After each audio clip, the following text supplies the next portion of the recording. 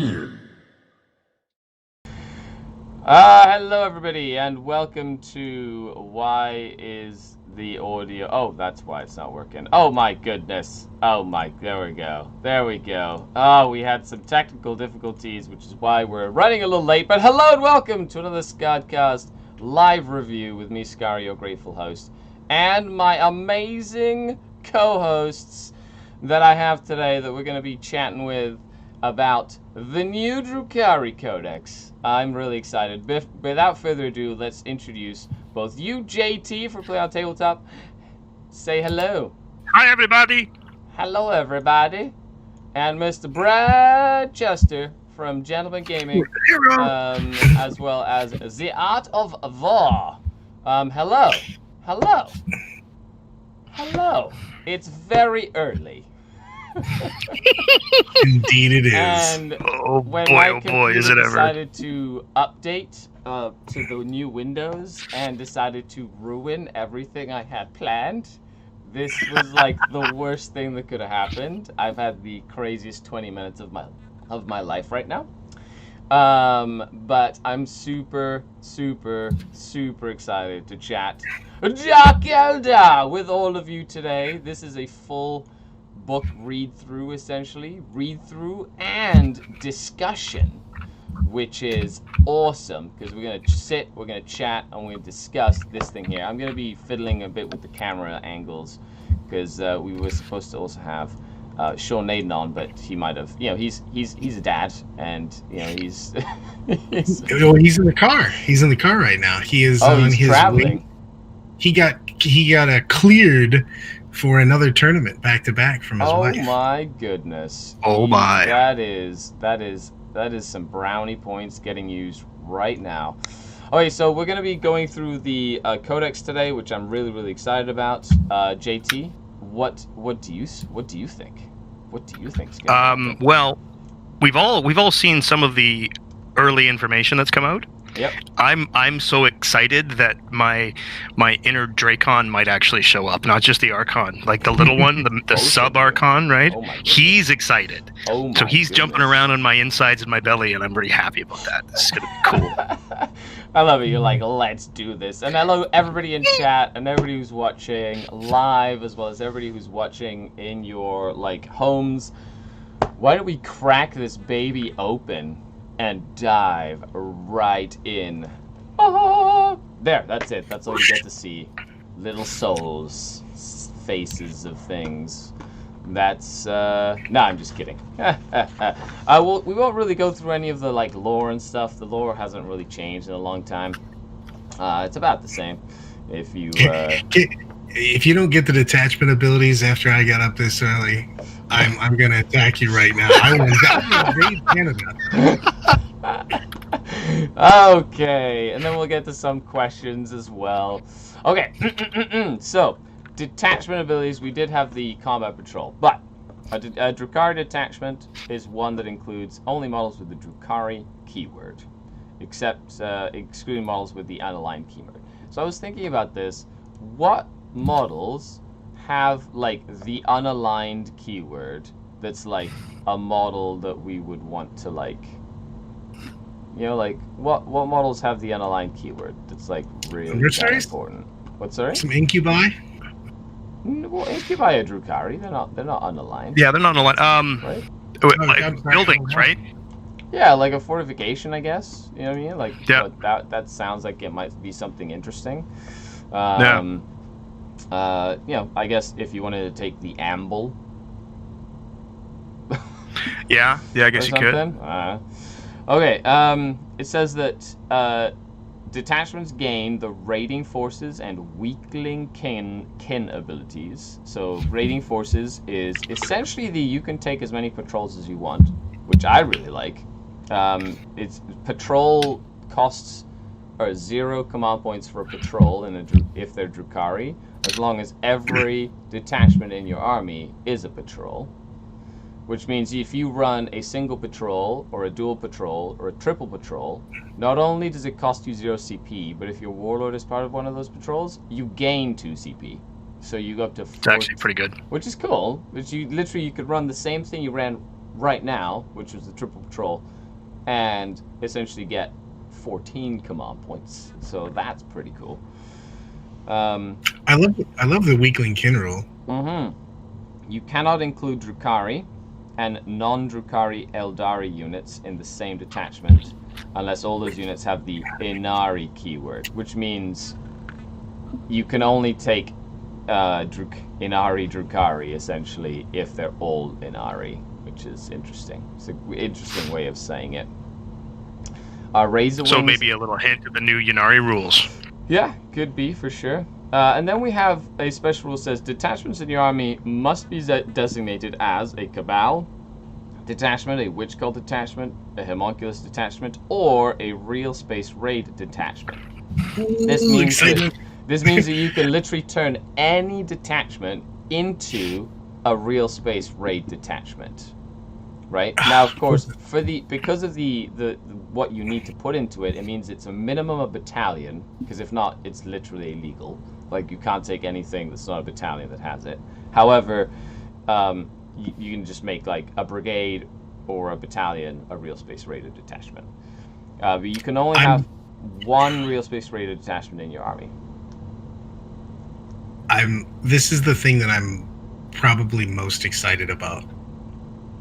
Yes, absolutely. Yeah, I tend to agree. No more, if you don't want to have the multiple patrols, you don't have to. You can just kind of put the things you want to play. Right, That's really this cool. clears so much stuff up. You get so many benefits from this, and I do like the fact that the GW's been making the push anyways. I'm an old man, so I love the days of single book in the first place. So I love the idea of getting great stuff and making it so we can get great stuff, though. You know what I mean? It was really hard before to get a great Dark Eldar, army without like a million detachments and stuff. And I think this Real Space Raider just has super cool rules. No, I agree. I think it's a really real cool change. Yeah, now a Real Space Raid detachment is one that contains an Archon, that is going to be your warlord, a Succubus, and a Homunculus, and at least one unit of Cabal warriors, one unit of Rex, and one unit of witches. So 3 HQs, 3 troops. Essentially grabbing your triple patrol that you were running and squeezing it into a battalion, but being able to essentially mix and match.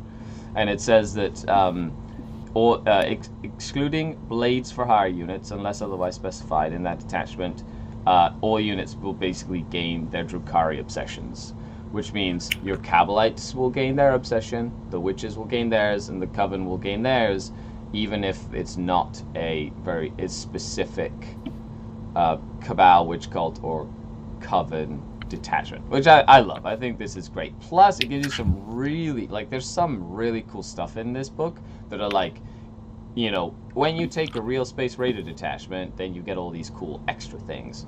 I think it's just encouraging you to be showcase the whole Dark Eldar, showcase them all, have fun doing it, which is super exciting. You can put just a little bit in too. You don't have to take a whole detachment of something. I just love the fact that you know what I mean. You can have all your tools. You can have your fun taste. Yeah. You can have a little taste of everything. Just to if you want that, that one unit in that HQ, you still get your obsession. That's so right. it can do what you want it to do. Mm-hmm. Now there is something in the wording there too that looks like the incubi might actually gain the benefits of obsessions. If I'm maybe overreading into that, but the way that's worded, blades for hire, unless otherwise specified. Right. Unless otherwise specified. Yeah, so exactly. So there are definitely some ways that incubi get some cool stuff. So, for example,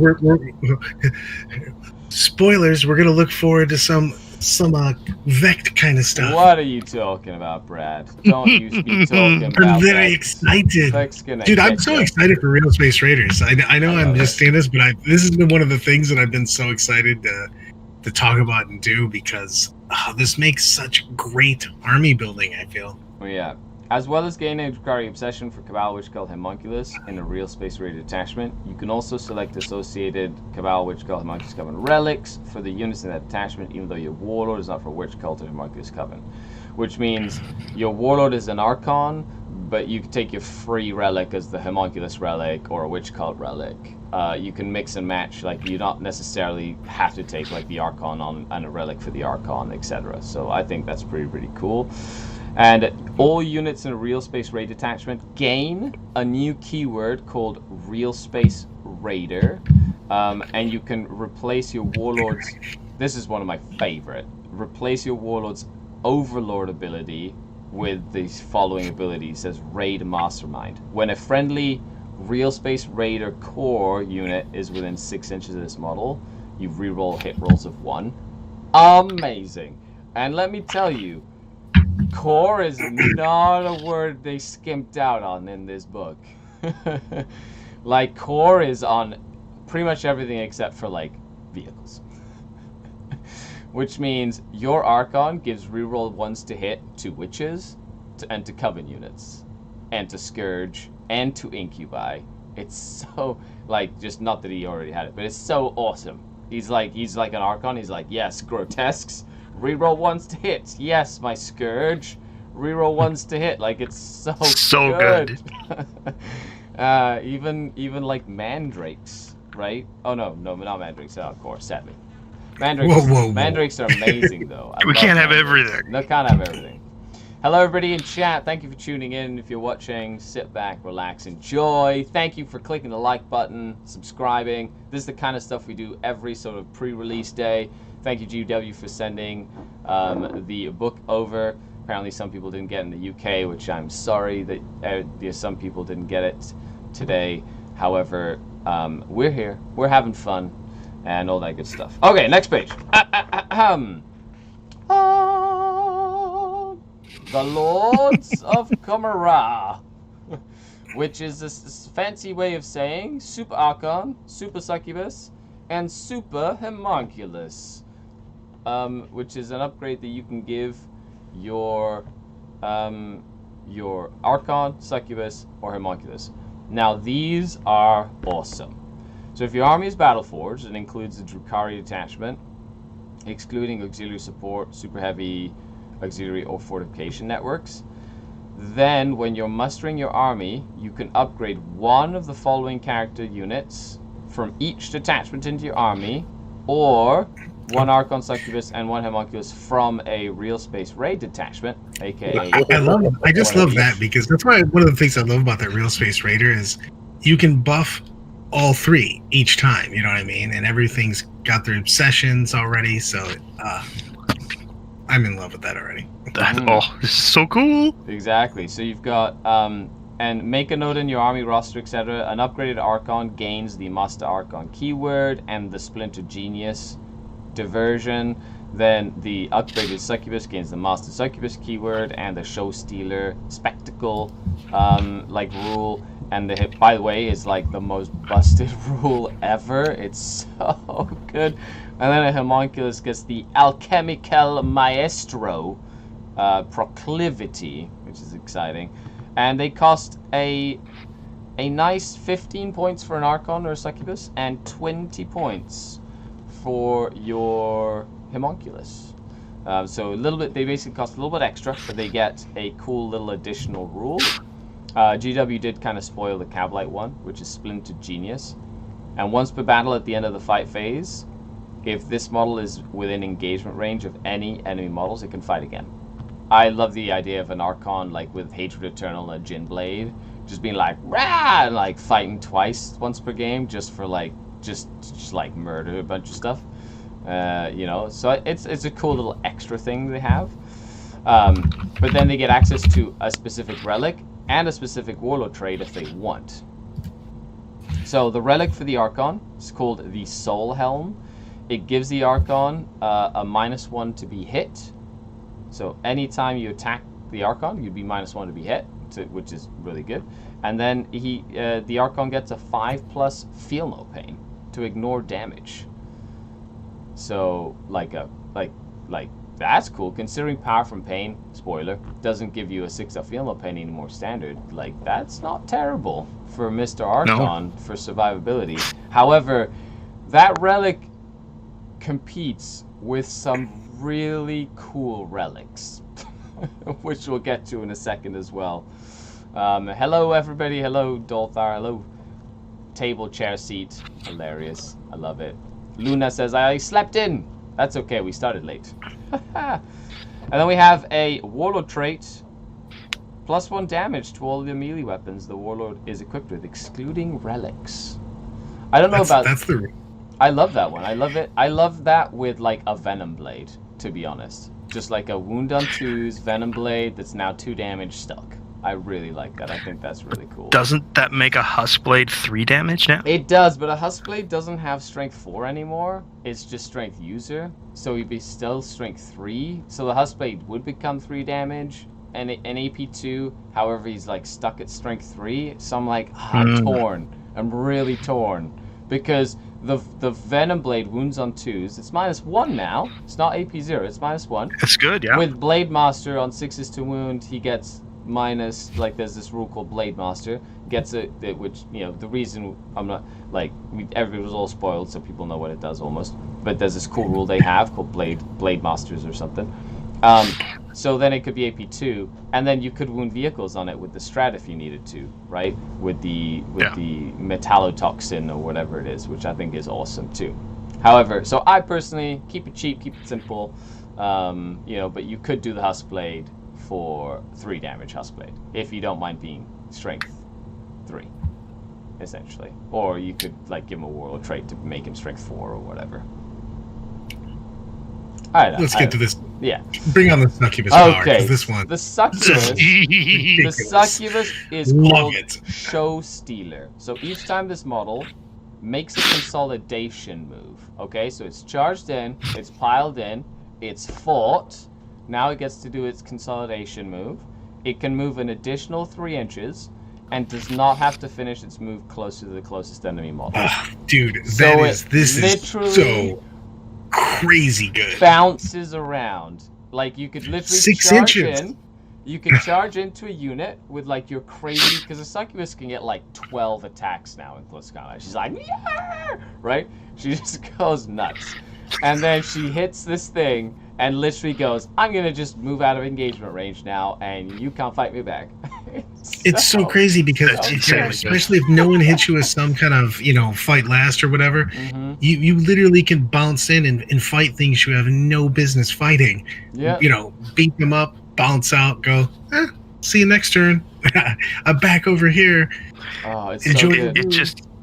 Getting away from being targeted, getting away from being smited, because that's always the issue with our characters. You get into combat and now suddenly you're the closest target for a smite. Nope, not anymore. I'm going 6 inches backwards. Okay. You're gonna smite the witches, and you're not gonna touch me. Yeah, that, and considering now the no escape special rule affects anything that isn't Titanic. So, like, your witches can tie up rhinos and vehicles and monsters and cavalry. Like, you could literally use her, like. And then, considering Power from Pain has changed, you can, like... Oh, man, anyway. So I love that. That's just fantastic. The relic is called the Dancer's Edge. So it replaces the Archite Glaive. And it's a +2 strength, -4 AP, 2 damage weapon. But each time an attack is made with this weapon, an unmodified wound roll of a 6 disallows invulnerable saving throws against the attack. Oof. You know, I like this. I like. Yeah, I was going to say with something that's AP4. You know what I mean? That is pretty legit on that. Well, I like can't bank on it. Really it's cool, like an added benefit, basically. There's a really fun warlord trait called Precision Blows. The witches get, which is if the witch hits on a 6 to hit, the damage of their weapon turns into mortal wounds, and then the attack sequence ends. Which is really strong. So you could literally have a 2 damage weapon, for example, in this case, if you did that, or any of the other relics. The witch hits on a 6, does 2 mortal wounds, just straight up. No damage, no rolling to wound, just hits you. Just 2 mortals go through. And then on a 6 to wound, no invulnerable saves. so you could, like, double up on all this, like, we're gonna punch you and it's gonna hurt really, really hard. It's our mini Satan. Well, couple it with this warlord trait, dude. I think the witch, upgrading your witch, your succubus feels automatic to me. Automatic. I mean, I'm jumping ahead. I'm sorry. It's all good. Read off this warlord trait, and then I can gush over says, it. Whirring Death says, whenever the warlord fights after piling moves, you can choose for the attack characteristics of this warlord to be 3 plus the number of enemy models that are within 2 inches of it.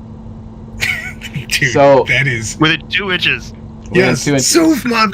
So as long as she's like in the middle of something and there's like more than 3 models in like within 2 inches of her, she can make herself like have more attacks than she has on her profile, which is not terrible. Yeah, but it's the funny thing is you just see a witch basically doing this like literal anime dive into hordes, just starting to mow into exactly. And there's this really cool thing because today they also released Warzone: The Book of Rust, right? And so as a cool little extra, by the way, there's a whole supplement for Cult of Strife in here, which by the way is amazing, like amazing. But they have a cool stratagem called Dance of Death. Okay, so picture this like mixed with this. So Dance of Death. Use a stratagem in your movement phase when a Cult of Strife unit is selected to move, or in your charge phase when a Cult of Strife unit is selected to charge. Until the end of the phase, each time a unit makes a normal move, advances, fullbacks, or makes a charge move, until that move is finished, models in the unit can move horizontally through models and terrain features. Which means you could literally ignore models and terrain as you move or charge with a unit of witches. So imagine using 1 CP on her to put her right in the middle of a giant horde, perfectly placed. So that's some solitaire level stuff. Yeah, holy right? Crap! And then it's just going insane bonkers. I don't know. It not only is it a crazily good rule, but it also kind of gives me that like whole, in the middle of the, jumping into the middle of the arena, just going nuts. I don't know. That's how I feel like a succubus should be. Unbelievably fast, a whirlwind of death, and then bam, zooming out with that ability, popping out, just gone. Oh yeah, it's so good. It really addresses one of the issues that she had was survivability. Was you could never take a punch back, really. You had to make sure to kill whatever you fought. And if you didn't, you were probably going to lose your succubus unless you were fighting 5 guardsmen. And even then, their pistols could own you. So now, nope, I'm jump in. Nope, hey, how you doing? It. I'm a blender. Bye. I'm going to leave now. Which I think Bye. Bye. Okay, so the Homunculus is an alchemical maestro. So once per battle, when this model is destroyed, basically at the end of the phase, roll a d6. On a 2+, the model comes back with d3 wounds remaining. Literally pay 20 points to have your Homunculus just stand back up again, which is awesome. It's pretty good. Unless you roll that 1 that you can't reroll, and then you're sad. That's still amazing. Like that's really like I love it because Homunculus, like towards the end of the game when this would become relevant, when someone's trying to like squeeze points out of you and get like a kill or whatever, like that could just be really frustrating. Like we've all played against Saint Celestine and we've all played against like these Sisters of Battle units that just don't stay dead, right? So having like our own like, yeah, sure, you killed him. Oh, not anymore. And I like that. So we have the Poisoner's Ampule, which is the relic. So once per battle at the end of the movement phase, you can use the relic. So once per battle, use the relic, select an enemy unit within 9 inches. On a 2+, the unit suffers D3 mortal wounds, so it's like a mini smite. Until the start of their next turn, any aura abilities that unit has no effect. So it shuts off their auras. And until the start of your next turn, that unit cannot be affected by friendly auras. You literally go, no, you don't get nothing. I feel like in certain situations that could be game winning. And I love the ability to just shut auras off. But sadly, it's only once per battle, but that's still pretty cool. To be like, no, you don't get any rerolls from your commander that's nearby, and no, you don't give, like, you don't have any cool aura abilities that help your friends. No, shut it off. So that's pretty cool. And then we have the Twisted Animator Warlord trait. In your command phase, you can select one friendly rack unit within 3, and D3 destroyed models are added back to the unit. Dun dun dun. I think this is such a great ability, especially with if you're bringing that style of army, because the rack units are now 20 plus or 20 man, you know, so you can just start treating them like basically Necron warriors at this point, and just start getting dudes back. That's so strong. It is. I really like it. I think it works really nicely. You know, like, oh, I've got, especially in your, like, you're just taking, like, we lost Black Cornucopians. This is okay. Like, just getting the D3 back in a turn, and if you're taking a real space rated detachment, you're gonna have a unit of racks. So, you know, you might as well keep them around a little bit longer. And that's not even including Kronos, which in my opinion are one of the coolest units that we have right now. Again, which is awesome. Okay, then we go to favorite retinues. So if you have a Master Archon, a Master Homunculus, or Master Succubus in your army, or Lilith Hesperax, or Uri and Rakarth, basically, like each one unlocks your ability to take Cabalite Trueborn, Hecatrix Bloodbrides, or Hemoxites or Hemoxites. And these are so worth it. These are so good. Worth it. And considering that you don't need to take attacks or anything, like you're already taking one of each. If you wanted to, you can just upgrade the one you take to be the cool one. Like in your real space detachment. And the points on this are so good, you know, for the points per model. Yeah. It's so worth it. Yeah, and honestly, so the Trueborn is probably my favorite. I love Trueborn. I have these converted Trueborn that I used all through last edition, and they took it away from me, and then they've given it back to me, so I'm so excited to use them again. But you pay 2 points per model, or 1 power level for every 5. You know, there's power level cost to these as well. But 2 points per model for each Cabalite and a Cabalite unit to a maximum of 10, so you can't have a big 20 strong unit, but you can have a 10 strong unit. And models in that unit have a skill of 2+. So they become 2+ Cabalites. Amazing. Then they also add +1 to their leadership. Okay, it's a token leadership. Cool. And then each time this model makes a ranged attack, you can ignore any hit roll or ballistic skill roll modifiers. So good. That's huge. Amazing. That's so good. Just 2+ all the time. It's just, 2+. you know, cool. So you've got 2 blasters in the unit, you have a Dark Lance in the unit that doesn't suffer the penalty for moving and shooting, so you've got 3 anti-tank weapons in there, and you've got a blast pistol in there as well. So that's 4 that are hitting on 2s every no modifiers. Time. And you might have the Archon around, so you're rerolling 1s that point in time. It's so good. Or you could do the cheap version and go 10 with splinter rifles and put them in a raider and give the raider splinter axe, and then have 20 hitting on 2 poison shots at 24 inches thanks to splinter axe every turn. Well, yeah, so you can do it both 2 ways. points, and it's again 2 points a model. It's not terrible. 20 points for the unit. That's nothing. That's nothing. I'll take really, that all really day. good. That's just such a rock solid unit. So good. Then we have the Hecatrix Bloodbrides. So again, maximum of 10 units in a size in a unit of Hecatrix Bloodbrides. However, they gain this is 2 points per model as well. They gain a weapon skill of a 2+. They add +1 to their leadership, which is a token, and then their Blade Archist ability, which is on a 6 to wound, their AP is normally increased by -1, so their AP increases by 1.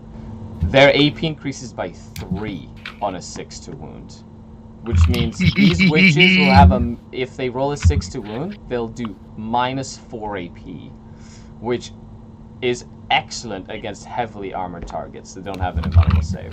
I think that is fan-freaking-tastic. Just going in, like, cutting down 2-up armor saves if they don't have an AP, like, it's nobody's business. I like that. I think it's cool. However, it's not as impressive as the Trueborn, in my opinion. But I do like it. I 100% agree on that. I mean, cool. I'm glad I made a lot of sense there. I think everybody agrees with that. The 2+ is still is still hitting very, on very twos nice. is good. Of course, you can always get that with combat drugs, right? So you want to like, and Exactly. we'll get to combat drugs in a second, but combat drugs are amazing. So is it worth it? Okay, I don't think you'll see blood rides as often as you'll see Trueborn. I think you'll see Trueborn in like every single Dark Eldar list ever. Yeah, for sure. Because Yeah. they're amazing. I can't imagine not having this in. You know what I mean? It's just so good. And then we have the Hemok sites, which is for unit of racks. Once again, unit of racks maximum capped out at 10. So you'd have 10 super racks. I'm going to call them the super racks. Super racks! And it's they gain +1 to their saves, both armor and invulnerable. So they get a 5-up invulnerable save with power from pain right off the bat, and they get a 4-up invulnerable save on turn 4 and onwards, which means you have a little Prophets of Flesh unit. Yay! And then, of course, you can potentially bring them back, right? With the Homunculus, just bringing D3 back every turn, which is awesome. And they get +1 leadership. And once per battle, the first time a saving throw is failed for this unit. No. Once per phase, sorry. Once per phase. I would say, this is a big deal, man. Yeah, once per phase. They ignore the damage of the first failed save. Which means, like, the first fail save they do will do 0, which is like a free model every phase. So good. For the whole game. Like, that'll What's crazy with a unit that, especially, I was actually thinking about this, like, using this unit sparingly, but towards the end of the game, once I get my 4-up invuln, you can put this into things that it has no business being because of the invuln, and then just shaking off a save, especially if you have that homunculus behind you, because you're getting D3 back also, which still applies to these guys. Yeah, 100%. So, you can just kind of bog down things that you have no business touching. Yeah. Going after an opponent's home objective late game and holding it because you've got the hammy, you've got guys coming back, and you're basically almost unkillable with what's left on the table at that point. It's a really powerful unit that way. 100%. That's exactly how I was thinking about it. Just kind of holding it back, and then boom, you're just sitting there, and they can't get rid of you. 10 points a model, yes, please. Please and thank you. I'll pay the extra 2 points to get those bonuses for the whole game. Okay, so going over, we got Drukhari, Cabals, Cults, and Covens, basically just explaining how the obsessions and relics work. I'm not really going to go over this specifically, but we've sort of explained it in chatting right now anyway. So, if you can pick relics and warlord traits, and your obsessions affect each other and stuff like that. So check that out as you go. But let's dive into some sexy stuff, shall we? Get me to the black heart, baby. This is my favorite. Everybody was like, poison tongue online. Well, yesterday I was like, no. What are you talking about? You don't know because you don't have the whole picture yet. But I like this one. This one's my favorite. Vect is my friend. I think. But anybody, thanks for tuning in, everyone. Make sure you click that like button. We're having some fun, right, JT? They should like that. They should like this video. They should like this video. They should like this video. So click that thumbs up. Why did you not say like and subscribe? And ding the bell. Yes. Yes. Come on, man. Let's get with it. Do it now, or Vect will get you. Vect will get you. I mean, it's 4 a.m. for me. I'm awake enough. Like, here we go. Okay, so we got Cabal of the Black Heart. Cabal of the Black Heart, the obsession is the longest obsession I've ever seen in my life. There are like 4 different things going on here. So, number 1, obsession is called Thirst for Power. So, units with this obsession that have the Power from Pain ability treat the current battle round as being 1 higher than it actually is. Now, for reference, that means that anything in a Cabal of the Black Heart, or anything with Cabal of the Black Heart, gains advance and charge starting on turn 1. So good. So if you make your vehicles, raiders, all your vehicles can advance and charge starting on turn 1. So your raiders can get up the board and charge and be annoying with their shock prows, and your venoms can get up and charge and tie stuff up. You're juiced up. You're everything. Everything. So your threat range for everything's great. Okay, it doesn't sound like a lot, right? You're like, okay, well who's going to be charged with cabalites? Wait a second. If a real space raider includes a Cabal Black Hat Archon, then until the end of the battle, all Blades for Hire unit in this detachment that have power from pain also treat the battle round as one higher than it actually is. So now you're giving advance and charge turn 1 to incubi, to mandrakes, to scourge. What are you talking about? Well, starting in my little raider when I fling out of it with my extra 3 inches there too. Are beasts blade for hire? I don't think so. I think they're beasts, but the beast master might be, but that doesn't matter. Oh no, beasts are blade for hire. So all beasts are they? get advance and charge as well, because the Archon's like badass that way.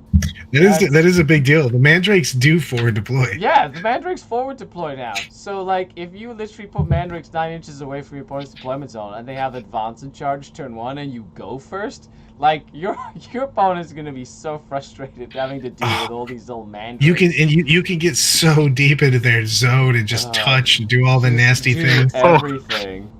Beasts don't get power from pain. Sorry, you are correct. Sorry, beasts are very power, but they don't get power from pain. That's a retraction. I'll take that retraction now. I'll eat my words. Thank you, chat. Thank you, chat. You're amazing. You're amazing. Thank you. Anyway, Black Heart is definitely good. Okay, but there's more. Are you ready? There's more. Are you ready for this? Oh, wait, there's more? Oh, wait, there's more. Oh, wait. You get +1 leadership on all your models with this obsession. Okay. So now you're looking at leadership 10 Trueborn, which is amazing. But each time a unit with this obsession is selected to shoot or fight, you can reroll 1 hit roll. So when your Trueborn miss that 1, your Trueborn miss, and they're inside of a raider, they can reroll the 1 to hit. If every single Dark Lance you have on every single raider gets a free reroll, even though like your Archon isn't nearby, it's so good. So good. Like, why wouldn't you take Cabal of Blackheart? Like, this is just, it's just perfect. You know, a Ravager with triple Dark Lances, even though it's not core and doesn't get the rerolls from the Archon, now can get, like, a reroll for one of its Dark Lances, you know, or a means the one you miss with. Right? Or the Razorwing, or the Void Raven Bomber, or, like, you name it. Like, it's, or the Reaper, right? You love your Reapers, so maybe a Reaper would be Cabal of Blackheart. Yes, I do. Yeah, exactly. So, which is exciting. Okay, you ready for even more? Because this is crazy. Oh, there's more? There is more. Dude, I really love Blackheart. I do. Blackheart is just like, why wouldn't you take Blackheart? Labyrinthine Cunning is the Warlord trait. Is exactly the same as it was before. Roll the d6 for every command point spent by you or your opponent. If you roll any 6s, you gain 1 command point.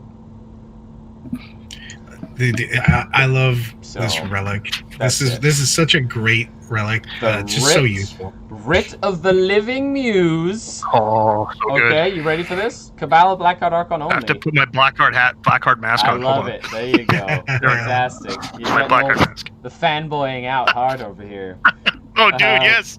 The bearer has the following ability. It's an aura which is 6 inches. So while a friendly Cabal of Blackheart core unit is within 6 inches, you can re-roll wound rolls of 1, which is pretty much the same except it's core. However, if you're in a real space raider detachment, this ability also affects blades for hire units. Oh, so good. Now, this isn't blades for hire that have power from pain. This is all blades for hire. Incubi, Mandrakes, Scourge, and all beasts. Which means now with the Beastmaster, you can actually have reroll 1s to hit and reroll 1s to wound for beasts.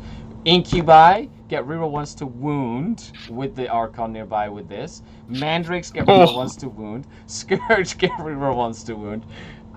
This is the relic. So useful. I was like, your Archon is going to want a relic. That's probably going to be this one. And you're going to run a Venom Blade on him. And he's just going to go around being like, I have a really cool relic that makes everything around me amazing. It's so just doing silly. The business. Love it. So silly. And then last but not least, they did change everybody's favorite Vect stratagem. It is different now. It doesn't do what it did. It's not like the big, all or nothing. We were debating this, and I've got to already cheat this for a while. So, I'm sorry, you haven't even read it yet. Just go ahead. It's like, I was about to start a discussion about it, and then I am like, well, we should probably let people know what it actually is before. However, the god of Troll says, but Ravager doesn't become the buff. No, so Ravagers are not core. They will not gain this buff, right? So Ravagers and the vehicles. So vehicles and they lost the core keyword, so they do not get this reroll. So that's why something like a reroll 1 roll to hit or reroll 1 roll to wound is so important, is because you can give it to units that wouldn't get the buff from the Archon, basically. But it does affect way more than it used to, which is why it's amazing. Imagine grotesques now. Oh no, not grotesques. Just incubi. Like incubi with reroll 1s to hit and reroll 1s to wound. Like, so good. Oh, so good. Anyway, Vect is different now. It costs 0 CP. You can use it once. It doesn't say once per game. It says once. So the first time you use it, that's it. Then every game after that, you're never allowed to use it ever again. So use it wisely. Well, we've got some good stuff already. The things I was going to talk about. You slowed me down, and now the chat already took my thunder. Oh no, that's okay. We'll get to it in a second. Use a stratagem after your opponent uses a stratagem. That's not the command point reroll. Until the end of the battle, the command point cost your opponent must pay to use a stratagem again is increased by 1. Yeah, you know what's really annoying for your Space Marine friends? Making that 0 cost strat cost 1 for the rest of the game. Having revival cost 1. I'm pretty sure the apothecary just makes that strat cost 0 no matter what it costs, right? We'd have to look at that, but the transhuman costing 2 all the time. Transhuman is the one that came to mind, being like, you've got your blade guard, you want a transhuman, you shoot at them, they transhuman once. Okay, I'm gonna vex it. Depending on who you're playing, this can really be annoying. Yeah, so every time you do that, it's gonna be more and more. Even I mean, it's probably gonna change, but strats like Veterans of the Long War. Oh, that's going to be 2 now every time you use it. Exactly. Demon Forge, that's going to be 2. Right. Like it really people are using every single turn kind of thing. Yeah. Yeah, 100%. And yes, the apothecary makes that stratagem cost 0 every time he uses it. So if you made that stratagem cost more, it just costs 0. Yeah, exactly. Blackheart Drukhari all became accountants. Yeah. They all get the CP and add tax to their opponents. You have been audited. Yes, exactly. The Cabal of Blackheart actually is a rating tax on it. That's it. I'm painting up a raider with IRS logos on it now. That's it. Right. Have to have it. Pay now or we'll freeze all your accounts. Okay, I'm sorry. My 2 Reapers are going to be named Death and Taxes now, right? Does that work? Right? This is taxes. Right, but even something like, say, if you're playing against Systems of Battle and you get advance and charge against like with Repentia or whatever, and you no, next time you use that, it's going to cost you double, or like the fight twice on something, or like there's so many. Just any of that. So think about Sisters, the advance and charge. You know what I mean? Just you can nickel and dime somebody into. Especially if they're using the one that they want to use every single turn, like Custodes. Custodies. You're like, hey, you want to use -1 strength or Tanglefoot grenade? Strength, no rerolls. Cost more now. Yeah, I love it. Yeah. I just, it's you look at it and you're like, oh, I can't shut something down. You're like, yeah, but I kind of can ruin their day. Depending on the army, obviously. But there's just a lot of armies that have strats that they're using all the time, which I love. It's fantastic. Okay, it's less gotcha hammer. It's more. It's less more. Like feel I'm gonna bad get moments. You hammer. You know what I mean? It's more or less feel bad moments, which was literally if you rolled a 1, it felt bad for you, and if you rolled a 6, it felt bad for your opponent, and their entire you just made me spend my command points, and my game is feel bads now or whatever. That's fine. That's just not what happens anymore. It still has its use. The obsession is amazing, but the stratagems, meh. You know what I mean? It's not anything to write home about, but the obsession is amazing. So you're going to have to make that value proposition when you're building your list or when you're building your army. Is it worth putting it in? Is it not worth putting, what is it or what isn't it, right? So then we have Cabal of the Poisoned Tongue. So Cabal of the Poisoned Tongue, the obsession is the Serpent's Kiss. So each time a model with this obsession makes an attack with a poison weapon, improve the poison weapon ability to +1 to a maximum of 2+. So all your poison shots basically become poison 3+, which is really good for Venoms and Cabal warriors, and like I really like that. It's good. And in close combat as well, it helps. So agonizers become 3+, etc., right? If an enemy unit has any models destroyed by an attack made with a poison weapon by a model with this obsession, then until the end of turn, it's -1 from combat attrition tests, which would be really good against certain matchups like demons or, you know, like Genes to the Cult or stuff like that, or Astra Militarum. But I guess like Space Marines or Death Guard, they're like, what combat attrition tests modifiers? We don't care. So I do like the 3+ poison. That's not bad. You know, like the in shooting and a lot in close combat. What do you think? I definitely don't think it beats over... feel, doesn't it? Yeah, it does. I feel like it doesn't beat Blackheart though, but that's just me.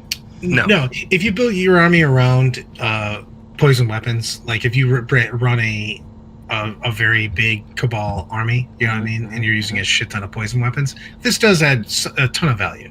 If you're running the Venom spam, I think this is the new Venom spam Cabal. Like if you're running a bunch of Venoms, now the Venoms are like 2 damage, a bunch of stuff. Like you can do this or Dark Technomancers, hint hint, wink wink, nudge nudge, say no more, say no more. Like we'll get to the Dark Tech in a second, but they didn't take it away. It's so good. It's still there. It's just a little different. It's just still there, which is amazing. But what's the AP on poison weapons? Splinter cannons are AP -1 now. However, regular poison is still AP zilch. Zilch. Big fat 0 as well. Cool. So the warlord trait is called Towering Arrogance. Each time a warlord would lose a wound as a result of a mortal, you get a 5-up feel no pain against mortal wounds. Meh. And the warlord has the following ability: an aura of 6 inches. Each time a combat attrition test is taken for your unit, for any unit within 6, you ignore any modifiers. Meh. Unless you're running like a big unit of 20 Cabalite warriors or something. Like, why didn't you take reroll 1s to wound again? Yeah.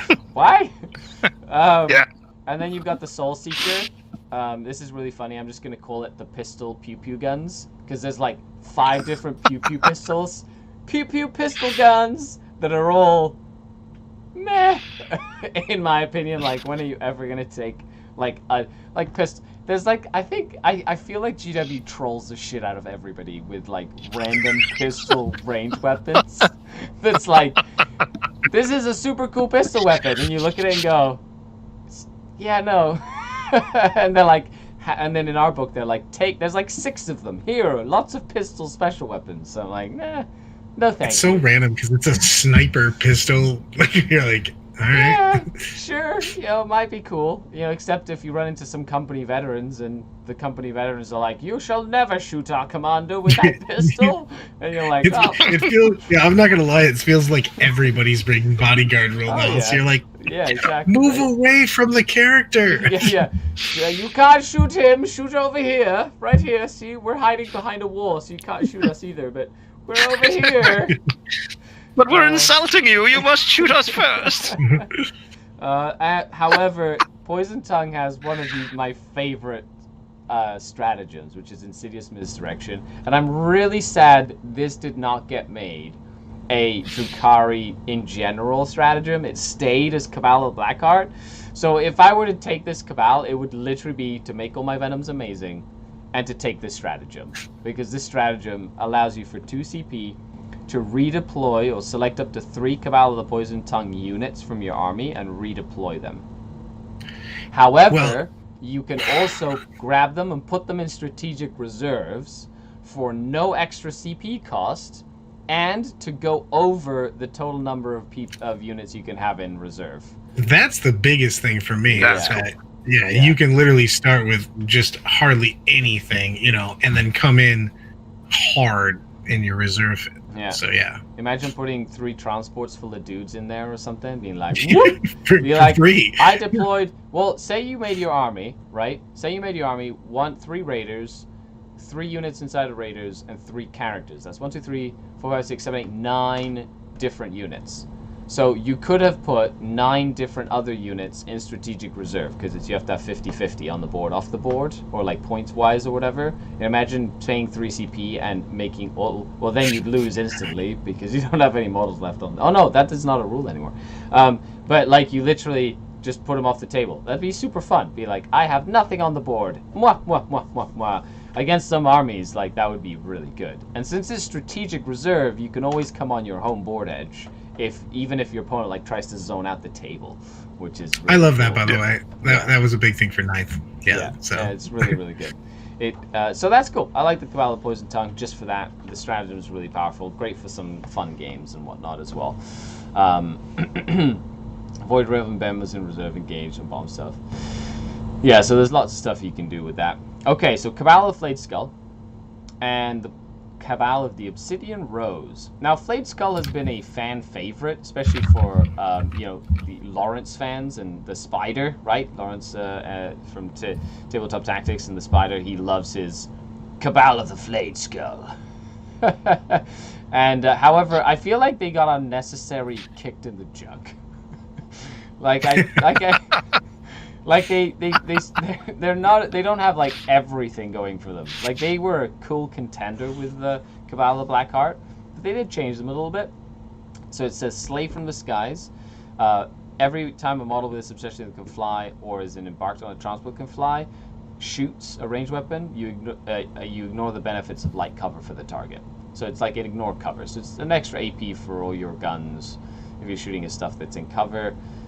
Not terrible. You know what I mean? Like that's good. And then you just add 2 inches to the move characteristic of vehicle units with the obsession. So they lost an inch there, but they also lost the reroll ones to hit while they're inside of a transport. Right? So they don't get the reroll ones to hit from inside. They don't move as fast, but they still ignore light cover. So it's changed a little bit, slightly. The reroll loss is a bit much, but I mean, it was probably needed. But loss of an inch, I don't think hurts them that much. The table's smaller, so it's really not that much of a difference. Yeah, that is the reroll ones that I could feel. I mean, just by it's like being inside of your vehicles and never getting off was was supposed to be the whole stick with the Cabal of Flayed Skull. Like they don't like touching the ground. They're like, get out of here. Like this is like not Cabal. This is the soil that I don't want to soil my boots with, or whatever. But now they kind of have to go in there, get out to like use all the cool rerolls that the Archon might have. You know what I mean? Famed Savagery is the Warlord trait, +1 to the strength and attacks of the Warlord. So yeah, works. Yeah, it's cool. And then the Obsidian Veil. So you give the Archon a 4+ invulnerable save for when you fail that trusty Shadow Field save. So, sure, 4-up invul is cool. Then we have the Master of the Shadowed Sky. When a Flayed Skull unit is shooting, if it hits a unit that can fly, it gets +1 to hit. If it hits a unit that is an aircraft, it gets +2 to hit to offset the -1. So that can be cool, especially if you live in a meta that has a lot of fly. It's not bad to have that +1 to hit. Or all right, like that. So let's just be honest. Sorry, Flayed Skull. Yes. And we'll go to the Obsidian. Yeah, Flayed Skull, not what it used to be. Exactly. You're like, hey, hold on, my bad. Okay. Why are we even reading past Blackheart, says Otaris. True, because Blackheart is the thing to do. But then again, Obsidian Rose, I think, has some value to it. And we'll go through Obsidian Rose. They have the obsession of flawless workmanship. So add 6 inches to the range of all assault, rapid fire, and heavy weapons that are not relics. That this model Which we got to remember the venom cannons went to heavy, right? So heavy. you have everything is extra 6-inch range, which is really good. So that's a lot. Like you have a lot longer range, so that is handy for a lot of different stuff. However, every time a unit with this obsession is selected to shoot or fight, you can reroll 1 wound roll when making the attack instead of 1 hit roll. So Blackheart is 1 hit roll. Obsidian Rose is 1 wound roll. So Obsidian Rose, like Ravager, for example, with lances, hitting on 3s with no rerolls, but then wounding and then being able to reroll 1 of the wounds means you're on average going to be getting some damage in with like your Dark Lances or things like that, right? So personally, like it has its value, and I think that sort of thing is very appealing as well. If you like the, I don't know, a unit of Cabalite Warriors on foot that has a Dark Lance, you have an Archon nearby to reroll ones to hit, and then you can reroll a wound roll, right? So like, and you have a Dark Lance or Blaster or whatever it is that has more range, right? Because it's now extra 6-inch range. So that one's not terrible. I do kind of like that one, but Blackheart is probably going to win out almost every single time. Yeah. Warlord trait, Deathly Perfectionist. Add 1 to the strength of the weapons this warlord is equipped with, excluding relics. So a shitty version of Famed Savagery. And Relic, the Armor of Misery. No, but they got to look at that though. It's all weapons though. Oh, okay. So your blast pistol goes to strength 9. Yeah, I know. I was just like, it's still bad, It'll but it is your gun also. Yeah. Pew pew, gun on 3s. Take that, Mortarion. Toughness 8 Mortarion. Yeah. Relic, the Armor of Misery. The bearer gets a save of a 3+, and each time a melee attack is made against the bearer, subtract 1 to hit against that unit, which is cool. Sure. Hasn't really changed. It hasn't really changed. And then we have Failure is not an option. 1 CP whenever models would flee, pretty much the exact same. They get to shoot. Or fight? No, you can shoot. And if you kill any enemy models, none of the models that would flee would run. So very, very situational. So if the grass is green and the full moon is happening, and and the crow crows 4 times while the cockerel sings, then you'll use this stratagem. It's funny because no one dies if you kill something, but it's so situational, you know.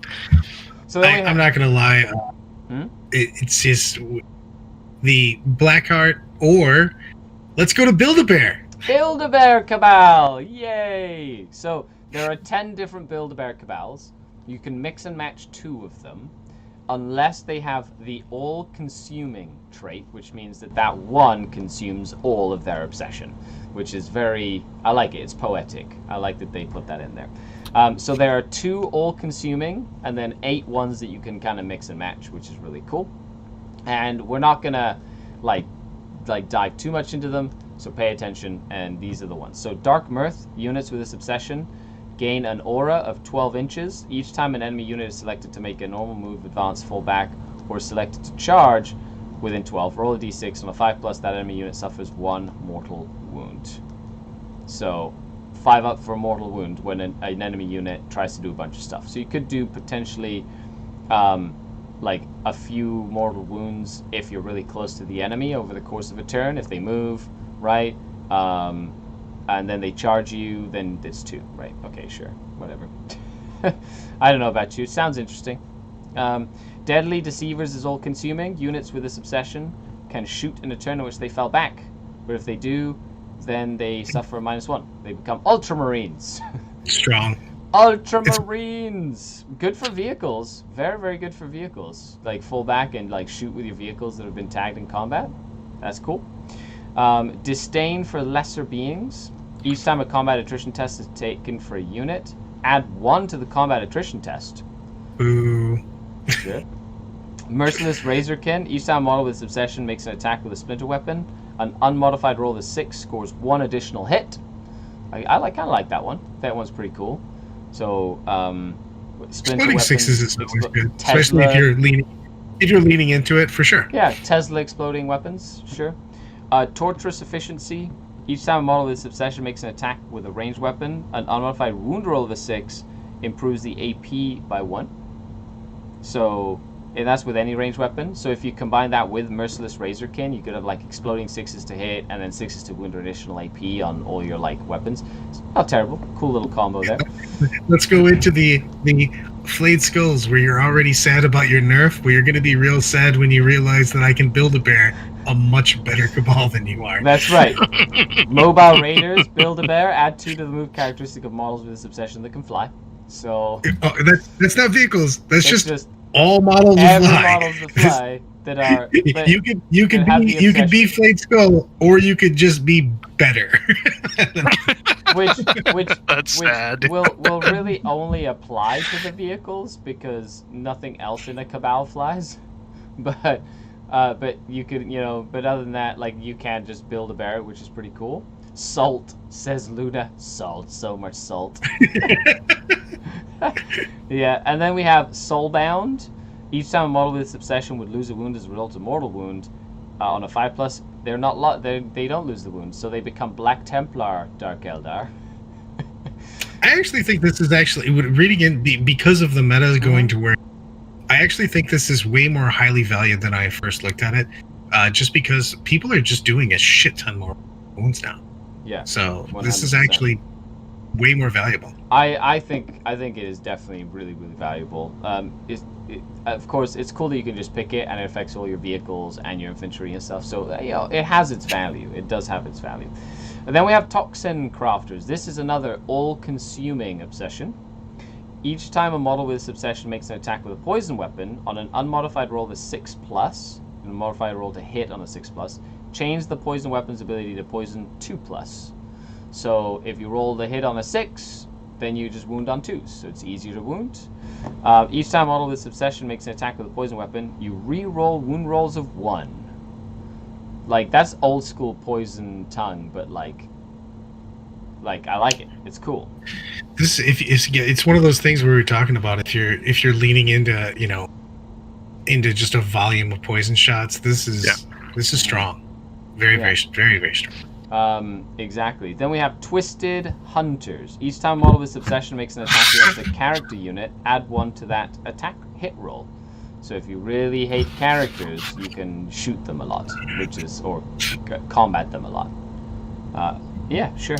Yeah, just if you're. I don't think I'd take a ball for this though, but I wouldn't take my Build-A-Bear just for that, for sure. Does that mean it would wound vehicles on 2+ as well? No, because it's still poison, unless you use the special stratagem of wound vehicles with poison stratagem, which I think is a great stratagem. But yeah, we'll get to the chat in a second. We'll get to questions and stuff. Okay, so then we have the witch cults. Overall, I think the cabals are pretty cool, but I think Blackheart is still my favorite. Witch cults. Fancy charging on turn 1 with Incubi. Yes, please. Them getting power from pain is very strong. I can't see myself passing that up. I'm so looking forward to playing all 30 of my Incubi on the table at once. I have 15. I only own 15. But I'm so going to be using 15. I have the guys with the guns and the hats still. Like, that's how old my Incubi are. They're on my Vect. I love them. My Vect that's sitting right there. They're literally sitting on his dais with him, with the little robes, being like, we're old school. Yeah. There's the stance that they have. They're so cool. So 80s. Oh, yeah. Totally. Love it.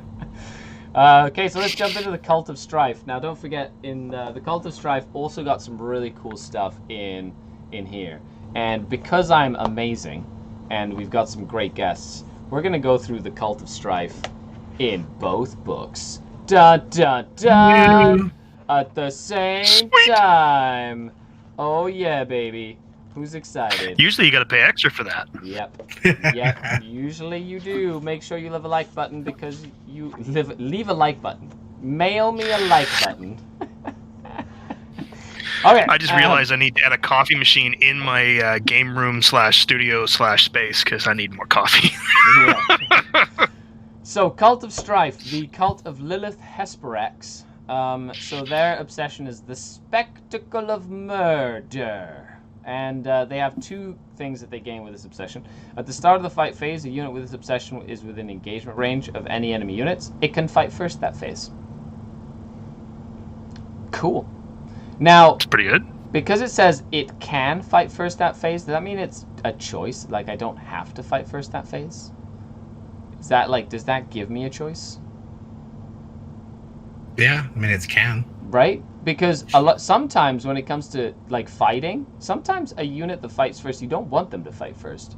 Because they'll, like, get another unit out of combat or something like. So for tactical play, being able to choose if you can fight first or not is more powerful than just having always strikes first. Each time you declare a charge with a unit with this obsession, If there are no other units for your army within engagement range of the unit that you selected as the target for that charge, or any of the targets, you add +1 to charge roll. So as long as they're the first unit to get stuck in with that unit, they get +1 to charge. Which is not bad considering you can get out a deep strike and have an 8-inch charge, which is really, really good. Or get out a vehicle and advance up and charge something and get +1 to that charge. I do like that dynamic there, but the fight first in this edition is really strong too, right? Yeah. Especially with witches that tend to be relatively squishy. They get shot a lot, but you know. And also remember now, witches in a real space raid next to an Archon get reroll 1s to hit in shooting and in combat. Oh, it's just so good. Then we have a warlord trait called Blood Dancer. So each time a warlord makes a melee attack, an unmodified hit roll of a 6 scores 2 additional hits. So she just has... It's the same as before, except it's unmodified now.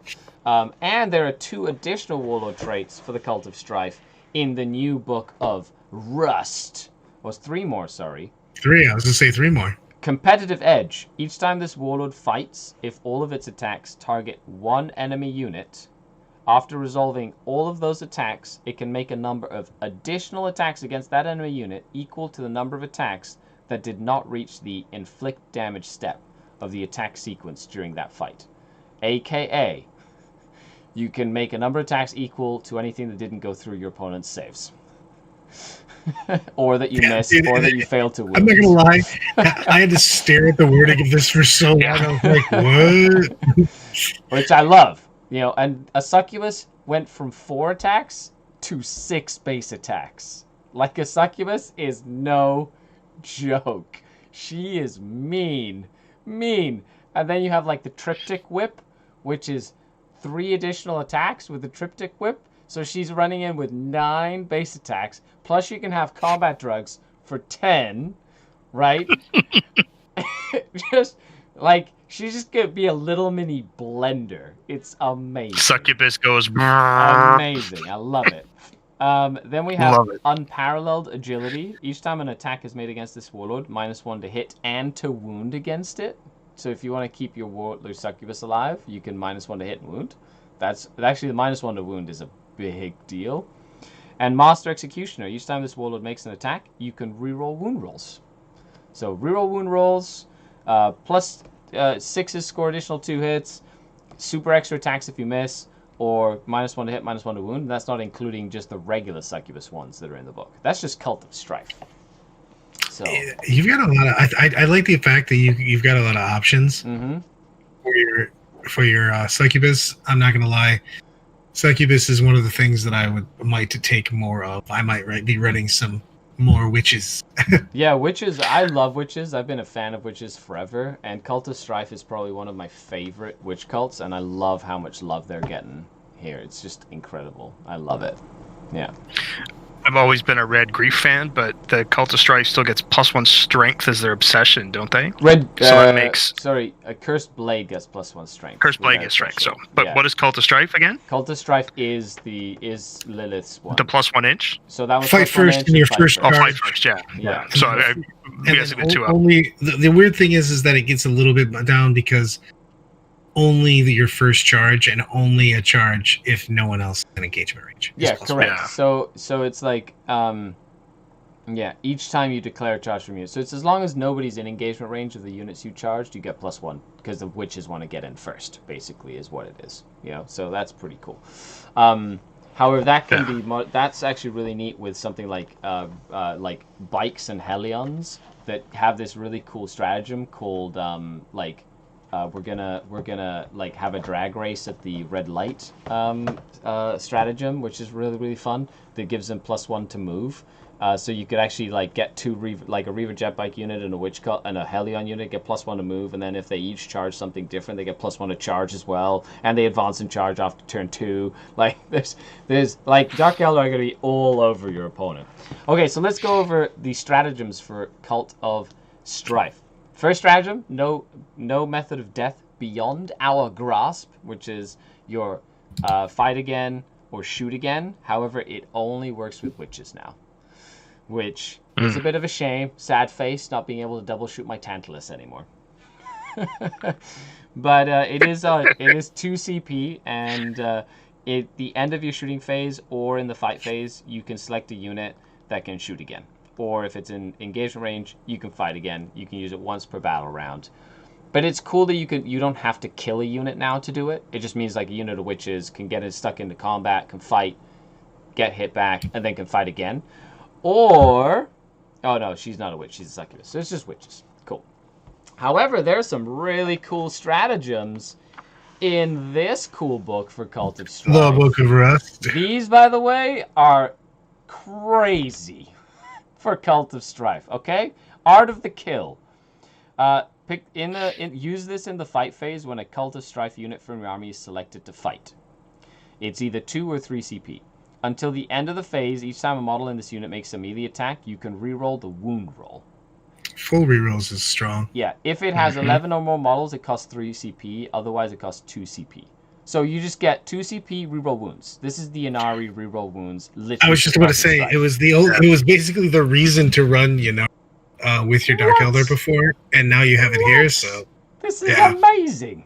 Okay, then we have Dance of Death, which is the one I told you about. When you fall back, advance, or charge, you can move horizontally through models and terrain. So you can literally have like flip belts on your witches for CP, or your, whatever it is. That's really, really good.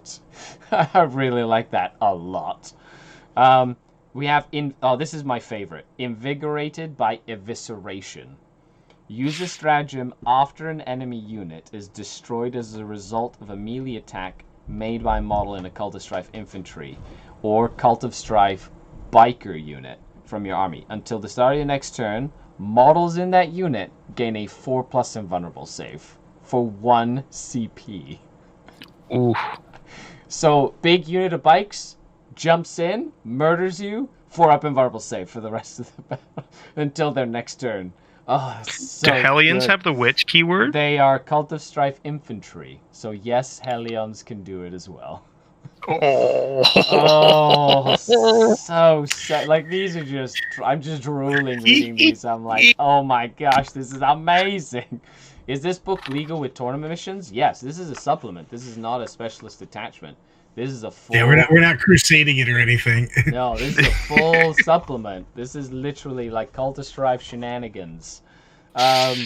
Dude, Blade Well Praised is actually... I love this in big units of witches and stuff like that. This could be really, really nice. Yeah, so use a stratagem in the fight phase when a Cult of Strife infantry unit is selected to fight. Until the end of the phase, each time a melee attack is made by a model in that unit, improve the AP by 1. So witches become base AP 2, right? Witches become base AP 2, and Blood Brides can go up to AP 5. Sure. Yeah, with the dance. Super exciting. Deadly Exemplar, 1 CP. Use a stratagem when a Cult of Strife Succubus from your army destroys an enemy character or monster unit with a melee attack. Until the end of the battle, all Cult of Strife units from your army that are on the battlefield are considered to be within range of the Brides of Death ability, so they all get, for the rest of the game, reroll 1s to wound in close combat.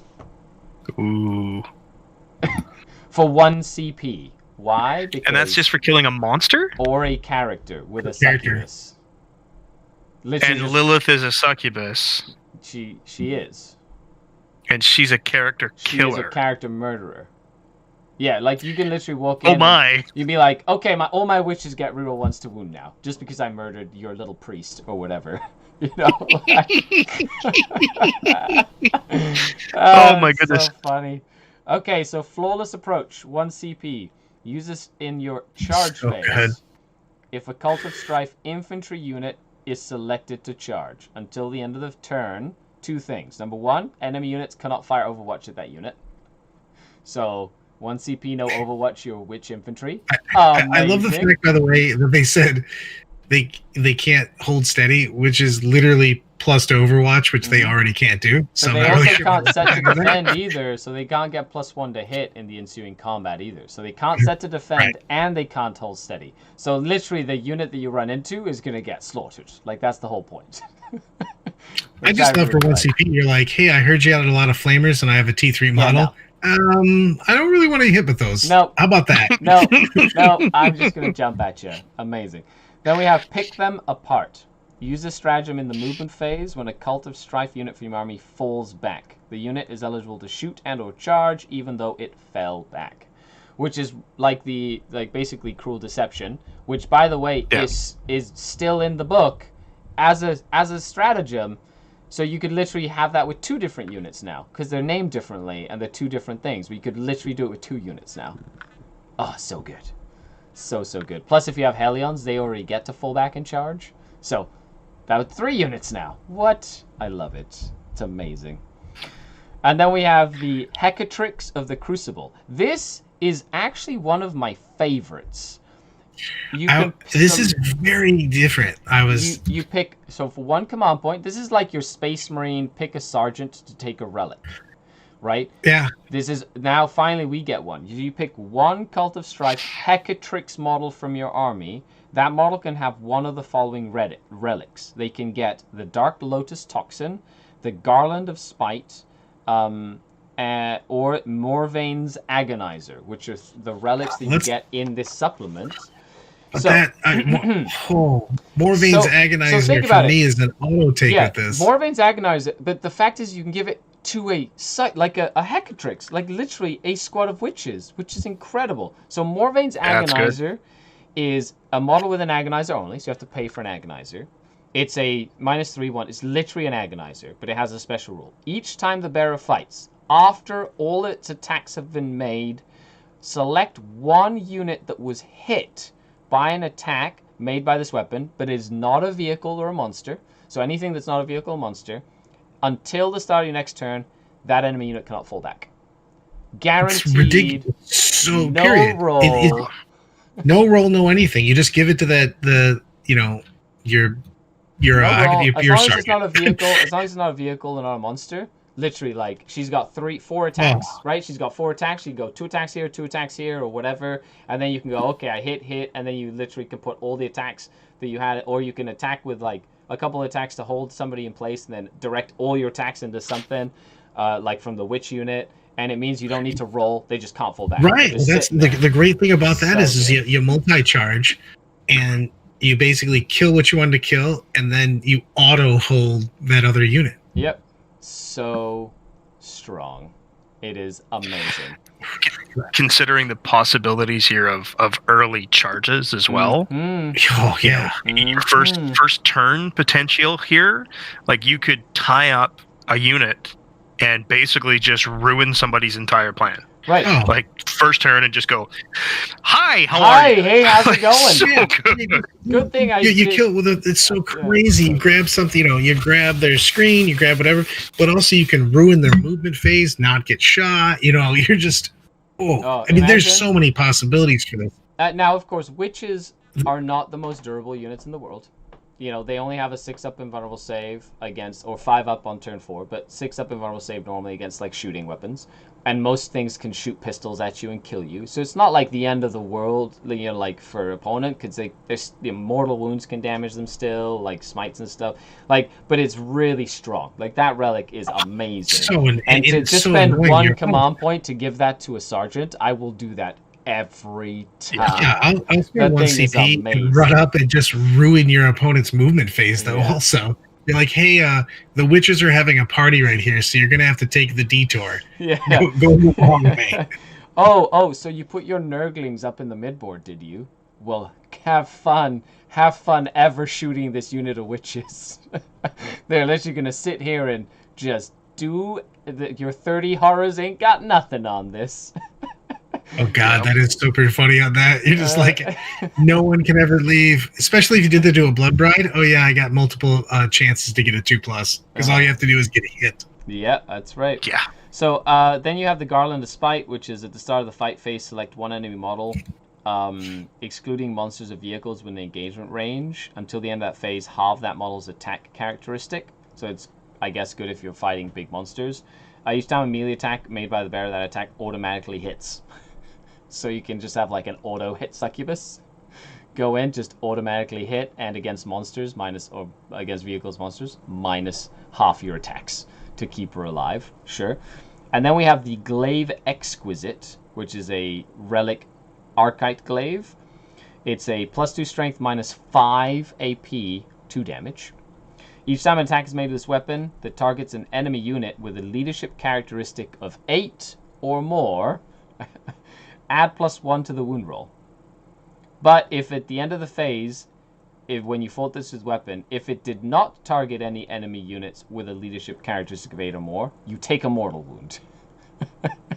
Such a weird weapon. It's such a weird. Bizarre. It's like literally, it's like the glaive wants to fight the arrogant. So if you don't fight the arrogant, it'll literally leech your soul. It's hilarious. And then we have the Dark Lotus Toxin. Add +1 to strength and damage of all melee weapons the bearer is equipped with. Not relics, though. So that's pretty cool. You can have a 3 damage Shardnet and Impaler Succubus if you wanted to, for some reason. Just run around with a 3 damage Shardnet, you know, or whatever it is. Yeah, anyway, so that is literally the Cult of Strife. Like, we went through it all there. Like, we literally squeezed it all in. Like, fabulous. Like, this Cult of Strife supplement is amazing. Those stratagems are just bonkers. Like, why wouldn't you take Cult of Strife? And then we have the Cult of the Cursed Blade. So, Obsession. Only the strong will thrive. +1 to strength of all models with this obsession. That includes raiders, venoms, like it includes all the tanks. So now they become extra strength, considering that blade veins are no longer a set strength. Huh? Go down to the second part of this, and let me tell you how insanity this could be. Each time you make an unmodified saving throw of a 6 for model with its obsession against a melee attack, after all attacking model units has finished making its attacks, that enemy unit suffers 1 mortal wound for each roll of a 6. I might have played with this before. Now, in 9th edition, you have to attack if you're in engagement range. You can't just choose not to. So, you can literally you run in and just do a zillion mortals. It's pretty crazy. Yeah, now aren't attacks done 1 at a time? Like, wouldn't that? So it would only... Yeah, you can't send one person. I'm just saying, but if you could literally search for saves on that, you know what I mean? Yeah, makes sense. But yes. I really like that as well. The Warlord trait is Treacherous Deceiver, which basically replaces the second part of the obsession with you take mortal wounds back on a 4+ when you take a save. So you just bounce mortal wounds back on 4s for the Succubus, which I think is really fun. Being like, I'm a boss, I'm going to make all these 4+ saves. Mortal, mortal, mortal, mortal, mortal, mortal. Which is really fun. And thank you for the subscription, Ambush 40K, really appreciate it. Then we have... yeah, and it gets in. Yeah, that's it. It's just a 4-up bounce back mortals, which is like, you know, the old suppurating plate or whatever, which is what the Death Guard used to have, which was always really annoying to deal with. Then we have Traitor's Embrace. It's a relic, Succubus model only. If the bearer is destroyed by melee attack, roll on a 2+. The attacking unit suffers D3 + 3 mortal wounds. On a 2+. So, you know, the Suicide Succubus is definitely still a thing. You can literally run her up. The Traitor's Embrace, yeah. She bounces mortals to you, so the more attacks she takes, the more likelihood she is of just bouncing a bunch of mortals back at you. And then when she dies, she does D3 + 3 mortals. Like, imagine she's like, haha, come get some. That's nuts. So I've actually thought about that with a full multiple detachments of witches, witch cults, and doing crazy shit like this, because there's lots of their relics are really good. This is one of my favorite things to do against knights, because knights used to stompy feet you a lot, so they'd stompy feet you, and they'd like, so your Succubus be like, and then she'd do a bunch of mortal wounds, and then she'd die, and like Traitors Embrace you to do more mortal wounds. Like, and you'd be like, and so your knight would take like half wounds for killing this little 60-point character. Back when knights were a thing. That was a thing. It's great. So then we have their 1 CP strat did change. So instead, it's 1 CP, So when you get charged, when you fire Overwatch with a unit of witches, 5 of them can shoot plasma grenades. And the plasma grenades have a 2+ poison. Meh, sure, okay. If you're in a building that lets you Overwatch on 5+ or whatever, and you're attacking like a unit that's 11 or more models, and you get 5d6 blast poison shots on 2+, you know what I mean? Like, sure, take it, but it's very situational in my opinion. All right, come on. Get me to you're holding the excitement away from me, Skari, because this was like the placeholder. So, Strife was super awesome. And then you took me to Cursed Blade, which is like the intermission in the show. Because now we're going down to some Red Grief. Okay. Now, Red Grief, I wonder what they changed, considering that, like, Red Grief was Advance and Charge, and then they just gave that to the whole army, which means, what did they change? So Speed of the Kill is the obsession. You can reroll charge rolls. Okay, so just reroll charges. Fantastic. And add 2 to advanced rolls made for this unit. So you add 2 to your advanced rolls. Now, sadly, it doesn't affect bikes, because bikes don't roll. They just have a set number. But Hellions, Witches, Succubus, any Raider, any Venom that is part of this obsession gets +2 to their advance. So the minimum advance 3, they can advance up to 8 inches on foot, which is crazy. That's so good. So good.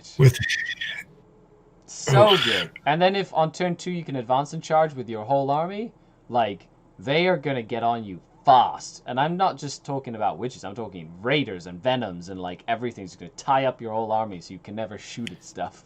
It's going to be incredible. However, they do have a warlord trait, Hyper Swift Reflexes.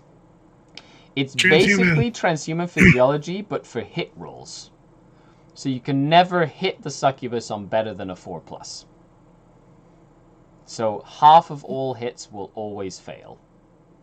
So against like characters and stuff, that's not bad. Like things that hit on 2s or 3s, that's not terrible. Actually, little things like that add up over the course of the game quite heavily.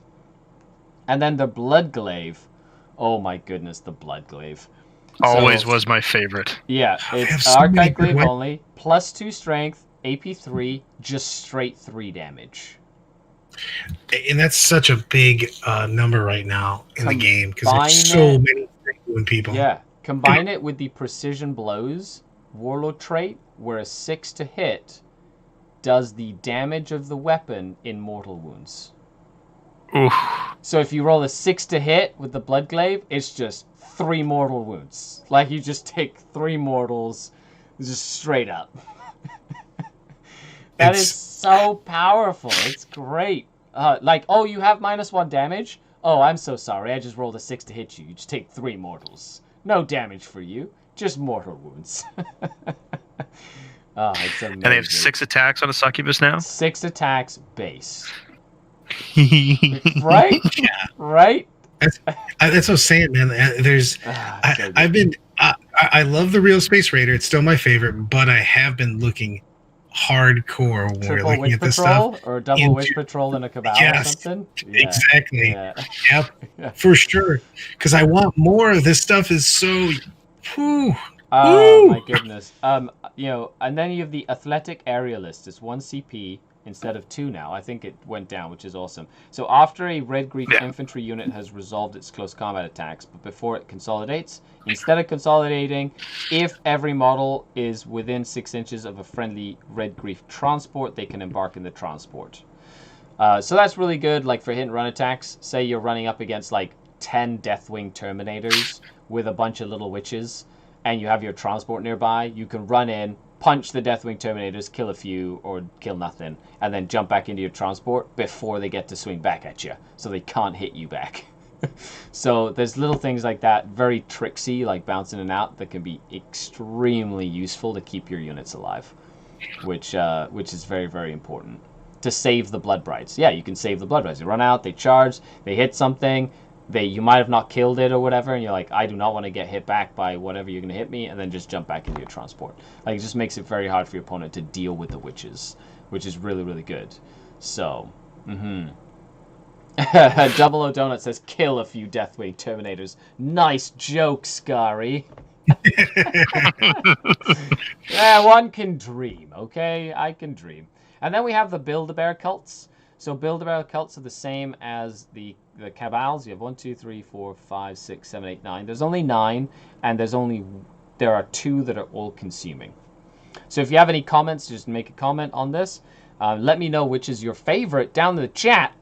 And of course, click that like button if you haven't already. Thanks for tuning in, everybody in chat, and spending your early morning with us. We have, like, literally a veritable who's who of Eldari goodness right here, which is awesome. So we have acrobatic display.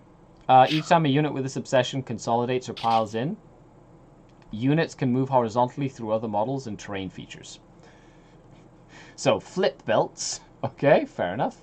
That's pretty cool. During consolidation of pylons, which is even better, so you can like actually move and like surround units, and so there's like so much crazy stuff you can pull with stuff like that. The Art of Pain.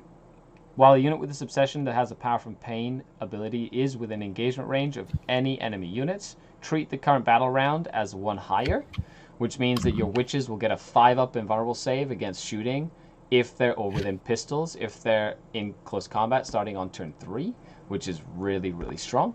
It also gives them +1 to hit starting on turn 2. So on turn 2, they can get advance and charge, then jump in, and then get +1 to hit as soon as they hit engagement range. So that's pretty cool. Berserk Fugue. Each time a model with this obsession makes a melee attack, if that model's unit made a charge move, was charged, or heroic intervened, an unmodified roll of 6 scores 1 additional hit.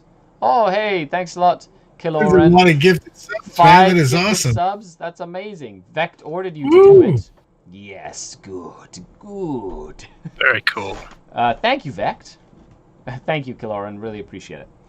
So that was pretty cool. And each time a model with this obsession would lose a wound as a result of mortal wound, a 5-up, they ignore it. So like Black Templars, and on 6s to hit when you charge or whatever, they're like an extra hit on 6s. Decent. Precise Killers. Each time a model with this obsession makes a melee attack, that attack benefits from the Blade Artist abilities on 5 pluses instead of 6s. So cool extra AP on 5s. Slashing Impact. Each time a model with this obsession finishes a charge move, select 1 enemy unit that's not a vehicle within 6 inches. Within engagement range, roll a d6. On a 6, that enemy unit suffers 1 mortal wound.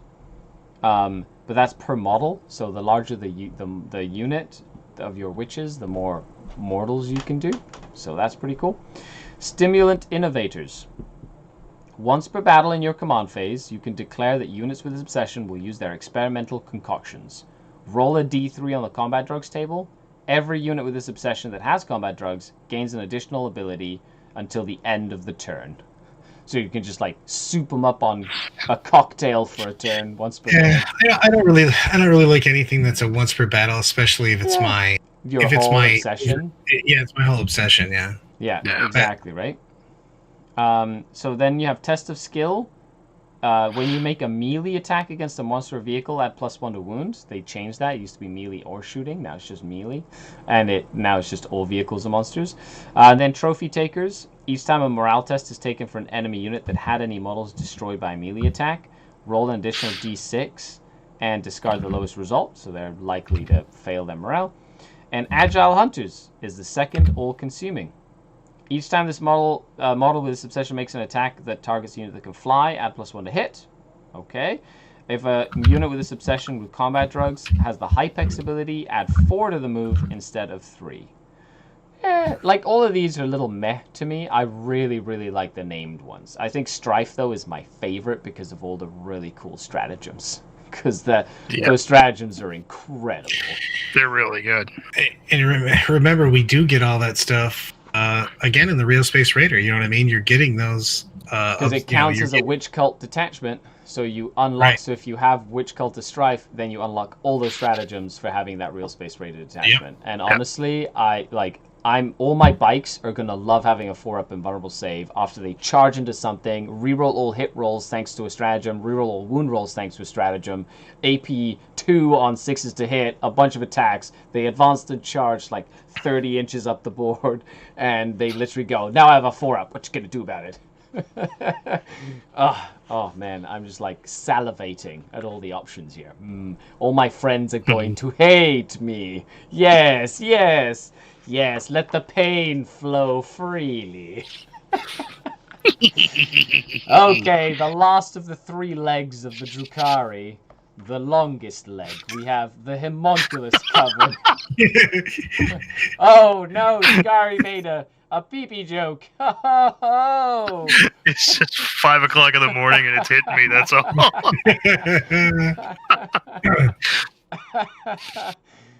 So we have the Homunculus coven, prophets of the flesh, the big old baddies. Now, was there ever a rack that you met that wasn't a prophets of flesh rack? No. Unless he was a master of mutagens or dark techno. A dark techno monster rack, right? Those are the 2 that you kind of used to run into all the time. And the only reason he was a dark techno monster rack is because you had to take some troops. Yeah, exactly. So then we have, although when we get to like the hex rifle and stuff, hex rifles are like really good now. Like they're like a great weapon. Holy crap! Oh my goodness. Anyway, so prophets of flesh, connoisseurs of pain. At the start of the command phase, a character, grotesque, or monster unit with this obsession gains 1 lost wound. So they just regenerate a wound at the start of the command phase. Decent, helps grotesques, helps Talos, helps Kronos, helps your Homunculus. Right? Especially the one that came back to life with D3 wounds remaining. Now he has D3 and he suddenly gained an extra one because he's just re-knitting himself. Each time an attack is made against a unit with this obsession, if you can only wound them on 4 pluses unless you're shooting at them with a strength 8 or more weapon. Yeah, but it's so funny because it's just... It's worded terribly.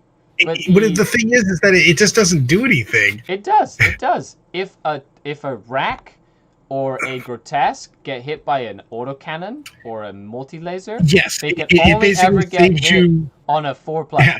Like anything from heavy bolter, anything that's strength 5, strength 6, and strength 7 can only you basically get you're effectively, it should say your people don't wound you on 3s. Correct. People don't wound you on 3s. Unless you're strength 8, which is a carryover from the original 3rd edition codex, where you could only hurt like grotesque if they were like you doubled their toughness or whatever with a weapon, and then if not, they just were ignored all damage. However, this is like a carryover from that. Like they tried to fit that in there, which just means like even racks, like you have to shoot them with like an anti-tank weapon, you know, to like wound on better than a 4+. So I kind of like it against stuff that has lots of like strength 5 or strength 6 or strength 7. You know, sure. Like AdMac. Yeah. It's that bad. It's just bad. I got so excited when you read the first. You're like, you see that unmodified rules of 1-3 don't attack me. Oh, but strength 8. Oh man. Exactly. Is it only shooting or is it in combat too? Oh, in combat. Just an attack. It's everything. Even in combat too. So there's a lot more strength 5. So power fists. Power fists, because they're strength. They're strength 8, so that's about the only thing that's going to wound you. Right. Like, but power like sword, lightning claws, axes, for example, like lightning claws or whatever, and it's irrespective of modifiers. So I don't care if your blood angel has +1 to wound, and I don't care that like you know what I mean, like you've got like some veterans of the long war or something. No, it doesn't matter. Like 1, 2s, and 3s, just remove them, unless you're strength 8. Yeah. Which actually in close combat is actually a big deal. It is nice because especially the ambush for makes good. And Talos. Like things like Death Guard, actually, this works super well against things that are modifying your toughness, like Death Guard. So. Oh, to be honest, okay, we're starting to see some really cool things out of this because it works in combat too. That's actually not bad. Warlord trait is Diabolical Soothsayer. Changed. Doesn't give you extra CP anymore. Little tier. An F in chat, everybody. An F in chat for the old Diabolical Soothsayer. But when this model is set up on the battlefield, you pick one of the following. Until the end of the battle, +1 toughness or +1 wound, or +1 movement, +1 attack.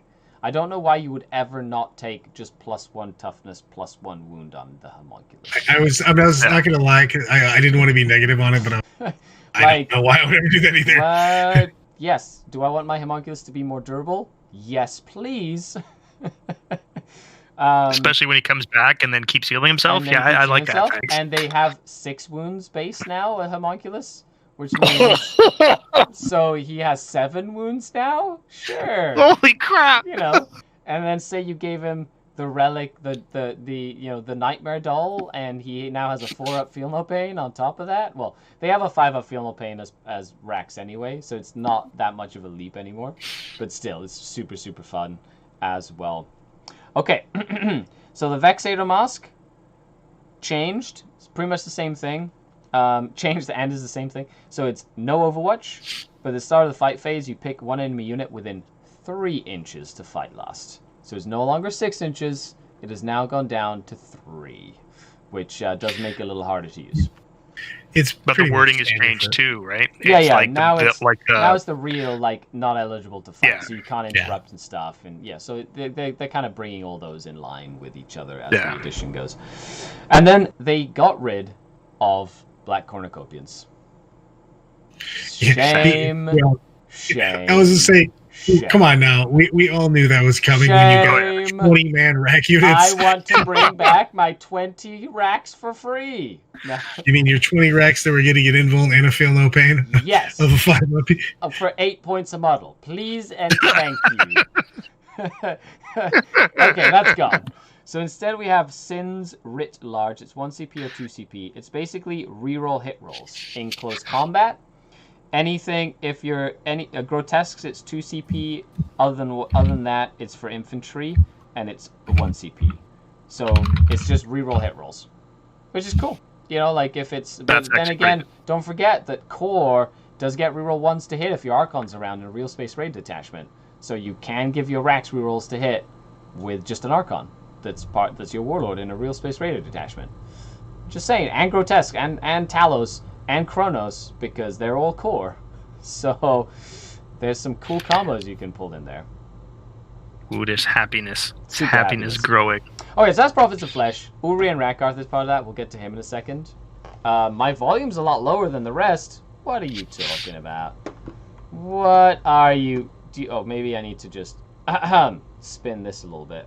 Because sometimes this happens where it's like, no, you're not allowed. Did that help? Let me know if that helped. Skari sounds the worst. Thank you, Valerie. That makes me feel so amazing.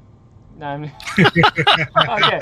So, I'm kidding. I love you, Valerie. Thanks, buddy. Okay, so we've got the Dark Creed. This, by the way, is probably my new favorite obsession. Out of all the obsessions, really? I love this obsession. Yes, just because of the Warlord trait. The Warlord trait I was just about to say makes me want to take this every single time. And if I don't take this as a obsession for my racks and stuff, I'm taking one support detachment of a single homunculus that I'm upgrading to have this warlord trait, just because it's amazing. Okay, Distills of Fear. Well, their actual obsession is not amazing. I love it because it combos so well with the Tormentor Helms. It combos so well with the Phantasm Grenade Launchers. It actually combos well with other combos that I'm going to want to be doing. You're trying to run these tricksy combos because you're the Archon. I'm thinking more. Right. You know what I'm doing? I'm putting on my boots and mighty ass kicking over here with my witches and stuff. Agree with volume. Audio is fine. Okay, thank you. The other guys are much louder. Oh my goodness. Sorry about that. So for some reason my it could be that my things my Kraken Razor ultimate thing is not working. So hopefully I can maybe that helps. Let me just check. Okay, that's good. No, everybody is it's all okay. Okay, so here we have Dark Creed, Aura of Terror. It's a 6-inch aura of -1 leadership. So, yeah. -1 leadership aura. Cool. I like it, especially with the combination of Grizzly Trophies, which is a -2 leadership aura. So then you have -3 leadership auras, which then makes your Tormentor Helms have to beat leadership -3 on 2d6 to make them fight last, which is amazing. Or your Phantasm Grenade Launchers at -3 on each hit, doing a mortal wound on 2d6, which is amazing as well. My prophet's Homunculus is still sitting there going, I just regained another wound last turn. Meanwhile, he's just going to get cut down by my incubi. They're like, you fight last, you're dead. I will fight you. I will fight you, Mr. Brad. Fisticuffs. Fisticuffs. Queensberry rules. Yeah, Queensberry rules. I'll just sit back and wait for the remnants and clean them up. Be like, yes, fight each other, yes. how very good. Excellent. So then we have, each time you make a melee attack for a unit with this obsession, if it targets a unit with a leadership characteristic that is equal to or lower than the attacking unit, add +1 to hit. So you actually get +1. Not that it, like, it's okay considering, like, you're getting +1 to hit in close combat anyway. It starting on turn 3. So, you know, it just gives you a +1 to hit starting on turn 2, or +2 to hit against stuff if they're -1 to hit. So then you'd be +1 to hit anyway. So just it kind of stacks that way. It's not the best obsession, but I like it for combos. Then we have the warlord trait, Fear Incarnate. At the end of the movement phase, select an enemy unit within 9, roll 3d6. If the result is greater than the leadership characteristic, then until the start of your next movement phase, that enemy unit cannot perform actions, and if it's performing any, it automatically fails, and the unit loses the objective secured ability. that is fairly. That's nasty. Yes, you have to get them all up in there. Yeah. You know how many times I wanted to rip my hair out playing Necrons that are like, I'm just gonna sit here and do my power of the machines thing, and you can't do shit. And they're like, I'm triple objective secured. I have 50 models on this objective, and this guy can go, boo. with a -1 leadership or and a -2 from a Grizzly trophy, and, like, you know, on average roll higher than a 7, and then go, no objective secured for you, and your action failed and you can't do it again. I do like the idea of him. I love it. Him rolling around with a 20-man rack squad actually makes me like this more. Oh, it's so good. I love it. I'm just imagining him going, boo. That's the funny part. And the Necron's going, like, kills me. Anyway, so I think it's worth taking that in almost every list if you're playing competitively. Like, fluff-wise, do whatever you want, play with your friends. But if you're playing in a competitive setting, like right now in WTC, we're doing this, like, big tournament.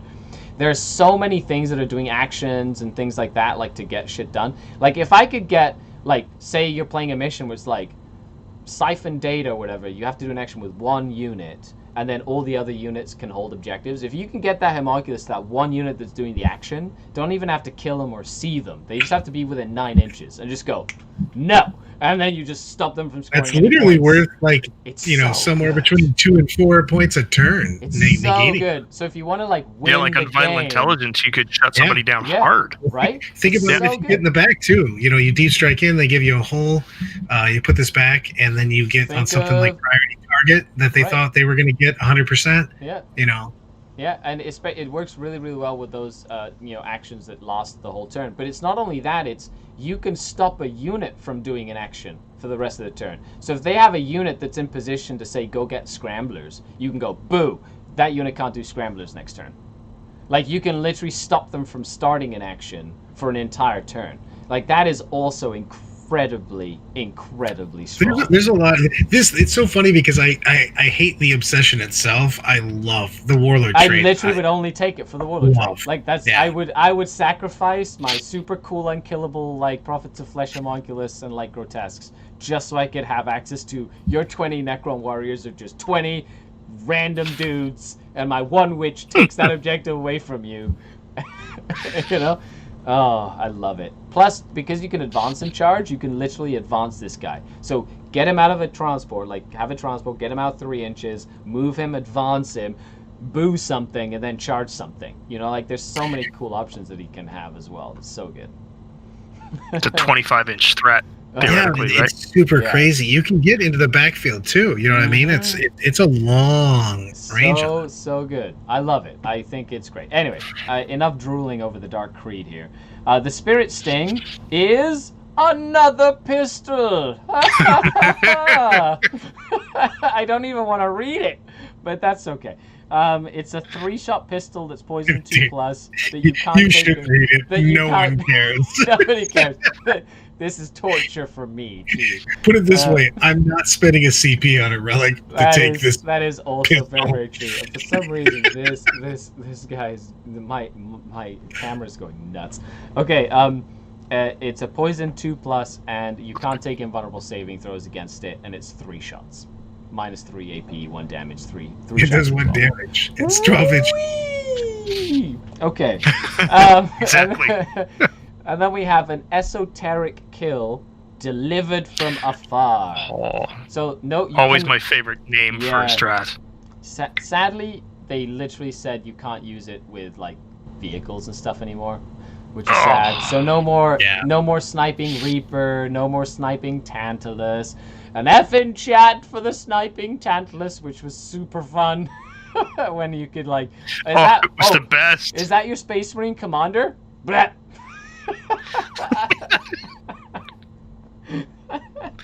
I love it. And so you go, so any Dark Creed core or Dark Creed character unit from your army can shoot until the end of the phase. Each time you select a target from attack, you can ignore the lookout sir rule. Still doesn't stop you from ignoring the like company veterans or whatever, which are still really, really good, and they protect characters. It's the same as Slith. We get a rule like that too now. Ha ha ha. But if you're shooting a Talos unit, it's 3 CP. If you're shooting any other unit, it's 2 CP. Now, I personally like it with Kronos, because Kronos have some really, have flamers and guns that can, target characters. So, yeah. I like it with Kronos, but with Talos, it's, super expensive. You just really have to invest, but you can kill that Demon Prince that's hiding behind, that's not that doesn't have Blight Lord Terminators around him, but you can kill a Demon Prince that's hiding behind there, or Ahriman or something like that, right? Just shoot him, dead. 3 CP, worth it. Get rid of that aura, get rid of that psychic power. It can be super, super powerful as well. I like it. Plus, if I'm already going to take it for the Warlord, I might as well get used to using that strat, right? I love that. You're like, let's be out of Skari. You're like, you've ignored everything else except for the war trade anyways. I'll give you something else. I don't care about it. Yeah. So then we have the Coven of 12. This is actually not it's a damagey coven. So the obsession here is a model with this obsession makes an attack with a melee weapon that's not a relic, improve the AP by 1. So racks are now AP 1 base. So now with this, they become AP 2 base, right? And then on 6s to hit, they become AP 3. So they can actually do some damage in close combat against heavily armored targets, which is pretty cool. Unit with this obsession is performing an action. It can still shoot. Meh, okay, sure. Your Hex Rifle and also Factors would be able to shoot if you're doing an action. Sure. The Warlord trait, every time an attack is allocated to the Warlord, subtract -1 from the damage. So the Homunculus would be -1 damage. The Flensing Blade, it replaces the Homunculus tools and has the following profile. Strength user, -2 AP, D3 damage, and it's a poison weapon 2+. But if you target a character, it's damage 3. Just straight up damage 3. Decent relic. The Coven of 12, though, it doesn't really tickle my fancy. What about you? Meh. Meh. Yeah, I guess if you're facing a lot of stuff that has, guardsmen and 4-up armors and stuff, maybe it comes in handy. But against Space Marines, you've got to really dedicate a lot of attacks to take them out. So I don't think it doesn't twist my nipples quite like the other two do. So exactly. I'm not gonna lie, I've already scrolled down to Dark Technomancer, so I love it. Almost a most inventive demise. The stratagem after a Coven of 12 Homunculus consolidates. Select a character model that's in engagement range of the Homunculus, and on a 2 to 5 it takes D3 mortal wounds. On a 6, that character takes D3 plus 3 mortal wounds.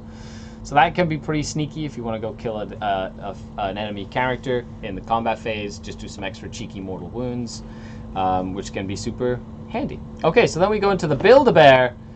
Build-A-Bear covens. There are 1, 2, 3, 4, 5, 6, 7, 8, 9, 10. But everybody wants to... There are two all-consuming ones. And we'll go through them really quickly. And I will leave Dark Technomonsters to the end. Okay. Dude, the first one is strong, dude. Yeah. What's that? I mean, when you're looking at Build-A-Bear and you're like, the first one, you're like, let's lead off with an uppercut. This is a strong. Yeah, Artist of the Flesh is each time an attack is allocated to a model with this obsession, you -1 damage. If that's not a vehicle. Excluding vehicles. So -1 damage. Yeah. So we kind of saw that in Psychic Awakening, right? But it did affect the vehicles. Never really did see it. Now you see it too. Then we have Dark Harvest. Each time a unit with this obsession finishes a charge move, select an enemy unit that's not a vehicle within engaged range, roll 1d6 on 4+, it suffers 1 mortal wound. So 1 mortal wound when you charge. Meh. I'm going to leave Dark Technomonsters to the end. Experimental Creations, add 1 to strength of models with this obsession. Cool. Still not bad. Yeah. It's not terrible. Hungry for Flesh, reroll charge rolls for models with this obsession. Strong. Yeah, I like that. That's decent. Yeah, Masters of Mutagen. Each time a model with this obsession makes a melee attack with a poison weapon that's not a relic, the target's a unit that's not a vehicle or titanic. Unmodified hit roll of a 6 automatically wounds the target. So 6 is to hit auto wound. Decent. Master Torturers. Each time a unit with this obsession is selected for the Torturer's Craft stratagem, which is the reroll wounds, you reduce the command point of that stratagem by 1. So they get reroll wounds for 1 CP, which is pretty cool. Obsessive Collectors. Each time an enemy unit is destroyed by a melee attack made by a unit with this obsession, a model in that attacking unit can regain D3 lost wounds. However, if it's a rack unit, D3 models are added back to the unit. Sorry, I got distracted with a comment of, I love how Skari is like, okay, let me introduce to you my cunning 10-step plan with multiple outs. And Brad is like, let me grab the nearest sledgehammer and go! You have a point there. That would describe it to a T, and I absolutely love it. It's fantastic. And then we have Enhanced Sensory Organs. Each time a model with obsession makes an attack, the target does not receive the benefits of light cover or heavy cover. So no bonus to your attacks, nice, or to your saves. Splinter Blades. Each time a model with this obsession makes an attack with a melee weapon, an unmodified hit roll of a 6 scores 1 additional hit, so Tesla hits. So cool. And last but not least, Dark Technomonsters. So good. I can't believe they left this in. Like, this is just ridiculous. Okay, so each time a unit with this obsession is selected to shoot, you can choose to enhance any or all of the ranged weapons that model is equipped with. So you can be selective and pick and choose. Until the end of the phase, if you roll, you add 1 to wound and add 1 to damage. So that has not changed, which means your splinter cannons now become 3 damage if you do it on venoms. So do hex rifles. But hex rifles are strength 6 now, so they're probably going to wound everything on 2s. Right? Oh, it's so good. Anyway, now you cannot re-roll hit rolls if you do like overcharge your weapons, and on an unmodified hit roll of a 1, you take 1 mortal wound per weapon. Though now it's not per hit roll anymore, it's per weapon. You take 1 mortal wound. However, if you're a vehicle or monster, you take D3 mortal wounds. So if you did have a venom with 2 splinter cannons and you wanted to overcharge both of them, if each splinter cannon rolled a 1, you are rolling 2d3 mortal wounds for your venom. However, liquefier guns do not roll to hit now, do they? No, they don't. So they do not trigger the mortal wounds, do they? Do they? No. Yeah, they don't. And liquefier guns actually got really good. I am. This is so nasty. It's so good. Like, imagine. I'm so happy. Oh, so I'm good. so happy that I wore the white pants. Like, this is crazy. I love This it. is so good. You've got, like, what I love is you can have 5 racks in a Venom with 2 liquefy guns, one on the Sergeant, one on the squad, on a Venom that moves 16 inches, that can potentially either fire and fade or shoot and fire and fade to get closer with 2 liquefy guns, or like advance up because the liquefy guns are assault, and literally you can have like an army of Venoms filled with liquefy guns just be like wee, and then just go because now liquefy guns are 12 inches and strength 4 and AP 2. I mean, Or a Tantalus full of grotesques with liquefier guns. 10 liquefy guns in a Tantalus. Imagine. Cool. it's just That's plus just so one damage. It's just silly. And then the the Tantalus can charge combinations are after a so thing. good. Anyway, so I just good. love it. Dark Technomonsters is still a thing. Oh my goodness gracious. It's not a thing. It's a It's real ferocious. thing. This is the sledgehammer you were I mean, the looking twin for. liquefier and a Talos now is actually ridiculously amazing. Right. You know, Right. it's worth putting it on there. You've got one with it on. You overcharge the twin liquefier when it's in combat, and it's a strength 4, 2d6, AP2, 2 damage. But oh my goodness, it's just wiping out whatever you're in combat with. Yeah. It's just roasting the snot out of stuff. It's so good. I love that liquefiers are like a thing we're talking about again after so many years of not being talked about ever. Anyway, so that's really cool. I love the Build-A-Bear stuff. So let us know which one you like best in the comments. If you haven't already and you know a Dark Eldar player that's starting the game, share this video with them so they can see how amazing all this stuff is, which is awesome. Okay, then we And have... again, remember, real Space Raiders can do all of these, a bunch of these other things together. Detached. So this is just an explanation of the real Space Raiders. Like, I decided my battalion's a real Space Raider detachment, and I have a Succubus, a Witch Cult section, and a Cabal section, and a Coven section, and they're all in one big detachment. This kind of just explains how that works, but I don't think we need to rehash that. So we're going to move on to the meat and potatoes. Stratagems. Delicious. Delicious. Yes. Do I need another cup of coffee for this? Am I going to be able to handle this without more caffeine? Goodness gracious. If you don't love this, then I don't know what you will love. So first and foremost, Cruel Deception. The fallback and act as normal strat is still in here. It's 1 or 2 CP though. Now you can select either 1 or 2 CP for the cost. If you select 1 CP, you can either fall back and shoot or fall back and charge. If you select 2 CP, you can fall back, shoot, and charge. So it's actually... very cool. I love that that's changed, which means like if I would want my Ravager to fall back, then it can fall back and shoot for 1 CP instead of having to pay 2 CP for that to happen. Yeah. But if I want to like get my Reaver jet bikes out of combat, I can fall back to shoot and charge, which then I spend the 2 CP. Yeah, and you can do both.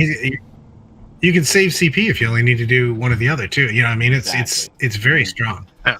Yeah, so you can choose, which is awesome. Then we have the Great Enemy, 1 CP I Hate Slanesh strat. So reroll hits and wounds for 1 CP against Slanesh. Sure. Which is funny because Slanesh is quite popular nowadays. So that stratagem comes more in handy than you think. And for 1 CP, getting reroll hits and wounds is actually really good against Slanesh. Torturer's Craft. It's a unit. It's 1 or 2 CP now. Right? So it's a Homunculus Coven unit from your army selected to fight. You can reroll wound rolls. It's 1 CP if it's a rack or character unit that has 10 or less models. It's 1 CP only. But if it's 11 models or a grotesque Talos or Kronos or vehicle, then it's 2 CP. We've got multiple ways to do full rerolls in a turn too now. Yep. And I like that it's 1 or 2 CP as well, because like your 10 mega racks, like the super racks, will always be able to do it with 1 CP, because it's going to be max at 10 in the unit, right? Which is pretty cool. Then you have lightning fast reactions. It went to 1 CP. Amazing! Yeah. Finally, some hit consistency for 1 CP. Love it. which is so good. So shooting or fight phase, still Coven cannot use it. Wah, wah, wah. No -1 to hit Coven. Hunt from the Shadows. It's basically can add +2 to the cover saving throws from light cover. So pretty much the same as it was before. However, the whole unit, the unit just has to benefit from cover, right? Yeah. So, and since cover is on a model-to-model basis this edition, that's pretty handy. Can be really handy with stuff like Cabalite Warriors that are 4-up armor save now. They have a 2-up armor save in light cover with this stratagem. Or Incubi that have a 1+ armor save in stratagem, in cover with the stratagem. Or, things like that. So it's really, really useful. Then we have the 3 main ones that you kind of know from like every other publication out there, which is Alliance of Agony, which allows you to get your Warlord trait on your Succubus and your Homunculus for 1 CP in your Real Space Raider detachment. Because you have it on your Archon that has to be a Warlord, then for 1 CP, give it to the Succubus and the Homunculus. Pretty much the exact same as it was, except now it's even better, because it's in 1 detachment. You're like, 1 detachment, free Warlord traits for everyone, which is great. You get Tolerated Ambition, which is your pick a character to get a Warlord trait. So if you have additional characters that you want to give Warlord traits to, you can pay a CP to do it. If you're in a Strike Force, you can do it twice. If you're in an Onslaught, you can do it 3 times. If you're in the smaller, you can do it once. And then last but not least, Prizes of the Dark City. So 1 CP for an additional relic. And you can use it twice in a Strike Force battle. So pretty standard stuff for while you're building your list. But I think I'm going to use Alliance of Agony every single time because it's amazing. And right? Yes, so much yes. And then if traits are so good. And then if I do take that random Homunculus for the boo power, booga booga, right? I'm gonna spend the 1 CP to give him that Warlord trait in my detachment, and then take Dark Technomancer Covens for everything else or something. It's gonna be. That's the official name of it now. It is. It has been coined. I have finally coined something. The booga booga Homunculus. Or something. I'm not gonna lie. That's why I like the Real Space Raiders so much because, like, Skari, you're talking about like. Putting this in for like, ninja strikes and everything with that Warlord trait. Mm-hmm. You literally take this, you take, a unit of Rax with an Homunculus, and like he has his job to just keep, ruining actions, stealing, OBSEC, and then your other rest of your army can do different things. You can have so many tools in this book. It feels so exciting. Especially if you make him a monster Homunculus, and then he's coming back to life when you kill him. Right, and he's healing that super rack. Oh no, that's the Warlord trait. But he's got like the ability to take a relic if he wants to. Like, and he's just gonna stay around all game, just being annoying, being like, "That's my objective." Ooh, my objective. Ooh. It's just so good, and there's so many different things you can do. I mean, we haven't even got continue on. I just get super excited about it. So then we have the Webway portal, which is exactly the same as before.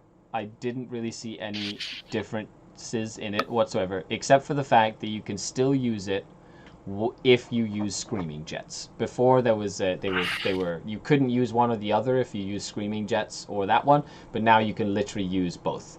And it's 1 CP for 1 unit, 3 CPs for 2 unit, and then and it's just put them in Deep Strike basically. So that's pretty useful. Now Pain Siphon, this is an interesting one because I honestly feel after reading this book that Kronos are going to be in almost every Drukhari list from now on. Because Kronos, I think, got a humongous buff, and we'll get to that in a second. But this stratagem works in conjunction with Kronos. For sure. Where if any Drukhari unit kills a unit in shooting or close combat, so any Drukhari unit that you have kills an enemy unit, and that unit happens to be within 6 inches of a Kronos, you can spend 1 CP to count the turn as turn 5 for that unit for the rest of the battle.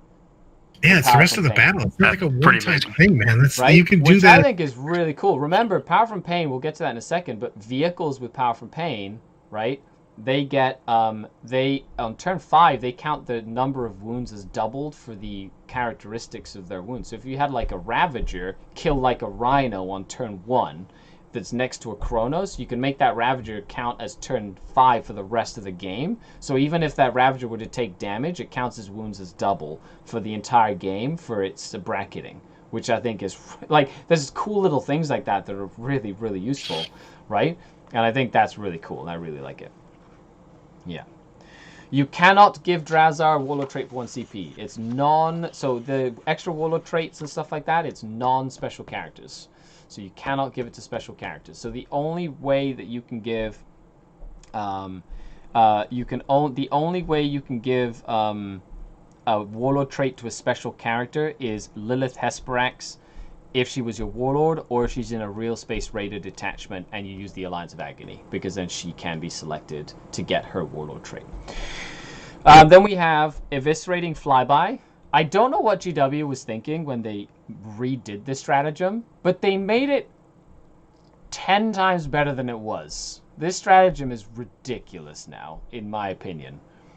So, I would love it. I would think it's more, except for the fact that the AdMech flyer does this for free for points. Well, okay, that makes sense. Kill that Except flyer. for the fact that this can fly over a character and snipe your character that's hiding behind your unit, which is amazing. Okay, so you pick a witch cult unit that can fly, and now they've changed it. You don't have to advance to use it. You can either normal move or advance to use it, which is great. So you can just move and then shoot all your guns on your Reaver jet bikes if you want, or you can advance with your Hellions and do it too, whatever you needed to do.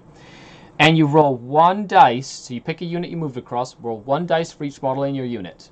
So if you have a 20 strong Hellion unit, that's 20 dice. Right? If you have +1 against infantry. Right? Now before it was do mortals on 6s, now it's do mortals on 5s, and then against infantry it's +1. So you're doing mortals on infantry on 4s.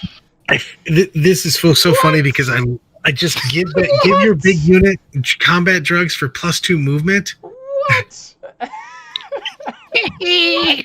my god!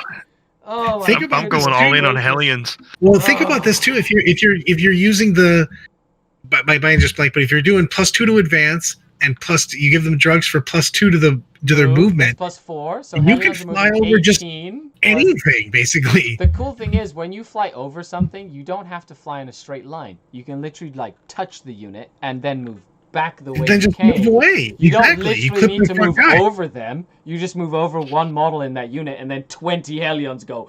Yeah, you're just doing power. Wound. You're literally doing. Your Hellions are all doing power banks. Oh my god! Anyway, the thing that I love about this.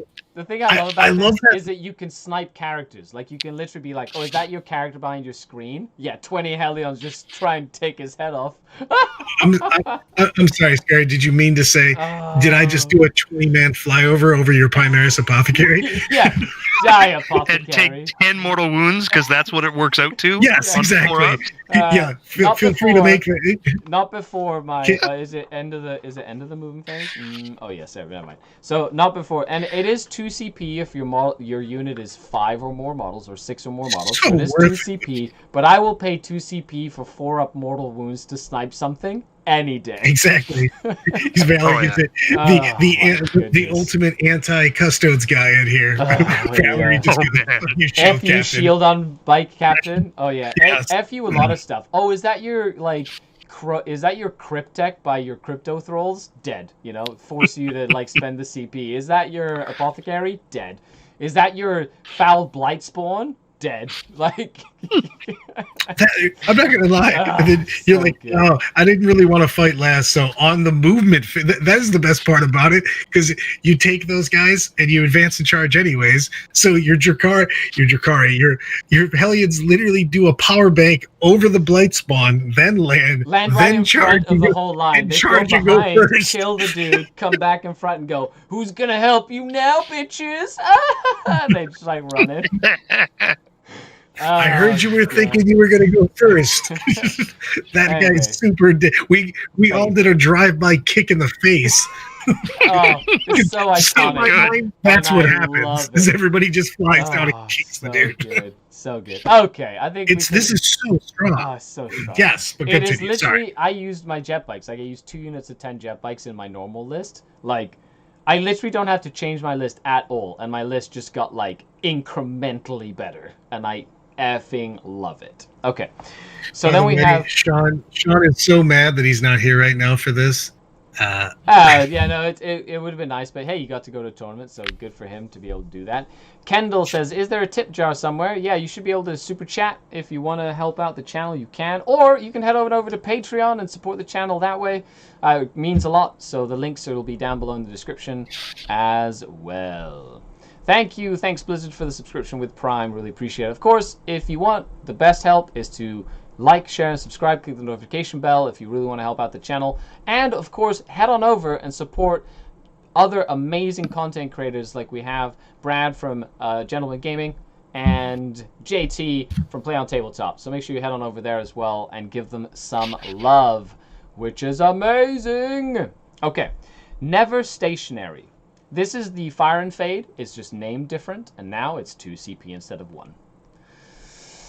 Sad. It was literally game winning, but 1 CP for like a game winning strat was like a little cheap sometimes, because I literally have won so many games using Fire and Fade. I cannot it start to tell you how powerful Fire and Fade is. So they did make it 2 CP now. Little tear like this. It's funny because our next stratagem, I think, is amazing. I love it. I'm saying I'm going to use all the time. I was about to say I don't care if I would use it or not. I love the fact that it's so Drukhari, though. It is. Prey on the weak. Oh, I see you're wounded. Looks like I'm attacking the limping guy. yeah. We don't fight fair. Like, Drukhari don't fight fair at all. But it says prey on the weak. It says use this stratagem in the shooting phase or the fight phase when a Drukhari core unit, which is almost every unit, even incubi, are selecting to shoot or fight. Until the end of the phase, each time a model in this unit makes an attack, if the attack targets a unit that was below half strength, that was below starting strength, so if they've taken 1 casualty, you get reroll hit rolls of 1. If you're fighting a unit that is below half strength, you can reroll all hit rolls. Now, this is a great way to like get a Ravager to get rerolls or reroll 1s to hit, right? Because it can just pick on something that's almost dead and literally like get rerolls for 1 CP, right? Another way to do it is if you have a unit that you want to make sure you get rerolls against, you can like eviscerating flyby it or do mortal wounds to it or make sure you shoot it with something to like weaken it and then go, haha, this unit's gonna finish you off now. It's like, it's such an iconic like stratagem, and I absolutely love the stratagem. Something that's really important as well to note is that when you use a stratagem on a transport, it affects the units inside. So as long as you are like any ability that they have, it affects the unit inside. Yeah, I'm pretty sure that's how that works. Well, it's because everything counts as the unit. So if you do that to a raider, and the raider, then the unit inside gets that too, which is really good. And I love that mechanic right there. I think it's fantastic. I thought Ravagers were not core. They are not. Oh, sorry, you can't do it with a Ravager. It's not core. Anything except a Ravager or a vehicle. So you can't do it on a vehicle. Ah, sad. That whole train of thought. Like Talos. Like you can do it with Talos. Yeah, you can do it with Talos. Anyway, so you can't do it with a vehicle. I retract my statement. Don't put messages in the chat to tell me how much I failed. I am tired, okay? Then we have Screaming Jets. A vehicle in your army can... Screaming Jets. Yeah, can deep strike. However, you can only do this 1 time now. There's no more using it multiple times. No more using it 5 or 6 times to hide all your vehicles when you need to hide your tanks. JT knows the feeling. Oh, you're running triple repulsors, are you? I'm going to hide all my tanks. Yep. 3 Ravagers, 3 command points. I'm not on the board. Yeah, Scourge to get it, Wobbly Spoon. Yep, exactly. Then we have Deadly Rivals. This is probably one of my favorite stratagems. I was just about to say I love this one. So you pick 1 unit of Hellions and 1 unit of Reaver jet bikes at the start of your command phase, or in your command phase, that are within 12 inches of each other and can see each other. And they look at each other and they taunt each other. And they're like, we're better than you. And they're like, no, we're better than you. So until the end of the turn, you add +1 to their movement characteristics because they're like, because they want to move faster, and you get reroll hit rolls in melee with them. Full rerolls. Full rerolls. for 2 separate units. And they don't need to be near anybody, man. No, It's just crazy. because they hate you know what I each mean? other, just because they're like competing, being like, haha, I'm better than you. Who can kill more shit? He's so good. So funny. Anyway, so if there was, I feel like you're gonna see Hellions, you're gonna see Reaver jet bikes in like every Elder, every Dark Elder army in existence. You want to go with my goodness. favorite strat in the entire book is right now. Swift outflanking. So use this at the end of your movement phase. Select a transport wholly within 9 inches of a battlefield edge. Remove the transport and everybody inside and put them into strategic reserve. So good. So big, dude. So they can like go into reserve, and the next turn they'll be able to like boop, pop in and anywhere you want, or if they're any battlefield edge, and it's 9 inches of any battlefield edge. The strategic reserves is then going into reserve is, and it's I'm saying it's 9 inches. I'm saying that it's 9 inches. It's so 9 inches. So you literally next to any edge, they go back into strategic reserve. Now you can combo this really nicely with murderous descent, which is another one of my favorite. After a transport has been set up in the reinforcement step, so like deep striking a transport or bringing it in from strategic reserve after, say, swift outflanking it, you can pay a CP, and the unit that was inside can disembark, as long as the unit inside is further than 9 inches from the enemy unit. You know, combos rise real quick. Oh my goodness, you can literally do this with your warlord trait guy. Put him, after he screws with your home field objective, throw him in, into swift outflanking in the transport, jump into transport, have him swift outflank, and the next turn he pops out, then murders descents and steals that home field objective, cancels that.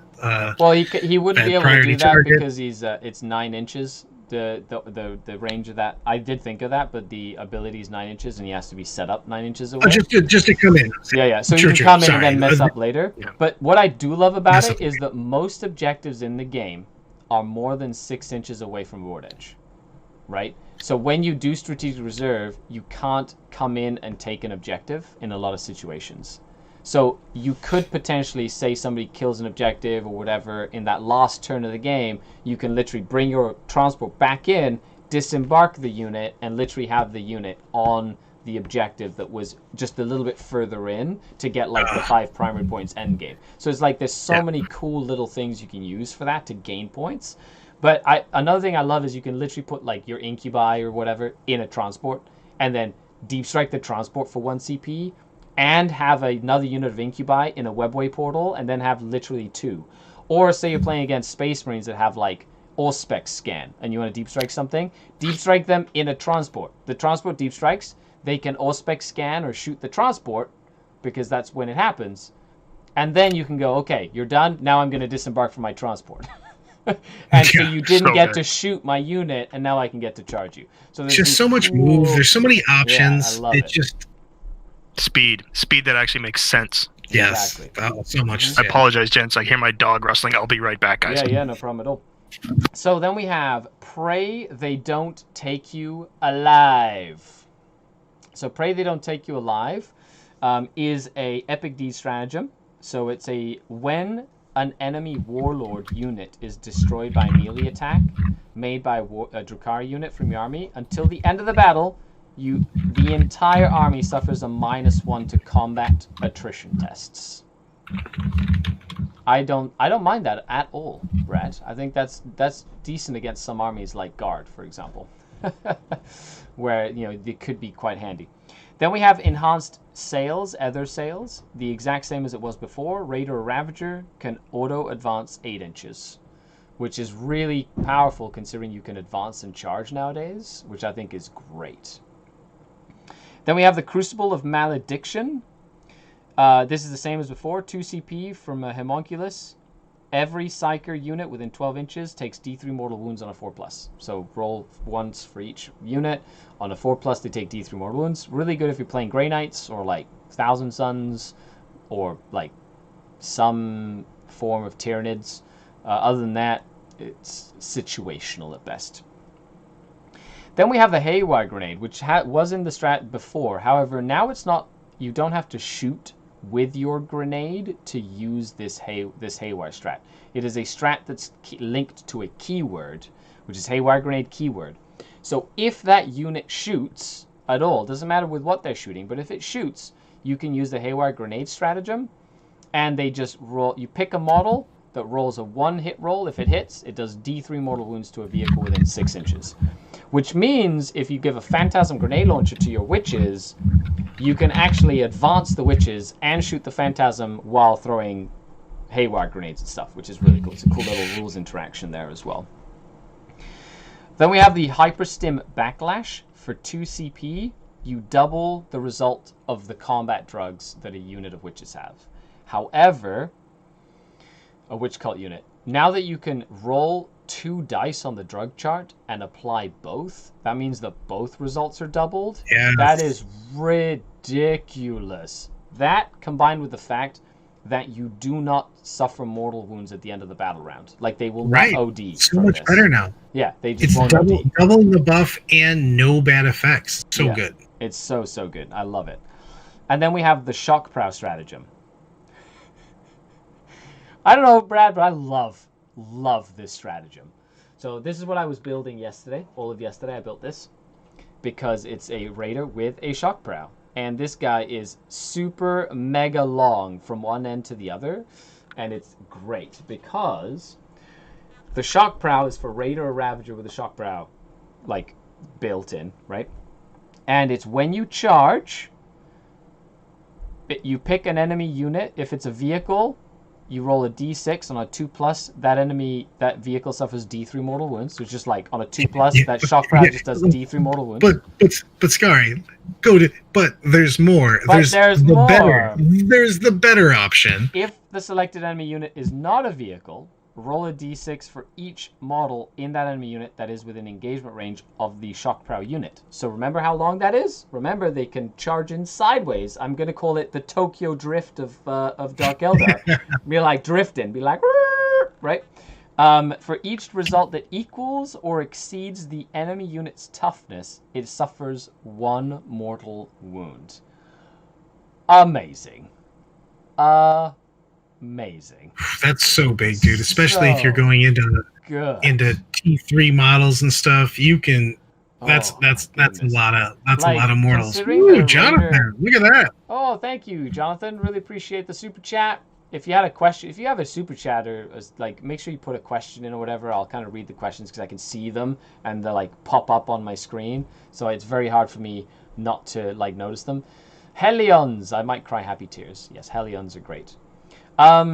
So like the cool thing is that you measure all the distances from the hull. So you're literally measuring 1 inch from every part of the hull, and those Raiders and Ravagers are really long and massive, so you can get lots of models, and they fly. So you can literally fly over stuff or into things to try to get as many models with that Shock Prow as physically possible. And it's with engagement range too, so you get an inch off everywhere there. Yeah, so even on buildings and stuff too, if you're within, and there's like a bunch of models within 5 inches vertically as well. I think that is fantastic, like absolutely fantastic as well, which I think is really cool.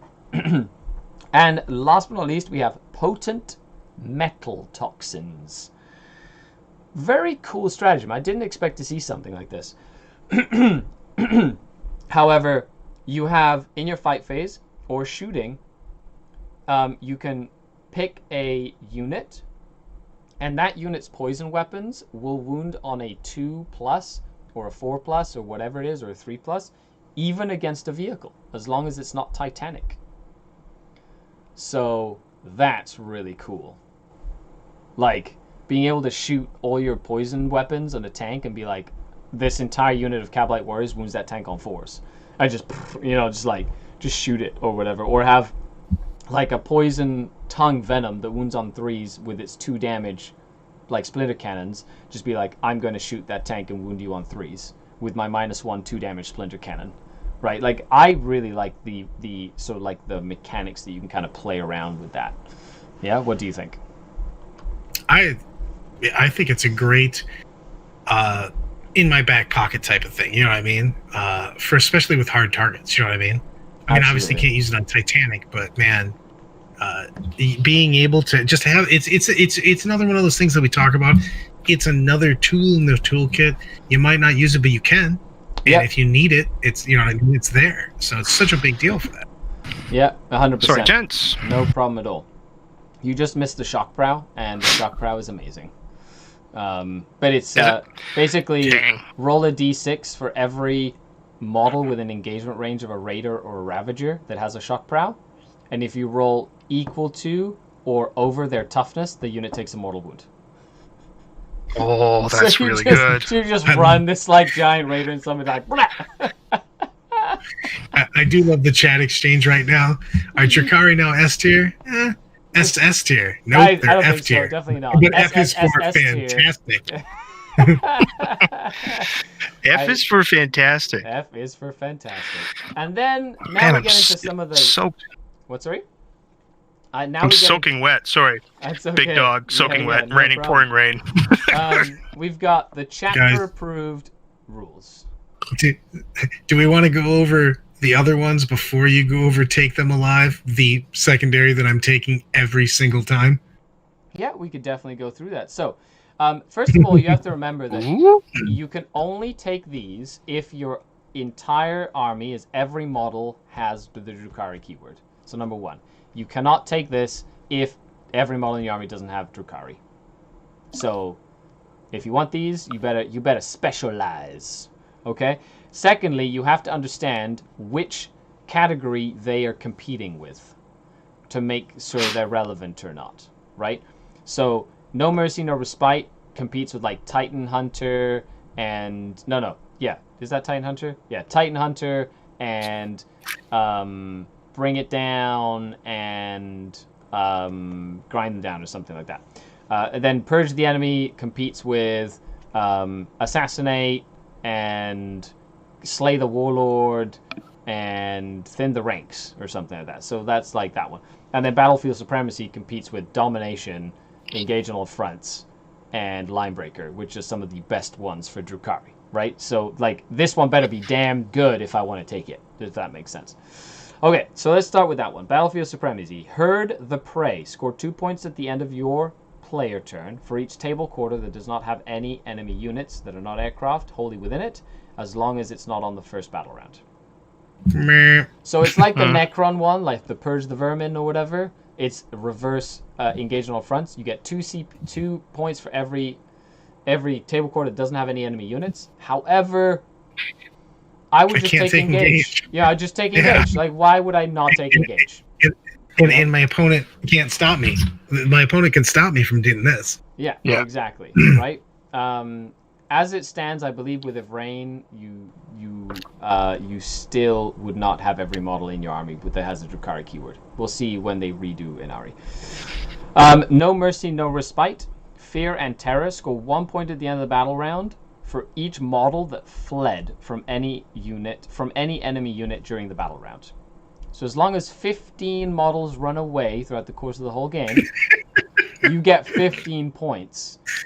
And it's for every model, so it's in your morale, in my morale. Now, there's different ways to affect morale. Against some armies, that would actually be really good. Against other armies, terrible. So it is definitely very if you're playing a guard army that has like a bazillion conscripts or a bazillion guardsmen, and I can literally kill 2 from here, 3 from here, 2 from here, 3 from here in a turn, and then put a couple of Venoms and Raiders with Grizzly trophies near you, so you're -2 leadership on everything, and I force you to take a bazillion attrition tests and morale tests, then I'm going to score that in 2 turns, right? But if you're playing Space Marines or you're playing Death Guard, then I'm never going to score this. So, or if you're playing demons that are horde demons, I can make you fail morale and make you take attrition tests with demons, you know what I mean? With horrors or, or demonettes or bloodletters or whatever it is. So it's situational. I like it. It's one of those that you could suddenly score really quickly, or it could be a grind to score, right? Because a lot of the times you want to kill something dead. You don't want it to be alive. So when you're shooting at something, you're trying to just kill it, not wound it so that it takes a morale test. So and there's always the way to stop it with the 2 command points for once if per somebody's game, going to correct. lose Yeah. 20 guys. Oh Yeah. crap! Well, I'm Yeah. going to keep you from scoring those points. So that's Correct. really not the best. Yeah, it's not the best in a lot of situations. However, in some matchups, it can actually be a lot easier to score than other ones, especially in this capacity, which we don't have a lot of ones that we normally score really well, like while we stand, we fight or whatever. Like, you know what I mean? Yeah. Okay. Then we have Purge the Enemy. So we have 2. One is Beasts of the Arena. So Beasts in the Arena is you score 3 points at the end of the battle for each enemy monster, cavalry, or beast unit that was destroyed in melee by a witch cult unit. If you killed a Titanic unit, you score... If that unit was Titanic, you score 5 points instead. So if there's lots of monsters, it's basically better big game hunter. As long as you can kill it in combat with witches or with witch cult units. Kill it in combat, get 3 points. Okay, fair enough. You know what I mean? Like, it's definitely geared towards killing stuff in combat. You don't always want to jump in and be like, come here, Mortarion! Ha-ha! You know, I'm going to fight you in close combat. You know, or something like that. But it's gives way. And then you have Take Them Alive. So Take Them Alive is another purge. So, score 3 points if any character or monster units were destroyed by a melee attack made by any Drukhari unit in your army that battle round. So it's once per battle round, right? So any of them, battle round, right? You get 3 points if you kill a character in that battle round. And then you score 1 point for if any unit that isn't a character, monster, or vehicle was destroyed by a melee attack made by a Drukhari unit during the battle round. So every unit you kill, or if you kill at least 1 unit each battle round in close combat that's not a character or a monster, you get 1 point. If you're playing an aggressive army, I like it. If you're playing like a witch cult army, I like Well, this. if you're going to run incubi, if you're going to run bikes, if you're going to run Hellions, there's lots of opportunities for you to kill stuff in melee, but you're going to have to sort of spread out the kills over the course of the game, because per battle round, you get a max of 4, right? So you have to, like... Also, if they have a lot of characters and monsters, I just like the flavor of... Just because you're also not considered to be killing them, you're literally taking them prisoners. That's right. Taking them to the So Dark good. City, which I think is really fun. I just like the flavor of this. Yeah, So it's really fun. So I like them. To be honest, it's nice because Purge the Enemy is one of the ones that's like a little wonky sometimes because it's very dependent on your opponent, right? And this one is very wonky as well. So at least we have choices for certain matchups that are more choices than we had before. Is it perfect? No. Is it as good as Oath of Moment in certain missions? Hell no. oh god, then. You know, God. but you know, that's how it means. Jonathan Menos, thank you so much for the super chat. Are you going to build a list using EU Codex during the stream? Yeah, we could go through I don't mind. We could go through like a quick build or like just generic build, but nothing too crazy. I'll be doing lots of videos on that, and I'm pretty sure Brad will be talking about it a lot, and JT, you'll be talking about that stuff a lot as well, and you'll be showcasing all that stuff eventually as well. Okay, let's talk about warlord traits, shall we? Warlord traits. Excellent. So these are not the special ones, but you have the name characters. Drazar gets Hatred Eternal if he's your warlord. Lilith Hesprax gets Blood Dancer, which is a Cult of Strife one, and Urien Rakoth gets Diabolical Soothsayer, which we went through. However, Hatred Eternal, your warlord reroll hits and wounds for everything. Strong. Which is amazing. Holy shit, Mr. Serapata, thank you so much for the super chat. That is Wow, dude, that's awesome. Mike, thank you. Whoa. Thank you very much. Thanks, man. I miss you, by the way. You should come visit more. I know you're all the way down there. I miss you, buddy. As I say, he's Thank close you so to much, me, not you. Yeah. Thank you, buddy. Well, it's nice. Thank you. Do you have any questions? Okay, so we have the Cabalite Warlord traits. Hatred Eternal. It is really cool because it means that even though he's not core, he can reroll hit rolls, right? So it's cool for him to give himself hit rolls, like reroll ones or reroll hits, which is cool. Then you have Soul Thirst. Add 1 to the attack characteristic of this warlord, and once per turn, when an enemy model is within 6 inches, is destroyed, you can regain 1 lost wound. But a lot of the times, an Archon will be dead or alive, no in between. Like there's very little in between. I'm not gonna lie. If you're looking at Cabal Warlord traits and you're not taking the special one, you're literally taking 1 or 3, and I'm just kind of using white out on Soul Third and just ignoring it. Yeah, exactly. Then we have Ancient Evil. This one I like. It's not bad actually. It's at the start of the fight phase. You select an enemy unit within engagement range, that unit is not eligible to fight until all eligible units have done so. Like, you literally have your Archon make units fight lost if he's in an engagement arrangement. That is actually, like, quite powerful. Quite powerful. And in that, you got to figure in that Real Space Raider detachment, you could have 2 different guys. Because you could have the Vexator and you could have this Warlord trait. So, very strong. Well, you can spread those and out. then we'll talk about Incubi in a second, but like there's there's a couple of ways to get fight lost in this one, which is really good. Plus, if you have Cult of Strife, you're fighting first. So there's like all these combinations of things that are just like messing people up in close combat, which is amazing. So then we have the Witch Cult Warlord traits, which is Quicksilver Fighter, +2 attacks to the Warlord. So, you know, you have got your Succubus that has 6 base attacks now. Then you give her the +2 attacks, so she's now 8 attacks base. Then you give her the Triptych Whip, which is +3 attacks. So that's 11 attacks. Then you give her a Combat Drug that is +1 attack, so that's 12 attacks. Then you double her Combat Drug for 13 attacks per turn. What? So good. And then she goes and fights you, and then she runs away because she doesn't want to get hit. Yes. Stim Addict, you get to roll an additional 2 dice on the combat drug table. So you're rolling 4 dice for combat drugs for the Succubus. Yeah, you're just like, she's then, like, I've got a problem. and then if you do can you do the Hyperstim Backlash? Yeah, then you use the Hyperstim Backlash and double all 4 drugs. Oh, good grief. And she doesn't care. She's like, wee! Oh, yeah, can you do it with Stim Addict? Yes, you can. Just no We're file. saying all this, but man, are you not? Is there anything more exciting than precision blows? No. Then we'll get to precision blows, which we talked about. But precision blows, every time you hit with an unmodified roll of a 6+ for the Warlord, like this, you just do a number of mortal wounds equal to the damage of the weapon, and the attack sequence ends for that weapon. So, like, you go in with the Blood Glaive that's 3 damage, roll a 6 to hit, just straight 3 mortal wounds. Oh, like, it's just, that is incredible. Or you go in with, okay, check this out. You go in with the Triptych Whip, right? Which is extra 3 attacks. So you have 9 attacks with your Witch with a +1 attack. So you have 10 attacks just standing still with a Triptych Whip, which is, I believe, poison 2+. Yeah, poison 2+, okay? So then you roll in with 10 attacks. Any 6 to hit just causes 2 mortal wounds. And then it wounds everything on a 2+, except for vehicles. Unless you use potent metal toxins and then wound vehicles on 2+ with the Triptych Whip and do 2 damage at -3 AP as well. Like, she's just going to go in and just be like, rah! Like, against everything. It's, I love it. It's literally the Tasmanian devil. And then she bounces away because she doesn't want you to hit her.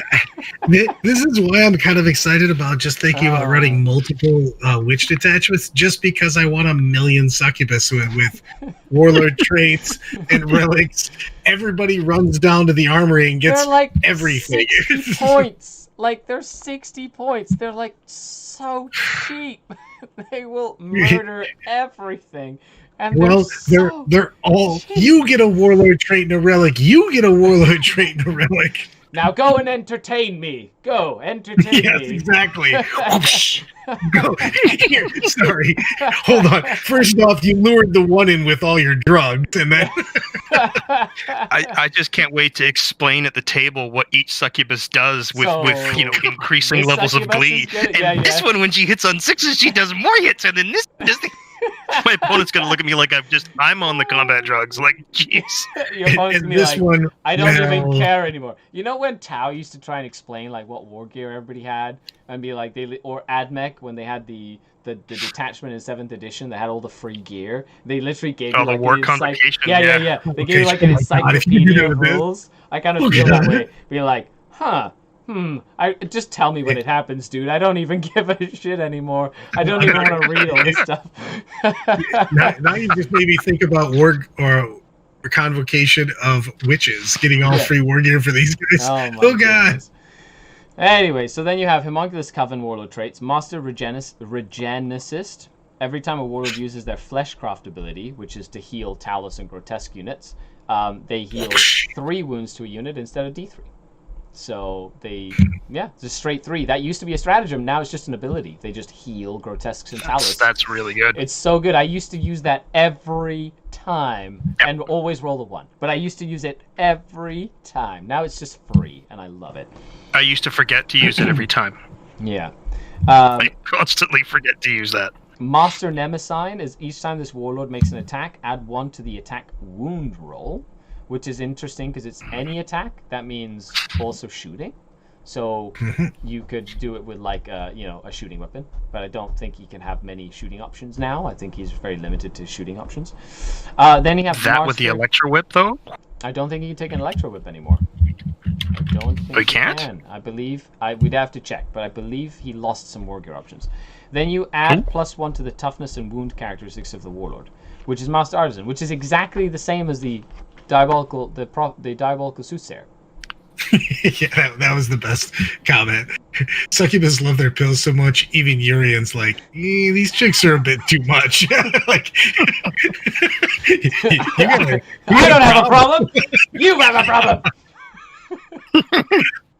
I'm not gonna lie. The whole time we were looking at the Coven Warlord traits, but come on, guys, the witch combos right now are just insane. You just have insane witches getting Succubus being shot out of cannons, just murdering people. So good. Literally jumping over people and then jumping back and then murdering them again and then dancing around them. It's like so good. Man, you're literally gonna have to have these combos ready and the pages marked and ready to go because no one is even believing these combos are happening. No, not at all. You're like, I just don't believe you. This is a new book. You're doing it wrong. You're like, no. Yeah. So here's the photocopies of each of the sheets, and here's the order it happens in. Here you go. And this is this. So these 3 units have this obsession, and these 4 units have this obsession, and this unit has this obsession, except for that unit. That's the same unit, but has a different obsession. Oh my gosh. So then we have the relics. So there are 6 main relics in the book. So they did kind of lower the amount of relics that we have. However, they did put like the relics in each of the cults and stuff like that. So it's about the same amount of relics as we had before. But you have the Parasite's Kiss. Guess what? It's another pistol that I'm never gonna take. Oh man, that's the hat trick of pistols. Yay!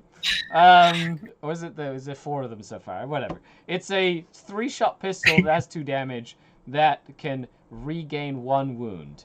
Yay! Every time you do damage.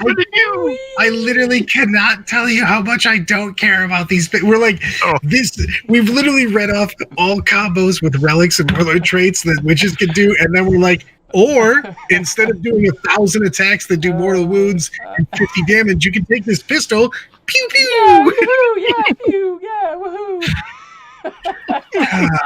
And the pistol can let you recover a wound. Yeah. We know it's from the previous codex. That's why it's so funny that it's still in this codex. The Helm of Spite. So the Helm of Spite is the same. Helm of Spite is deny psychic power. If you deny the power, they take a perils. It's really useful if you could pick and choose your relics before the battle. Right? Like if you could go, yes, you have Psychers. Yes, I want the Helm of Spite. Then it's fantastic. I'm triggered now on this because I miss that so much. I miss it a lot. Yeah. However, with picking and having to set them into your army list, you're rarely going to see it. It's like a little situational. Or maybe it's one of the relics that you buy once you've bought all the other relics that you want. However, you're probably going to buy a lot of relics that are amazing. Like I can see every Drukhari army going into battle with like 3 relics right now because they're so good. So yes. Brad, your camera is blurred out a little bit there, but hold on. So then we have sun the coming Nightmare. up in the background. You're good. The Nightmare Doll, Homunculus model only. Anytime the bearer would lose a wound on a 4+, that wound is not lost. So all Homunculus units now have a 5-up feel no pain. Is their new save or whatever? It's a 5-up feel no pain now. There we go. Better. But then it's not a 4+. It's still really good, but it's not as big of a jump as it was before. Before it was a 6 up to a 4+. Now it's a 5+ to a 4+. So, you know what I mean? Like, I think there's other cooler relics that you might want to take. Then we have the good old Gin Blade.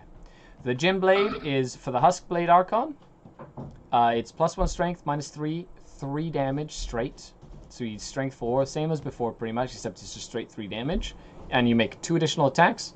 So still has 7 attacks. And at the end of the fight phase, we'll still do a mortal wound to him on a 1. I mean, this is still kind of cool. Still good. When you're warlord trading, reroll all hits and wounds. Yep, you can still have a Blender Archon, which is fantastic. And that once per turn or once per game, I'm going to fight you twice. He suddenly becomes just vicious. Yeah. 14 attacks that reroll hits and wounds that are 3 straight damage, -3 AP, with Blade Crafters, by the way. So it could be AP 4 if you roll 6s to hit. Oof. That's true. So he it's that 3 damage that's just so massive. Yeah, I mean you could. It's so funny because we now have access to so many suicide characters that it can just do insanity. Like if you were running multiple detachments, I would definitely run and you were running say multiple Cabal detachments, I would probably run this as a secondary detachment. Does that make sense? With like with with tolerated ambition, because you can tolerate ambition another Archon to have a second warlord trait. So you could literally have like another warlord trait with tolerated ambition for hatred eternal plus a husk blade, right? Which make a Gin Blade. So you could have like your buff con, which is like the Archon with the Rid of the Living Muse, rerolling 1s for everything, and then literally have a secondary Archon with hatred eternal and a Gin Blade, and literally run him forward and just be like, rah, right? Or do it the other way around. Have like your secondary Archon be the reroll guy, and then your primary Archon be the Huskon with the fight twice, right? Because he's the Master Archon in the super detachment or whatever. So there's some really cool stuff you can do with that, and I love the fact that you can have those combos. Little countercharge characters that can do lots of damage in this edition are extremely powerful and extremely important. They're very cheap still, though. All these options we said, well, like literally all your points, characters, like 60 points, 80 points, so like good. so cheap. Yeah. The Animus Vitae went from a relic that I wouldn't have thought twice about to a relic that I'm actually seriously considering now. Really? Yeah. So it's still it's a been grenade. Crap forever. It's still a grenade that if it hits, it does D3 mortal wounds to a unit. However, if the unit has 11 or more models, it does D3 plus 3 mortal wounds. So if it's a bigger unit, it does more damage. The thing is, if the target, that's it. And now you don't have to kill anything to do anything with it. Units until the end of the turn that have power from pain, just in the whole army, add +1 to the power from pain tally. So for the entire army when you use this grenade, all of a sudden, your whole army gets +1. To be honest, I like it because if somebody gets too close with like a unit of infiltrators or something, you could literally give your whole army advance and charge starting on turn 1, including all your witches. Or you can increase their invulnerable save by +1 starting on turn 3. Or you could like make them fearless all on turn 4. Right? So there's lots of different options, but because it is army-wide, it actually is something that I would consider. Not because before you have to be really close, but the fact that you just throw it, you do damage, and then the entire army gets +1 to their power from pain. I think that actually is quite good in the right situation. Wah. That is true. You could actually do some nut stuff. Blackheart would literally be on turn 3 on turn 1 if you did this. Right. Yeah, they'd be on turn 3. So it literally is cumulative. So like it's got some, like it's definitely not as flashy as some of the other relics, but it's a very good utilitarian relic to be like, you know what? I need all my witches to hit on 2s right now. You throw it on turn 2, and now all of a sudden they hit on 2s. You know what I mean? Like there's just so many cool things you can kind of do with that as well. Especially if you go second and can get the model in range. Oh yeah, 100%. You know, if you could, like, there's just some options there. Then we have the Triptych Whip, which we talked about. An Agonizer, 2+ poison, +3 attacks. Cool thing is, and it's for a Succubus, of course, so you can't give it to anybody but a Succubus. Then we have the Crusade rules. I'm not going to go too much into detail about Crusade rules because I will be doing a full video on Crusade. This week, I'm actually going down to mini wargaming starting on Monday, and I'm going to be filming like a 10-episode Crusade series with Dave for mini wargaming using these new Crusade rules. So get excited. It's going to be fun. Vengeance for my Tantalus. Damn that Karn. But I'm really excited about it. I'm going to run like my Archon Skari is going to rise up the ranks and hopefully become a Master Archon by the end of the Crusade. And I'm also going to be running a Cult of Strife Witches because I love all the new stuff in their supplement. It's so silly and it's fantastic. Okay. Okay, then we got the Crusade Relics. Power from Pain. And then we go into abilities. Power from Pain only applies if every unit in your army has the Drukhari or unaligned special rule, which means that you can't really mix and match your army if you want to keep Power from Pain anymore. Which makes sense, since Drukhari are like hopped up on souls and stuff. So then we have the 5 different abilities for Power from Pain. The first turn, and they're cumulative over the turn. So turn number 1, or battle round number 1, all your models get a 6-up invulnerable save. Now this changed from a 6-up feel no pain. So at first glance, it's not as powerful. However, it means Cabalite warriors get a 6-up feel no pain now. And it means all your vehicles get an invulnerable save. Sorry, they get a 6-up invul save. And all your vehicles get an invul save in close combat now. Which is actually a big deal. There's more often times than not, if I would have been able to save my raider in close combat, that raider probably would have lived. You know, more than like rolling 6 to feel no pains. So then turn number 2, your entire army that has Power from Pain can advance and charge. Amazing. So big. Amazing. Your vehicles can advance and charge. Your incubi can advance and charge. Your Cabal warriors can advance and charge. Your Scourge, your Hellions, your jet bikes. Your Reavers that you put +2 to move on. So your Hellions. Hellions. Yeah.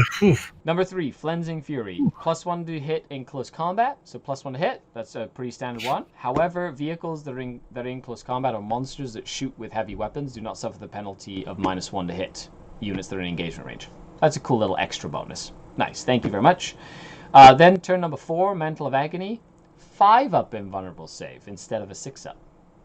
So that is where it starts getting interesting, because all your witches now have a 5-up against shooting instead of a 6, which is double the durability. Like, literally double the durability of a 6-up, right? Against, like, bolters and shit, which is what people would use to try and shoot your witches with anyway. And all your vehicles get a 5-up invulnerable save in close combat, and then all the stuff that used to have an invul save, like racks and whatever, get to their normal invulnerable save with that rule. So you just have to wait a few turns, and then you're pretty much how you were in the last codex. And then racks have a 5-up feel no pain now, which we'll get to in a second, so that's even better, right? So that's actually kind of cool. Then on the 5th turn, everybody's fearless. So anybody with that is fearless, plus any vehicles.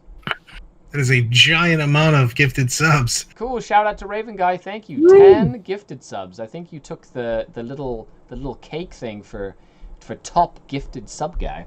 Awesome. Thank you very much, the Raven Guy. And then vehicles double number of wounds for their characteristics, for their bracketing, which I think is also a cool little snippet for late game when your Ravagers and your Raiders have been taking wounds or whatever, or your Razor Wing or Void Raven Bomber, and then all of a sudden you double their number of wounds, and their effectiveness goes to like what it was when they started the game, essentially. So I think that's powerful. There's some strong, I mean, just think about, we were talking about the late game shenanigans and stuff like that, man. Just waiting until your racks are sitting at a 5-up basically, and then running in with your zooming around, using different strats, getting back in your opponents, just pulling late game shenanigans, trying to turn their stuff off and things of that nature is just there's using the Animus Vitae there too to get your on turn 4 give your vehicles +1 to shoot effectively by doubling their wounds. Yeah. That's a really cool little combo that can happen late game. Yeah, I mean, there's options, man. There's so many tricks. Especially that fearlessness. Like, if you do it on turn 4, and then all of a sudden your entire army is fearless on turn 4. Or if you have a big Cabal of Blackheart army, you use it on turn 3, and then your whole army is fearless from turn 3 onwards, and that means no morale. Like, you have to kill every last one of those Cabalite warriors off of those objectives, or they're just going to sit there while the one guy goes boo, and then makes you lose objective secure. Yes, the Boogaboo Archon. The Boogaboo Homunculus. Boogaboo. Then we have Poison Weapon, which is pretty much the exact same as it was ever. No vehicle, no Titanic, and then the bracket determines what you wound with, which makes sense. Blade Artists is the new rule that pretty much everything has, even vehicles, which I found was really interesting. An unmodified wound roll of a 6 in close combat, it improves the AP by 1. Which is... That's really good. Yeah, that makes everything just a little bit more dangerous in close combat, which is amazing. Then we have the Insensible to Pain. So that's what Coven have now. Instead of the Invulnerable Save, it turned into this, which is a 5+ Feel No Pain. Which Blanket is much better than a 6-up Feel No Pain. Right? Yep. So honestly, I feel like once they get that 5-up, 5-up, that's really good. And then if they're the super racks and they have the 5-up, 5-up from the beginning and then a 4-up, 5-up, like they're more durable than Prophets of Flesh racks ever were, which is awesome. So I really like that as well. And then we have combat drugs. Okay, so combat drugs have changed a little bit. Now you can pick one result and you can pick the same one as many times as you want. So if you have a favorite drug, you can give it to everyone.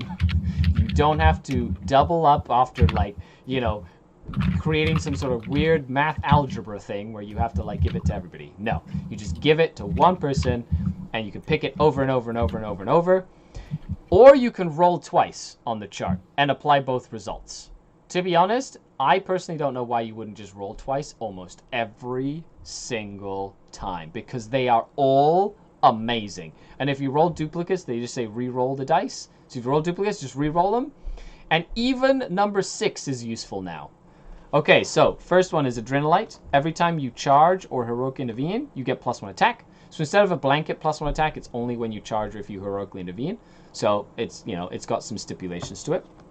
Grave Lotus is +1 strength, which, by the way, now works on jet bikes because blade veins are not strength 4. They're strength user +1, which means now your jet bikes with +1 strength will be strength 5 with their blade veins. Oh! So good! I know, which means that's why you can roll, because they're all useful. You don't, like, you're never not going to have something you're not going to use. Hypex is +2 the move characteristic.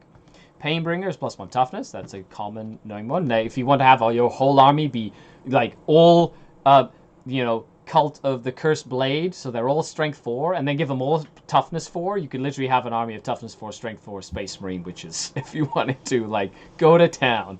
You know what I mean? You could have Serpentine as +1 weapon skill, which is probably the least useful because of the +1 hit, but it's still pretty good. And then 6, Splinter Mind, +1 leadership, but also +1 ballistic skill. Ha ha ha!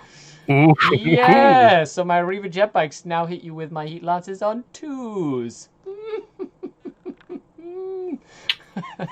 Excellent. Excellent. And because I'm shooting at a unit that's under full strength, I get +1 to hit. I mean, reroll once. Yeah, so I really, really like it. It's really, really cool. Hey, Team Critical Hit, how's it going? Okay, so then we have the meat and potatoes, the actual units. And then after this, we will be done. So strap in for the last little bit and let us know what your favorite combo or favorite thing that you've heard has been. I'm really excited to know what you think. We'll kind of concoct a real space raid detachment for all of you at home to kind of like take home with you and stuff. And I think that'll be really fun as well.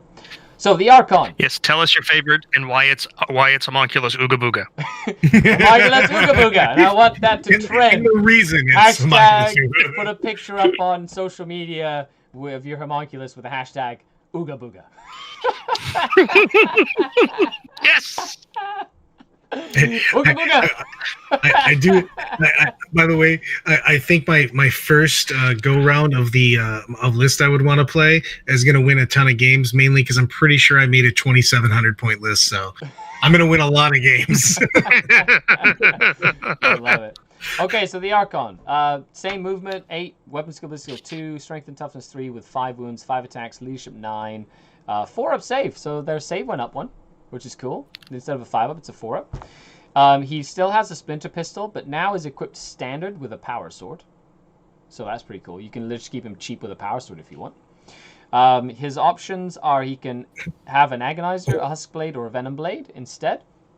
However, I believe the husk blade costs points, but the agonizer is free and the venom blade is free. I personally like the venom blade because wounding on 2s is great at -1. You can always give him the +1 damage if you really want to do damage. And then even against vehicles, your venom blade can hit wound on 2s if you use the strat. So in a pinch, he can always be like, punch something. If you want to do the blender Archon though, the husk blade for sure. And make it a gin blade. And then make him fight twice, and make everybody within, engagement range of him, like fight last, and just go to town on stuff. And of course, So blast good. pistol. Blast pistol is 5 points, which I really like the blast pistol personally. So he does have the blade artist rule, which is the one that we just went over. Power from pain. His overlord aura is Cabal core units or incubi units. Reroll 1s to hit. Just in general. So reroll 1s to hit for incubi or Cabalite core, which changes to all real space raider core, right? If you're in a real space raider detachment. So that would include witches, talos, racks, chronos, like grotesques, Helions, Reaver jet bikes. Like literally, that Archon is in the middle of the fighting. He's giving everyone reroll 1s to hit for shooting and close combat. Which is amazing. So then we have the Succubus. So she did change a little bit as well. She still kept her 4 up in vulnerable save, but she's a movement 8, 2, weapon skill, ballistic skill, strength and toughness 3. She is 5 wounds. She went up to 6 attacks from 4. Amazing. Still a 6 up save. She can have Hydra Gauntlets, Razor Flails, or Shard Nets, so she can still have all the witch weapons if she wants. Her Archite Glaive is +2 strength, -3 P1 damage, but no -1 to hit anymore, which is amazing. And she can have instead of her Agonizer, she can have a Blast Pistol or a Splinter Pistol. So you can either do the Whip and the Blood Glaive, or the Blood Glaive, or the Archite Glaive, or the Archite Glaive and like a pistol. And you can mix and match because it's the same cost for whatever combination you want to run with her. Finally, she's actually like a really decent HQ in my opinion. And the reroll 1s. The reroll 1s. So she does have combat drugs. She does have blade artist. She does have power from pain, so that's normal. She has the new aura, Brides of Death. So instead of rerolling 1s to hit for witch cult units, it's reroll 1s to wound for witch cult units within 1 inch. So she is a lieutenant for witch cult units. So good. Which is awesome. Yeah, so good. Now, of course, there was a stratagem in there which we saw where if a witch cult succubus kills a enemy character in close combat, then you can spend a CP, and for the rest of the game, that bonus affects every witch cult unit on the table, even if they're not within 6 inches of her. All she has to do is like murder a character in cold blood in front of everybody, and then everybody's like, "Wee!" And I love it. So then we have no escape. Now the no escape rule has changed to be much, much better. Yes. So really now is. the no escape is when any enemy unit that's not Titanic wants to fall back. That's any type of unit. Beast, cavalry, like infantry, vehicle. Mortarian. Anything that's not Titanic. Anything at all. You just roll off.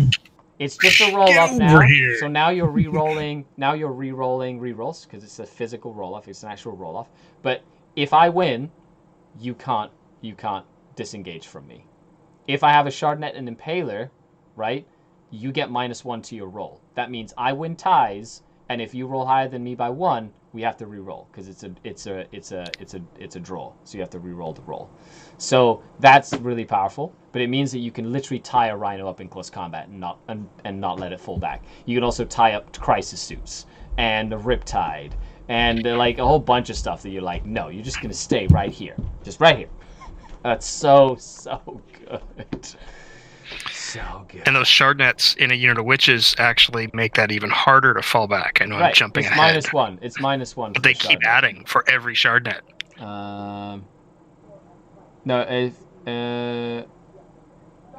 No, it's just if really just with it's just yeah, just, I believe so. Model. So if you have a big squad of witches with like 4 shard nets well, and 20 of them, you can only have 2 shard nets in a squad of 20 witches now, because now so you'll add an extra -1. Yeah, so it's -1, but oh, it says for each model that's equipped with a shard net. Oh, yeah. So you can -2, -3. Oh god, that's amazing! I didn't read that the first time. So good. No! It's so funny because you can also have, the relic blade on that. So one person's just auto not falling back, and the other one you're just slapping a few shard nets on and going, well, let's roll off. You're -3. I got you. I got you by the wrist. You stay right here. And then the other ones are like, nets. We're going to fight you. Oh, it's so fun. Anyway, so that's the Succubus. Then we have the Homunculus. He went up to 6 wounds, up from 5. So he went up 1 extra wound. He's movement 7. 2, 2, 3. He is toughness 4. However, his toughness bonus does not affect himself anymore, so he stays at toughness 4. He can't give himself more toughness. He has attacks. He's 4 attacks, which is the same. Leadership 8, 6 plus save with a 6-up invul as well. He does have Blade Artist insensible to pain, so he does have 5 of Feel No Pain, and he has a Power from Pain. He has the Master of Pain aura, so Homunculus Coven Core, which is literally all the Coven units. Brax, Grotesques, Talos, and just not the vehicles, essentially. You get +1 toughness. And at the end of the movement phase, with Fleshcraft, a monster or grotesque unit within 3 regains D3 lost wounds. So you can heal your Grotesque, you can heal your Talos, you can heal that sort of stuff. It's kind of cool. He used to have 5 attacks? No, I believe he only... Did he have 5? No, he did. Attacks. He had 5, yeah. Okay, so he went down 1 attack. However, his war gear changed. So he doesn't have any war gear options, so he's literally stuck with what he has. But it is a Homunculus tool, a Stinger Pistol, an Ichor Injector, and a Scissor Hand. So he has all 4 things just strapped onto his, many limbs. So this That's pretty cool. Yeah. So the they really opened up the armory in this book. You're like... People got stuff. So the Stinger Pistol is a pistol with a poison 2+ for 1 shot. Whee! Okay. Whee! More pistols! The Homunculus tools are user AP. So user strength, no AP, but poison weapon 2+. So they actually went from a 4+ poison to a 2+ poison. Cool. The Ichor Injector is you make 1 attack with the Ichor Injector like it was before, but if you hit, it just does a mortal wound. That's it. You just hit, instant mortal wound. It's like digital weapons. That's you just have it. Just inject them with the space cooties. Boop, done. Then you have the Scissor Hand, which he also has, which you get 2 additional attacks with the Scissor Hand, right? But you can make all of the attacks with that if you want, right? Which is pretty cool. But it's Strength User, -2 AP, and 1 damage, and poison weapon 4+. So you can have up to 6 attacks, right? And then one of them could be the Ichor Injector, so you can literally have your 5 attacks with the Scissor Hand, and then with a -2 AP, poison 4+, or you can attack with a bunch of attacks at at AP2 or a combination, and then one of them just hits and just instant does a mortal wound to something, which it doesn't have to be a vehicle, monster. It's just I hit on a 2+, you just take a mortal wound. I really like the Homunculus, just in how much stuff he has, carrying around. So the Booga Booga guy can also Booga Booga in combat. He can. Yeah. I'm still trying to figure out whether I like Lilith at all. So Lilith Hesperex. First and foremost, she is not that much more expensive than a regular Succubus. However, she is a Master Succubus. So if you run her, she has the rules for Master Succubus built into her strat, or built into her, and she lets you take a unit of Blood Brides. If you want to take a unit of Blood Brides, you totally can with her. She is Cult of Strife, which is pretty cool, and she has some cool rules. So she is movement 8, weapon skill 2, strength toughness 3. She does have 5 wounds, but she has 7 attacks, Now, she used to have 5 attacks plus 2 for her hair or something like that. So she used to have like 7 attacks with her charge or whatnot. Now she just has 7. She just has 7 built in. Leadership 8 and a 6-up save. Her blades are +1 strength. So now she's just base strength 4. Instead of having to like sometimes use strength 4 and sometimes not. She has -3 AP. And every time you hit with an unmodified roll of a 6, you score 1 additional hit. So she has Tesla attacks in close combat with her blades, which is pretty cool. Of course, if you make her the warlord in a real space raider detachment, then she also gets Blood Dancer, so every 6 is 2 additional hits. So every 6 will be 3 additional hits with her blades plus her Blood Dancer. So that's not terrible. She also has a couple of special rules. Blade Artist, Power from Pain. At last, a challenge. Every time she makes a melee attack against a character, you can reroll hits and wounds against characters, so she just mulches characters. She does have the Brides of Death, so the reroll wound rolls of 1 for Cult of Strife units. She does have a 4-up invulnerable save in close combat, which is different now. She used to have a 3-up invul. However, in melee, she does have -1 to be hit in combat, which is pretty good as well. So she's -1 to be hit in combat with a 4-up invul. The results are debatable. Less attacks hitting her means she's going to take less saves, so the 4+ is less relevant than have a 3+, where more attacks hit you anyway. Then we have Deadly Dance, which is the one that you get with the Master Succubus. I can consolidate 6 inches in any direction. So she can literally be like, fight, leave, fight, move this way, and tie up this other unit over here to no escape it. Like, she can just bounce around like crazy, right? And then she has the no escape special rule, of course. And then Natural Perfection. In your command phase, you can select one of the following. Until the end of the turn, she can fall back and fight, or advance and fight, right? And charge, sorry. She can charge and fall back, or advance and fall back. Advance and charge. Or she can fight twice if she killed any models in the fight phase. She can mulch hordes. So, to be honest, considering that she can consolidate in every direction, like, she should never really have to use the fallback and charge. She can literally just consolidate out of combat and be like, now I'm free, and now I'm going to fight you twice. Like, almost every single time she's going to be getting 14 attacks that explode on 6s to do 3 additional hits per 6. And if she hits a character, she's doing reroll hits and wounds. She's Cult of Strife. She can charge over units. She can also deny Overwatch. So you can't like get her with flamers or anything. The only thing is I'm still trying to figure out if our juiced up other succubuses are just correct better. She's fun. She's good, but if you want a toolkit succubus, you run like a Bloodglaive or a Triptych with succubus with the precision blows and just go to town with those mortal wounds, which in this meta right now is probably the more competitive choice in that sense. Okay. Drazar, though, got like a boss. Got like, just everybody was wondering why he was 135 points in the Codex. Well, let us tell you why. Jesus. So he literally did an 80s montage video. Just got it all yeah, ready. Eye of the Tiger style. Like he's now walking into the ring. He's like, I am ready now. Running up the steps of the Dark City, yeah, right? Like literally like doing push-ups in slow motion.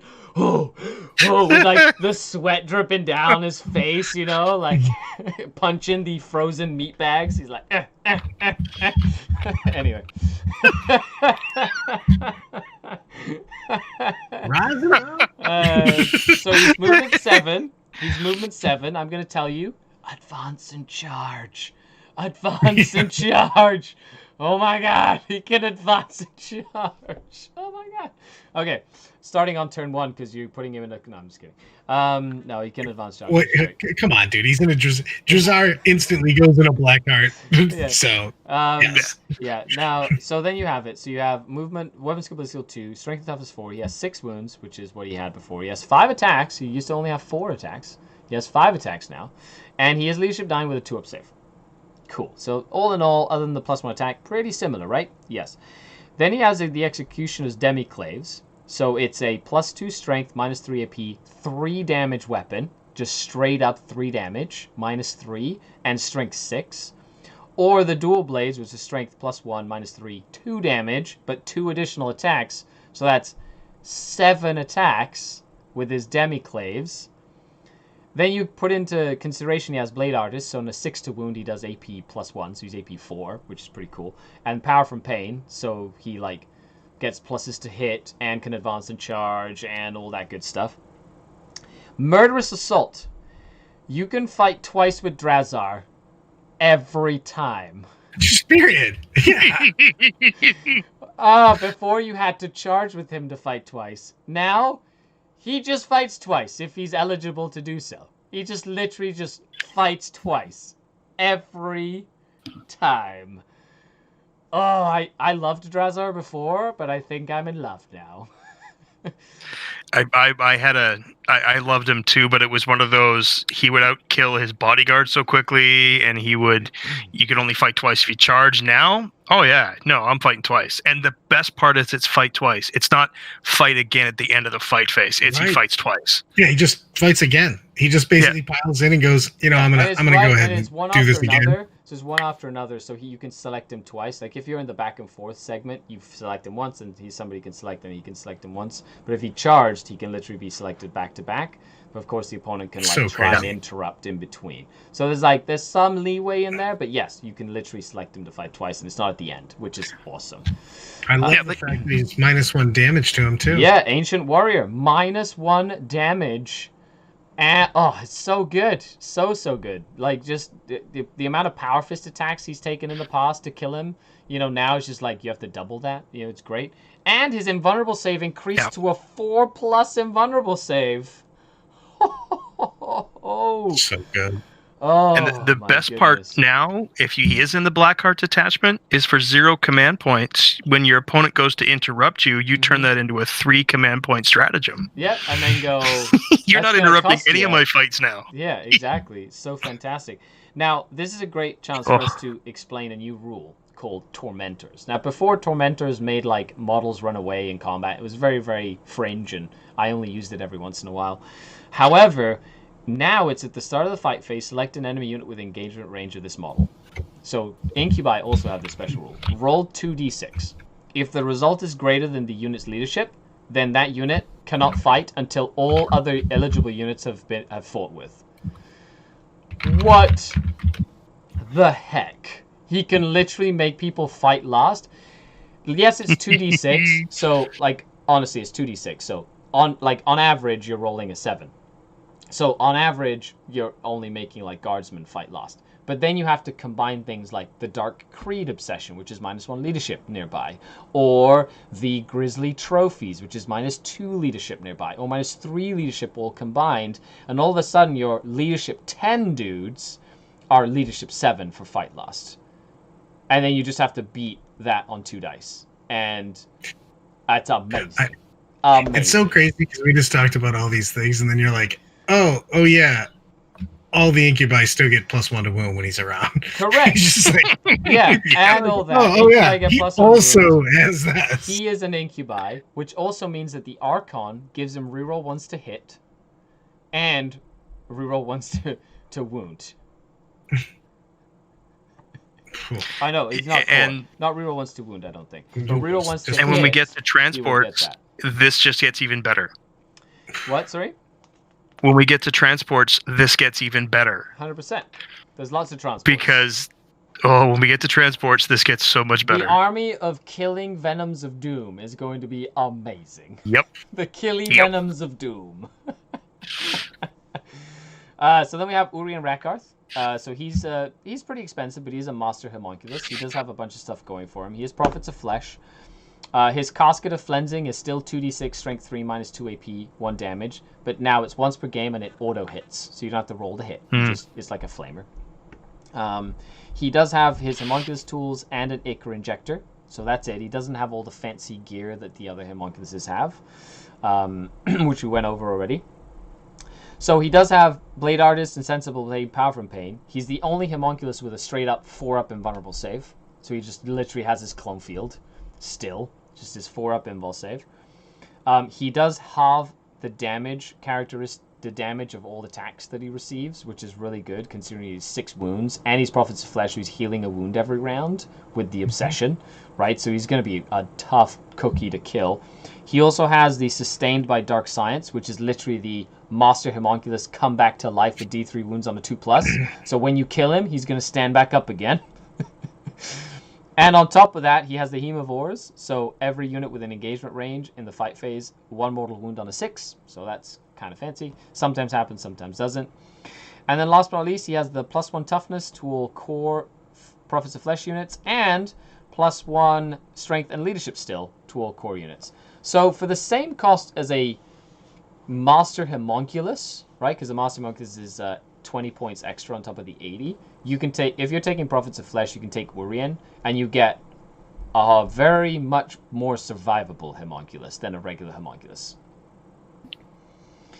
So I like it. Kind of what he was before. Kind of the same, basically. Yeah. Diabolical Soothsayer changed, but he's still pretty much a kick butt homunculus. Yes, and he can only be wounded on a 4, basically, unless you're shooting him with like super strong super weapons of strength 8 or more, which or hitting him with a power fist or exactly. I love Raptor coming in with the $5 and the good quote on that. I really wish Transfer had it. So yeah, good. Go ahead. That's pretty good. I really wish Transfer had a serviceable level to make it more survivable. GW Bell's team. Did somebody say survivable Drazar? Why, yes, we did. Thank you. That is very true. Watch this transition. Speaking of more survivable, let's talk about Cabal Warriors. So they go in units of 5 to 20 still. Now they have an extra attack each, and they have a 4-up save. The extra attack actually makes a lot of sense with the blade artists. So on 6s to wound, they're doing an extra AP, which is actually kind of cool when you have lots of attacks. You might do some extra damage, which is really fun. They also have their 6-up invulnerable save with Power from Pain that can be a 5-up invulnerable save, which is really neat against certain weapons. So the Sabrite can have a Power Sword or an Agonizer. They can also have a Phantasm Grenade Launcher. What I love is that he can keep his Splinter Rifle and have a Phantasm Grenade Launcher and have a Power Sword now. So you don't have to take a pistol and Power Sword. Now you can literally just have him festooned with a scabbard with a sword and his Phantasm Grenade Launcher and his rifle, and he's all decked out. I like that. I like it when sergeants can do stuff like that. You can replace his Splinter Rifle with a Blast Pistol or Splinter Pistol if you so wish.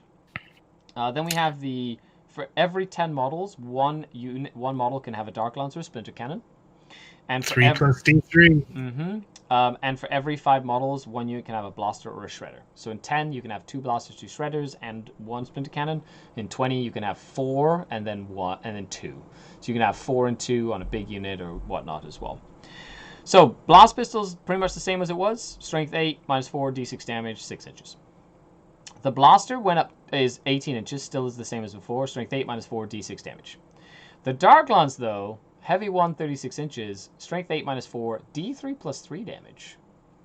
So minimum 4 damage. That's pretty snazzy, especially in a Cabalite Trueborn unit that's hitting on 2s all the time. Yeah. So that's pretty cool. Then we have a Phantasm Grenade Launcher. That has changed now.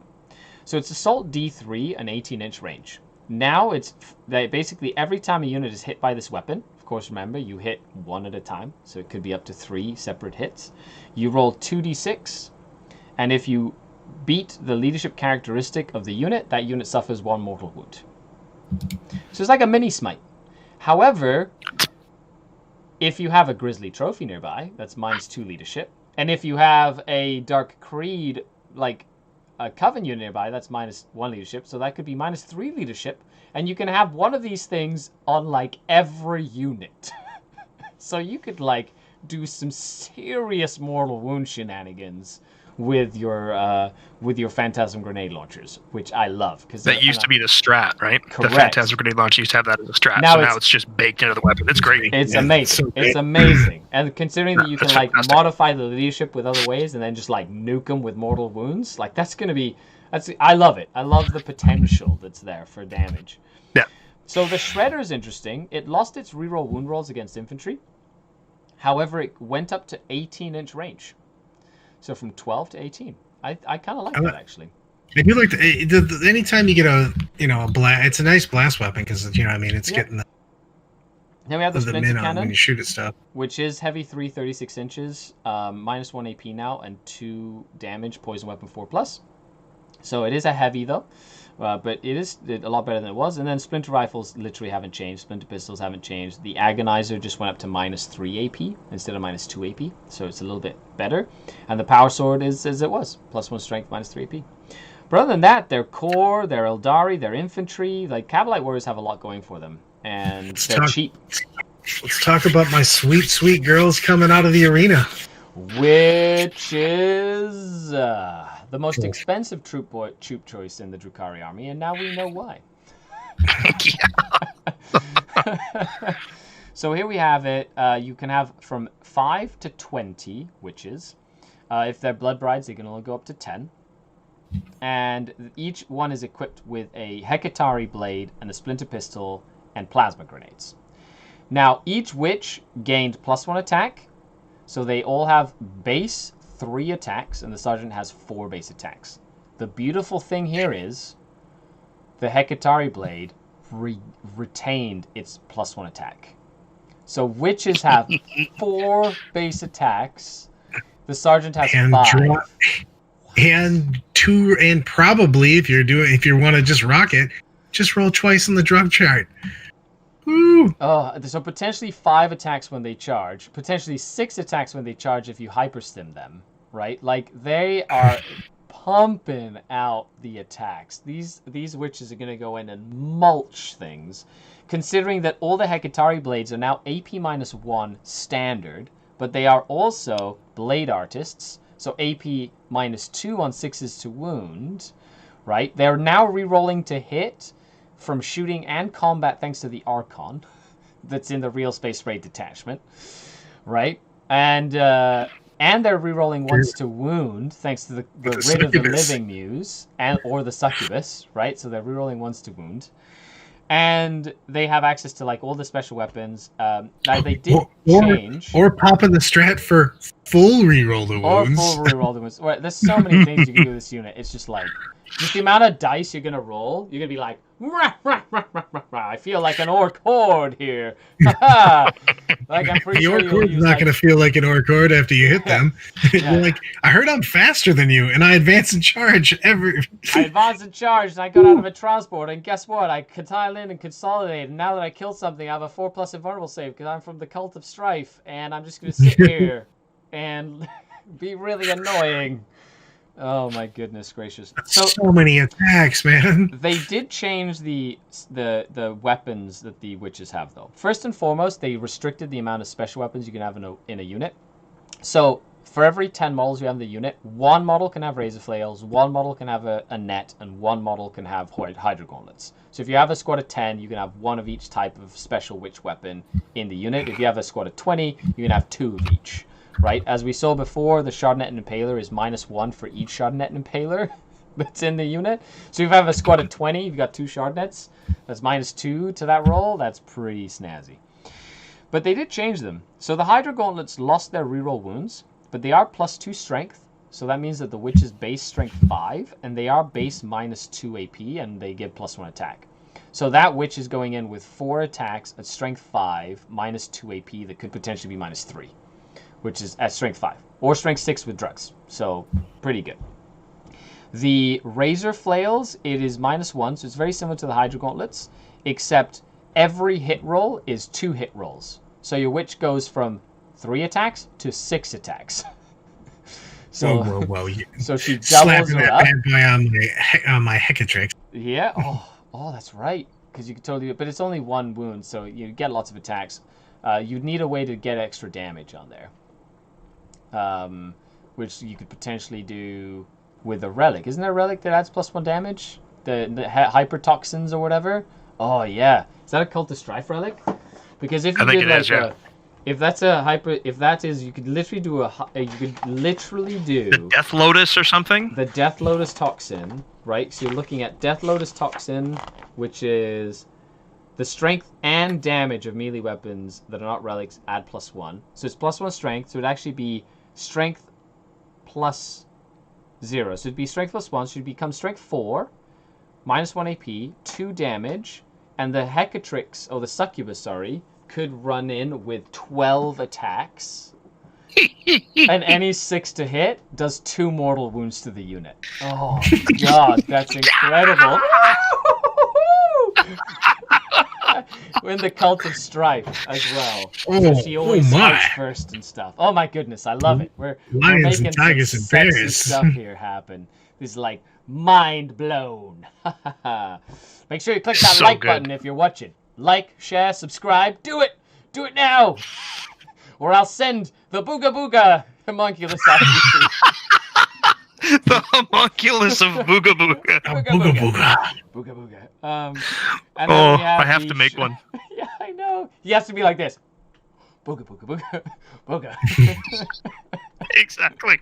So, Shardnet and Impaler. Oh shit, you know that the Raider has those models with the hands like this? You can literally use those hands and put them on a homunculus and make him do this. Be like, put him all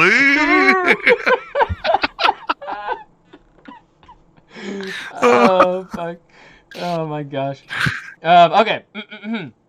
So we go, and then you have the Shardnet and Impaler, which is the, it is minus 2 AP now, and it is 2 damage, and you get 1 additional attack, but it is strength user.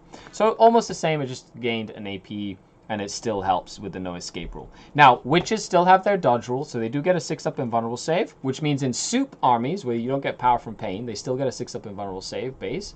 And when they, against melee attacks, they do get their 4+ invulnerable save. But with power from pain, it's cool, because on turn 4 and onwards, against ranged attacks, they'll have a 5-up, which is amazing. So they'll be able to get a 5-up, which really helps to like keep them alive later in the match, which is awesome. Okay, so racks. So we have racks, the rackety racks. It's from 5 to 20. They are still toughness 4. They still get +1 toughness from the homunculus. So that's pretty cool. They lost their base 5-up invulnerable save. However, they have a 6-up invulnerable save with power from pain if you're not souping. And they did gain a 5-up feel no pain. So in a way, I feel like they're off the cuff a little bit more survivable against small arm fire. Like, especially like bolters and stuff like that. I'm still just staring at my 20-man squad having 4 liquefier guns in a Dark Technomancer. Yes, 5 liquefier guns. 5 liquefier Yeah, that's true, guns. sorry. Because you can literally put one on the Sergeant, too. Mm-hmm. Sergeant, yeah.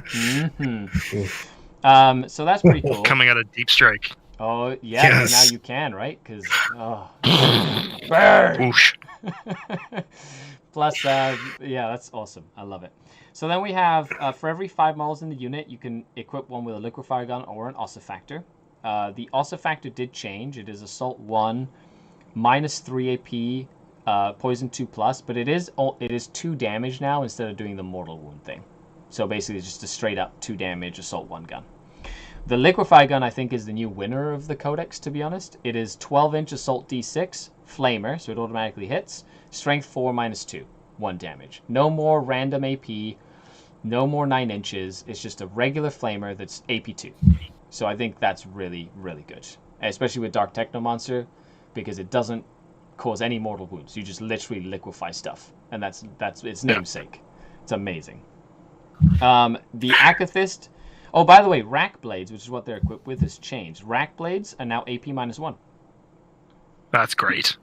AP They have -1 blade and artists poison, too, right? and poison, and they are also blade artists. So on 6s to wound, they will be AP 2, which means they're a lot more dangerous in close combat than they used to be, which is That's fantastic. really, really good considering they all have like 2 attacks. Man, these big units coming out later in the game too are just.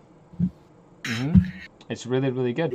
You've got all your super fast stuff, but then you've got racks just coming later in the game with more tricks, all more buffed damage. up with their 5-up, 5-up, or whatever, or 4-up, 5-up if you're running the super racks or whatnot. It's so hard to take care of these. Now, you have the Akathist, which is a sergeant, can have an agonizer, which we went over. The electrocorrosive whip, which did change because it's a fan favorite. It is now only 1 damage. It is still strength 2. It is still poison. It is still poison 4+ and -2. However, every attack you make with this weapon, you make 2 hit rolls. So your sergeant is rocking in with 6 attacks with the electrocorrosive whip. No 2 damage, but a lot of whip attacks, which I think is awesome. And the Akathis can also have a liquefy gun, a stinger pistol, which we went over, or the hex rifle that has changed. It is now 36-inch heavy 1, which is normal.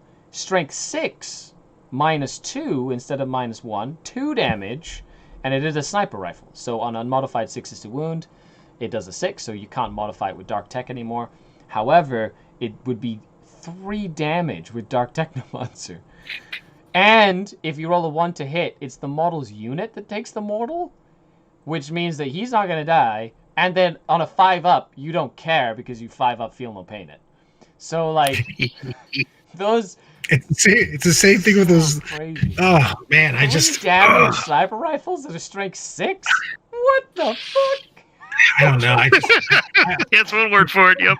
Skari, that sounds fun, but I God. can't stop myself from taking 5 liquefiers. Oh yeah, liquefiers are great. Like liquefiers are awesome. They're fantastic. Oh, when you go, those are all 2 damage. Why? Because reasons. Because do it. you're just gonna take Dark Technomancer. Oh, you brought your 2 wound marines. Oh, I'm so sad for you. Oh,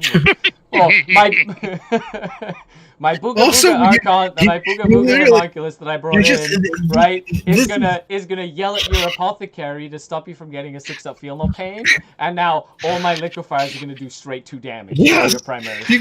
Straight damage, and then the thing is you liquefy them, and then you charge in. You're like, oh yeah, I forgot to mention that I'm +1 to hit because of feel no pain or power from pain, and oh yeah, my blades got buffed up a little bit, so I'm now AP -1. I'll figure that out. Oh my goodness. So then we have the core This unit's of nasty. the Archon, which changed. It is now a single unit of up to 16 models. You can have 4 of every type of model in this unit. You can have 1 of these units for every Archon, and you can only include a unit if you have an Archon in your list. And this unit does not take up a slot. So lots of different things going on here. However, you can have up to... It's a unit now of models, which means now you can have 4 Slith, 4 Medusa, 4 Urgle, 4 Lamian, all in 1 unit. Now, cool thing is... I can't have single guys. They are all 3 wounds each. And they take 1 transport slot. So you can have a unit of 10 of these in a raider. That's 30 wounds coming out of a raider with the character random. in the raider as well. This is literally the most Isley Cantina of units. Just like a bunch of random people. Like, what? Oh my goodness. Okay, so first and foremost, let's go over the weapons and some of the special rules. So my favorite, of course, is a Slith. He did lose his toughness 5. He's now toughness 3. But he is still strength 5 and has 3 attacks. So he's still one of the tougher models in the unit.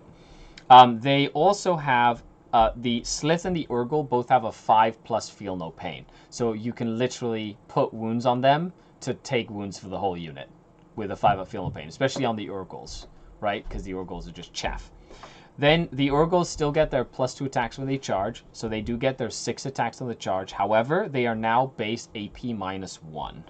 So they're AP 1 with 6 attacks at strength 4, which is awesome. They all have power from pain now, so the entire unit is power from pain, which means you all get a 6-up invulnerable save, they get +1 to hit, they get all this cool stuff. Even the Urgles are power from pain, which is fantastic. The only one that's Blade Artist is the Lamian. So, yeah, it's a moot point for this unit specifically. Cold-Blooded Bodyguard. While this unit, not within the model, while this unit contains any Slith models, an Archon within 3 inches of the unit cannot be targeted by ranged attacks. So as long as you have 1 Slith in that unit, the Archon cannot be shot. That's really good. That means the Archon can't be overwatched. That's another way to deny overwatch, because you can literally charge him in if he's within 3 inches. Can't be shot with overwatch. Can't like be shot with sniper rifles. Like literally that Archon is like safe until he gets stuck in, which is awesome. Yeah. And then the other thing is the Toxin Crafter Aura. So a Lamian, an Archon or a Trueborn within 3 inches of this unit, if it has any Lamian models, every time a model in the unit, an Archon or Cabalite Trueborn unit makes a attack with a poison weapon, an unmodified roll of 6 automatically wounds the target. It's a cool little bonus for your Archon, and it's nothing crazy, but since you're always going to take a unit of Trueborn, right? Then you just, on 6s a hit, they just auto wound. So that's pretty cool. My favorite is the Medusa. What a change. What a change. 12-inch range on his gun, which was normal, but now it's a pistol D6 that automatically hits. So you can It was 9. It was 9. Was it 9? Oh shit. So now it's 12, 9. and it's an auto-hitting flamer that is a pistol, so you can shoot it in combat. Yep. Oh, look into my eyes AP2. and tell me that you love Look at the profile on it. It's still AP2, right? AP2, Yeah. strength 4, D6 shots. Like it, yeah. Honestly, the Medusa is great. It is the most expensive one, but you could literally have a Venom with 4 of these things flying around like crazy. Just being like. Best part about it is the Medusa's random is still better than the relic pistols we can take. Yeah. It totally is. Yeah, 100%. So let's go. Oh, it's so good that it's a pistol and it's a flamer though, because now you can shoot it in combat, and that little 30-point model, whatever the heck it is, 22. is a strength 4, AP2, 1 damage, D6 shots. You know, it's absolutely. I loved them before because they were such a surprise. That's AP2. What now? Are you kidding me? That's Yeah, I'll pretty cool. charge in, and I'll still shoot you in the face. Even in combat, while you're Love fighting the Slith and the Urgol, and this witch over here is making you not be able to fall back. You know. So yes, we And can she's going, definitely. with her eye burst. And yes, by the way, the Slith party bus is back in business. Yeah. It totally is. The Slith party bus. Yeah, exactly. So we have the Incubi. So Incubi got a huge change, huge buff. You're going to see like 15 to 30 of these in every army because they're amazing. They're so good. So they move, weapon skill 2+. They just hit on 2s now. Like even on turn 1, they're just straight up hit on 2s. Even the Clavex, ballistic skill 3. Strength and toughness 3, 1 wound, 3 attacks, base, leadership 8, 3 up, armor save. They have a clave, which is +2 strength, so the base strength 5, -3 AP, 2 damage. So they are the Marine killers. And 6s are doing an extra. Yeah, 6s to wound, still do an additional damage. So you're still getting that 3 damage, but instead of +2 damage and being base 1 strength, it's +1 damage and being base 2 damage. Which means that they could still do that 3 or offset the -1 if you're fighting like a Dreadnought or something like that. They are artists, blade artists, and they do have power from pain, and they have the Tormentor rule, which we went over. And of course, the Clavex can have his Demi-Claves, which is either the big attacks or the +1 strength, -2, 2 damage, but 2 additional attacks. You can have up to 6 attacks with his Demi-Claves, which is... So for 80 points, points, you get a tiny little unit that gets 16 attacks, right? 16 attacks that hit on 2s, that are strength 5, -3, 2 damage. They will murder a unit of Marines. Like, they will just nuke it. And then if the Archon's nearby, you're rerolling 1s to hit, and they're core, so you're rerolling 1s to wound. Like, they're literally just going to town. Depending on what you're going into, too, you have the Clavex just use the dual blade. Yep. And if Razor's nearby, +1 to wound. Like, and they can advance and charge now, and they've got all this cool stuff. And you've already done a flyover attack on the Apothecary to tell the Apothecary, so you're just killing guys. And you're stacking Grizzly trophies to make the Tormentor rule go then off. The Booga Booga, he's like Booga Booga, and then you don't score any Booga. points, and then you just win. Yep. That's every time. Then we have Mandrakes. I have a soft spot for Mandrakes. I love Mandrakes. They stayed so cool. Stat-wise, they stayed pretty much the same. They gained Blade Artists, which is pretty cool, right? They gained power from pain, so they can advance and charge and stuff like that. They still have their -1 to be hit. They still have a 5-up invulnerable save. They have 2 really new rules, so they don't innately deep strike anymore, right? Instead, what they get is out from the shadows, so they can forward deploy 9 inches away from the enemy deployment zone. So finally, we have a unit that can literally be deployed outside of our deployment zone to act as a speed bump, or to stop the damn Nurglings from being on all the objectives at the start of the game. Which is amazing. Mandrakes, who is ever going to hear this say? Mandrakes are amazing. Mandrakes are gonna auto take. They are. And then secondary, they have once per battle at the start of your movement phase, you can remove the unit from the battlefield and put it into reinforcements, and then they can come back in deep strike, essentially, at the next. These are all free things too. These, you know what I mean? There's no CP, anything you have to buy, and they just do it.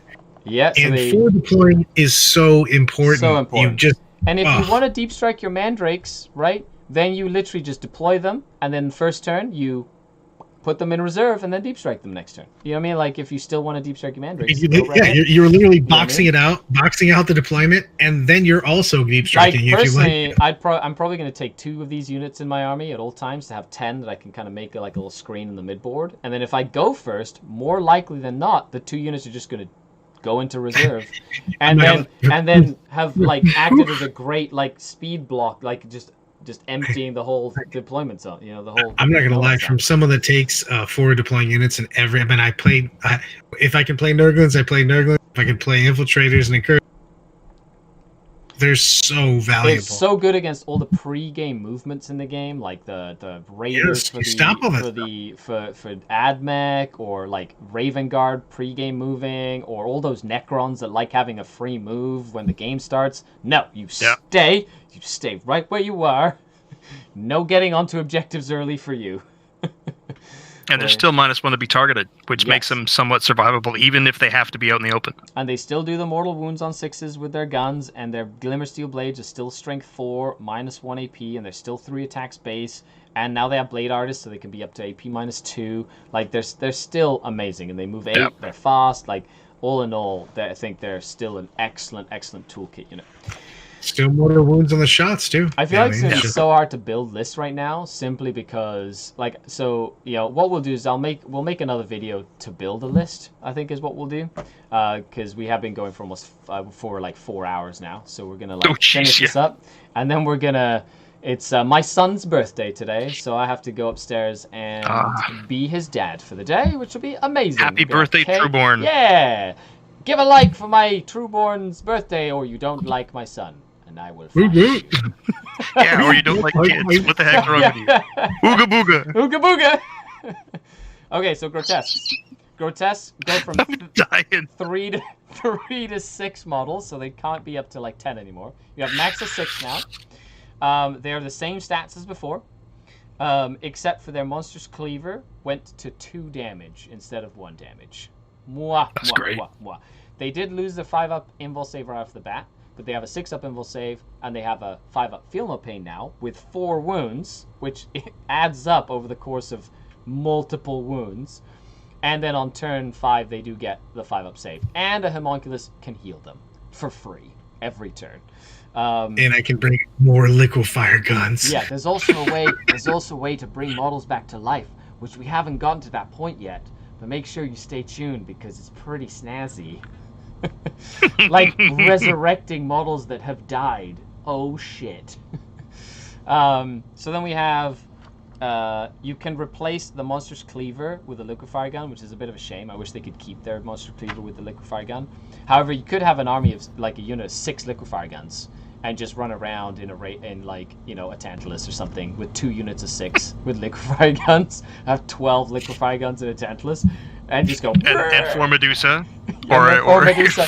Yeah, you totally could fit the for Medusa in there too. The liquefier army. That's a meme list. A Tantalus. 12. Oh no, because grotesque count as 2 models. Like, damn it. No. So you'd be able to do 6. Or actually, you could probably put like a bunch of extra stuff. Anyway, we'll figure it out. It'll be fun. Could, yeah. Silly. So they do have Blade Artists, so they do get extra AP on 6s to wound. They still have the Flesh Gauntlet, which is against non-vehicles on a 6 unmodified to wound. With the Flesh Gauntlet, they do a mortal wound, so you still have that flexibility there. You still have access to the reroll wound strat. You have access to a reroll hit strat if you're doing Prophets of Flesh, but you also have access to the Archon's rerolls, reroll hits, reroll wounds. So there's so many cool things. Like, they're just better. You know what I mean? They're just better. They're not as survivable right off the bat, but if you let them get going, like, they're gonna kill you the same as they did before. Yeah. So then we have the Beastmaster and all the Beast Packs. Beastmaster and all the Beast Packs. Holy moly. Beastmaster is pretty much the same as before. He's literally exactly the same, gained basically. one rule. Well, he first of all, if you take beasts in the army, he doesn't take up an elite slot, which is cool. Secondly, he can pick one beast unit within 6 inches in your command phase. That beast unit can advance and charge that turn. That is a big change, and I love that change, because it means your little birdies that move 12, that are really annoying, can literally advance and charge, and be the more annoying birds that they always wanted to be. So I think that's really good. Other than that, he's armed with an agonizer. And then we have the Clawed Fiends, which are pretty much exactly the same, except now, if any of the models are wounded, the entire unit gets +1 attack. So, like, each model in the unit gets +1 attack. So if you do take a giant unit of 6, right? But remember, they don't have Power from Pain, so they don't have an invul save, they don't have the Feel No Pain. Like, they're literally a 4 wounded grotesque with, like, no invul or no Feel No Pain. So, you know, you might, like, I've seen them been taken in squads of 1 to zone out the table. However, they do not, they take up a fast attack slot. So they do take up a fast attack slot now, and you can only take them with a Beast Pack Master. The Razorwing Flock is exactly the same as before. The exact same as before. Nothing has changed. 4 wounds, 4 attacks, 12-inch move, no save, flies, toughness 2, all that stuff. Now, the Chimera, though, did change a little bit. They can only go to a max of 6 in a unit. However, they gained, the Claws and Talons gained +1 strength and -1 AP. So they're actually strength 5, -1 AP in close combat, which is actually really cool with 3 attacks each. So a unit of 5 of them is running with 15 attacks, hitting on 3s, rerolling 1s for the Beastmaster, and then you're getting, potentially with an advanced in charge, strength 5 -1. So against, like, lightly armored targets, like Guardsmen, for example, that's actually really scary. And then they do have a 5-up invulnerable save. And that's it. They're Chimera. They're like demons, basically. They do have the demon keyword, so watch out for Greynights. Talk to me about Reavers. Reavers and Hellions. Oh my goodness. Oh, here comes the magic. Yes. So Reavers still go from 3 to 12. They still have pretty much the same stats. They didn't change their stats. They still advance 8 inches. So they move 18, and they auto-advance 8. There's no roll.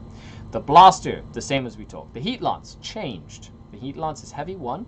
It is strength 8 instead of strength 6. It is -4 instead of -5. And it is D6 plus 2 damage now. It is a melta-gun at short range, dude. At all ranges. I love Heat Lance on the Reavers, dude. It's so good. I'm so glad I have mine modeled with Heat Lances. Haha, edition. 2 editions that they were terrible. Yes, now they're good. So, mine all were magnetized, so I'll just put them back in. Actually, mine are too. I just never magnetized the other options.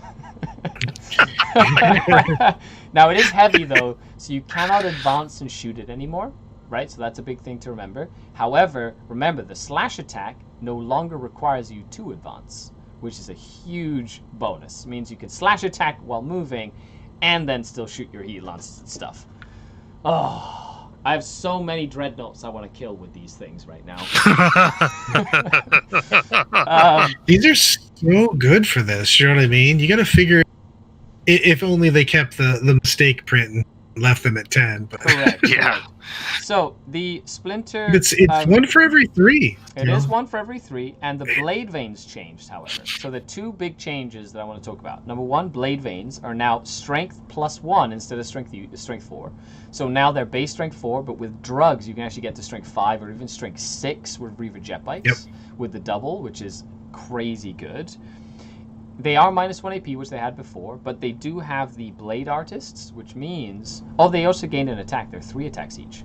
Yeah, they're 3 attacks each. Oh, my units of 10 Reaver Jet Bikes are gonna love you. They want hugs. Double combat. Rolling those 2 combat drops, you know what I mean? Plus, if you get... I mean, if you're running more Heat Lances, too, getting that +1 ballistic skill. Yeah. Woo. Oh, my goodness. Yeah. It's amazing. Yeah. So, the Blade Veins are great. They have Blade Artists, so they can be potentially AP -2, right, on 6s to hit. They have Combat Drugs. They have Power from Pain.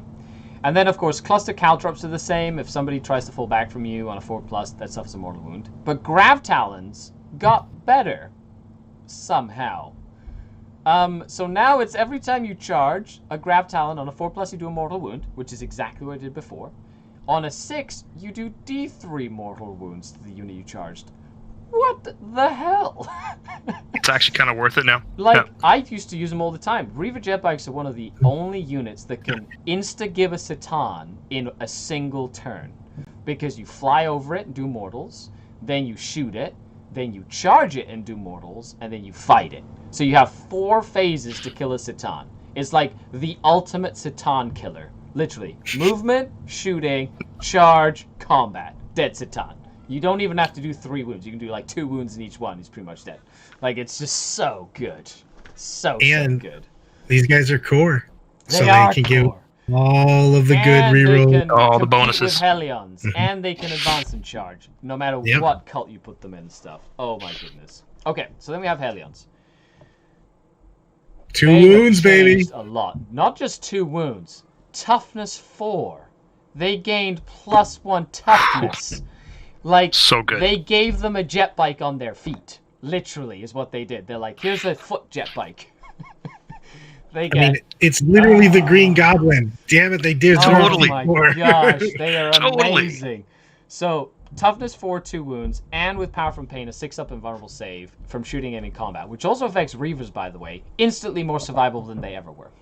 Like, just instantly more survivable. Secondly, they have the addition of the Phantasm Grenade Launcher. They have abilities for a couple of different things. But they do have 3 attacks each, so a lot of attacks, except for 4 for the Sergeant. The Hellglaive is 2 damage like it always was, +1 strength like it always was, but -1 AP now. With Blade Artists, so -2 AP potentially, which is really, really good. And on top of that, they can still fall back and charge, which is what they had from before. And they now get 2 rolls on the drugs. I can't get that's 2 so rolls big. on the drugs, and they are have so 14, and they have 2 poison shots each at 18 inches. So not only that, but like they are doing as many shots as like an entire unit of rapid-firing Cabalite warriors. And if the Archon's nearby, they're rolling once to hit and rolling once to wound, like in a real space rated detachment. Like, they're flybying you, like, they're doing the flyby, just like the Reaver jet bikes do, and, like, loving it. Oh, it's so funny because I shit on Sean's Hellions so much. And now they are amazing. And now they're so crazy. Because you can do so many things. So good. I love Hellions. I'm going to be putting... I literally finished the unit that I was painting, so I could put them in my unit. I have a unit of 10, and apparently Hellions are sold out everywhere right now because of the leaks yesterday. Exactly. I think I have 20 metal ones still. Oh, so I've got my old school metal ones. Yeah. And I had an extra plastic ones I sold to my buddy Scott Blades, who's probably watching right now. And he's like, dude, why did I buy these from you? I'm like, just wait. Trust me. Just wait. I'm like, I know what I'm talking about, brother.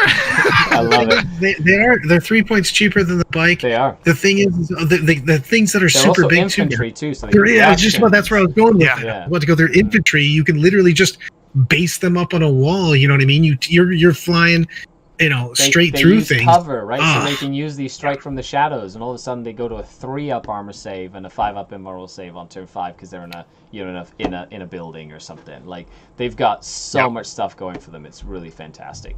Then we have They can Scourge. hide in a building. They That's can. huge. They can hide. They can. There's a whole bunch of stuff. They're infantry. They're like the footprint's rather large, but like it's just amazing. It's really, really good. So Scourge. Yeah, really Scourge. They did gain an attack. They move 14 inches like they always did. Pretty much the same with a 4-up save. Their invulnerable save got improved to a 5-up invulnerable save standard. So no, their ghost plate is not a 6-up invul. It's a 5-up invul now, which is awesome. And then up to 4 Scourges can each have their shard counter replaced with one of the following. Which means, yes, you can still have 4 of one type of weapon in a unit of Scourges. You're not relegated to 1 of each type of weapon. Like a lot of people were worried would happen. But that's not the case. But you can have... We talked about the blasters. We talked about dark lances. We talked about heat lances. We talked about the shard carbine, which is just a 3-shot 18-inch gun. The splitter cannons. These guys are, 12 points, too. They're 12 points. 60 points for a unit of 5. Excellent for them.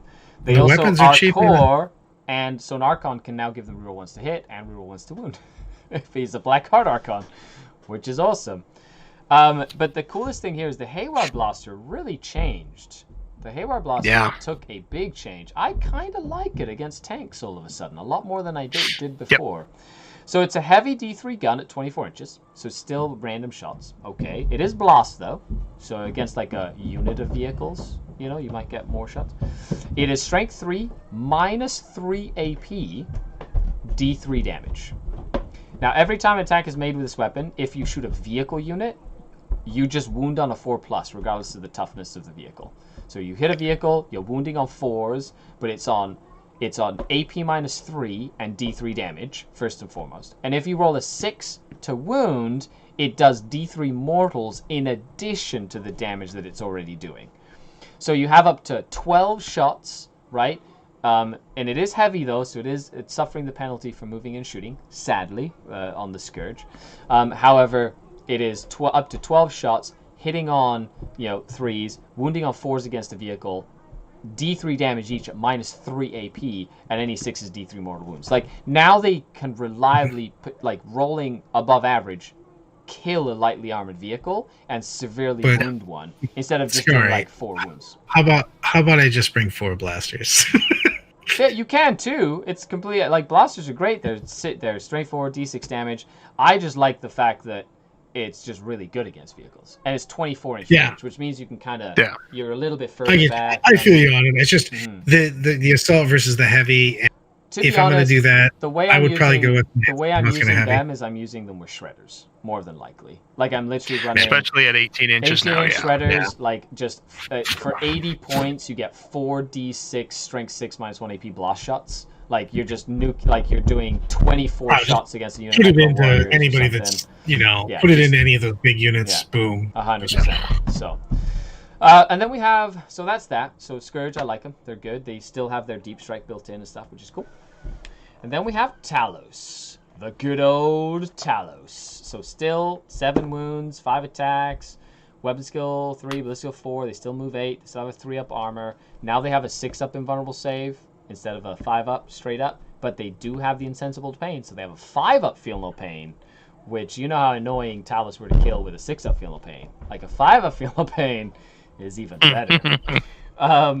And they're 110 points each, but they have like pretty much all the options that they want for 110 points, right? So they've got literally the gauntlet and the liquefy gun are just the more expensive ones. So if you want the liquefy gun, you're paying 15 points for that. If you want the Talos gauntlet, it's 5 points. But every other option is built in. So you have the Haywire blasters, but they have 2 of them, right? It's like a twin Haywire blaster. Perfect. So we went over that. You have the heat lances, which you can run. Of course, that's good. Cool. They have the splinter cannons. They can have 2 of them. They have a stinger pod, which surprisingly enough is exactly the same as it was before. 2d6, strength 5. Like, it didn't change at all. That's very weird. Seems a bit of a miss. Yeah. Chain flails did change. So chain flails are 2 hits for every attack, so still 10 attacks, but no reroll wound rolls. However, you can use the CP to reroll wound rolls, which is kind of what they're getting at. But you can still have your 30 attack Talos to run in and do like 30 attacks or whatever. The macro scalpel is +1 strength, -2 damage. And if it's equipped with both of them, gets 1 extra attack. So that's pretty much what it was from before. And the Talos Gauntlet is -1 to hit, but it's 3 damage and +2 strength, making it strength 8, 3 damage at -3. Okay, cool. Now, I want to talk about the Talos Ichor Injector. Remember the little injector that the Homunculuses have? Right? Which is, I just hit and I do a mortal wound? Well, this is the souped up version of that. It's the Talos gets 1 attack, and if it hits, it does D3 mortal wounds. It doesn't matter what target it's targeting. So if you have a unit of 3 Talos, you have 3 Ichor Injectors, which are free, by the way. You just lose 1 macro scalpel. So no chain flail. You just take the Ichor Injector. 3 hits, 3 D3 mortal wounds to that unit. I'm not going to lie. I take that every time. I would take that every Hello, Custodes. Yeah, exactly. Time. You're like, I heard you got a good save. Here's 3D3 like, and Space Cooties. Super Space Cooties. Super Space Cooties. Ooga booga. Ooga booga. I'm still just thinking of flying over a unit, doing this in a row. You're just like, what? You're Dark Elder. You're not supposed to have all. We have so many more wounds right now. It's ridiculous. Oh, yeah. It's nuts. So that is awesome. They still explode, right? You can still have them in units of up to 3, right? So So yeah, you can still have units of 3. You can still heal them with a Homunculus, like D3 wounds coming back, or a super Homunculus that wounds just like extra 3 or whatever. So they're still really good, and they're monsters, so they keep your characters safe from like targeting from ranged attacks and stuff like that. I like them. I think Talos are great. I really, really like the Talos Ichor Injector. Like, I literally went through my bits box today, or actually no, yesterday, and I literally went through all my bits to see how many Ichor Injectors I have. I'm like, I need to make 3. So I need to like glue them onto my Talos, which I'm super excited about. That's pretty cool. Okay, one of the units that changed the most for the best is the Kronos. This unit is in every Dark Eldar army moving forward. Mark my words. It is a freaking amazing. Ooh, look at that. That's like literally, I'm looking at my 2 Kronos. I'm like, I'm bringing that 2 Kronos to my week worth of gaming, like mini war gaming, because I'm going to totally use those guys because they're amazing. So Kronos, right? First and foremost, their weapons stay pretty much exactly the same. Right, the Spirit Siphon is Assault D6, Strength 5, -2, 1 damage. But if you roll a 6 to wound instead of D3 damage, it's 2 damage. Right, so it's just simplified it. The Spirit Vortex is the same, Assault 18 inches, 2d6. Oh, the Siphon though is 12, went up from 9 to 12, so it did go up like a flamer. Good. Same thing for the Vortex, and the Spirit Leech Tentacles are still Strength User, -1, and the same thing, 2 damage if they roll a 6 to wound. Big thing about the Kronos. You're gonna kill enough stuff to do this? Oh yeah. Big thing about Kronos is they got an extra attack each, so they're now 4 attacks. And they also have Blade Artists, so 6s to wound will also be an additional AP. So you will get an additional AP. Considering you can also reroll wounds, and the Archon's nearby for reroll 1 to hit, reroll 1s to wound, because they are core. Like, there's lots of ways to increase what they can do. Okay? Now, the Spirit Probe is something you can buy for it. When a friendly Drukhari core or Drukhari character unit is within 6 inches of the bearer, each time a model in that unit makes a melee attack, you can reroll wound rolls of 1. So it's Drukhari character, Drukhari core. So the Kronos does indeed give Drazar reroll 1s to wound. And it gives it to your Archon as well, because he gives it to characters, which is kind of cool. And secondly, it has a Reservoir of Pain. You don't even need the Spirit Probe for this. Each time a model in this unit destroys an enemy model with its Spirit Leech Tentacles. So you're looking at 12 attacks in a unit of 3. Okay? You can select this unit or one other Drukhari core unit within 6 inches of this unit. So Incubi, Cabalite Warriors, Rax, you name it. After this unit has fought, one model in the selected unit regains 1 lost wound. If no models in that unit have lost any wounds, but the unit is not at its starting strength, you can instead return 1 destroyed model to that unit with 1 wound remaining. So you can literally bring models back to life. So I love the idea of bringing Incubi back to life, and bringing like a Grotesque back to life, or bringing a Talos back to life with 1 wound remaining, or the Kronos back to life with 1 wound remaining. Ah, it's amazing. Are they still weapon skill 4 though? They are still weapon skill 4. They still get +1, but being able to reroll hits and wounds with the Archon is actually going to be really useful, right? So that's helpful. Yep. So and it's not a lot. Like, it's not a lot, right? It's like, you know, you like regenerate a model here, regenerate a model there. Like, all of a sudden, like late game, like those models like add up over time. You know what I mean? I think it's super. It's like they're like the medic of the Drukhari, and I think that's really cool. And we don't need to use a silly stratagem to do it. Silly apothecaries. Okay. Then we have the Ravager. Ravager, pretty much the iconic gunboat of the Drukhari. 11 wounds instead of 10. Ooh, so much better. It does have... It is not core. Disintegrators, though, went to heavy. And they can't be assault anymore. So no advance and shoot with disintegrator cannons. Which makes me really sad. Big sad panic. Yeah. Same as with Dark Lances. No more advance and shoot with them. But I'm surprised Disseys didn't change at all. Like, I was hoping that they would get a little better. But to be honest, like, Lances are like the weapon to go to right now over Disseys. For sure they are. Like, almost any day. Yeah. D3 +3 is just so much better. I mean, I can see running dizzy cannons on raiders still for that extra heavy infantry kill. With Dark Technomonster, right? Like, if you have the Dark Technomonster on the raiders and stuff, like, you can definitely, because you can take raiders as Dark Tech, so +1 to wound, +1 damage makes them D3. They 3 damage, and they wound most things on 3s. Yeah. Like, they're still really hefty with that. Mm-hmm. They still really are, and it's only 1d3 mortal should you fail at a hit roll. Correct. Yeah. So, but yeah, I'm disappointed. I was maybe strength 6 would have been nice. Yeah, that would have made more sense, especially at the point cost they're at. Yeah, strength 6. You know, right now it does seem though that disintegrated cannons, you know, are not really a choice that I would take. You know, yes, they still kill Marines, but now you have incubi. You mean like incubi will kill Marines? Yeah.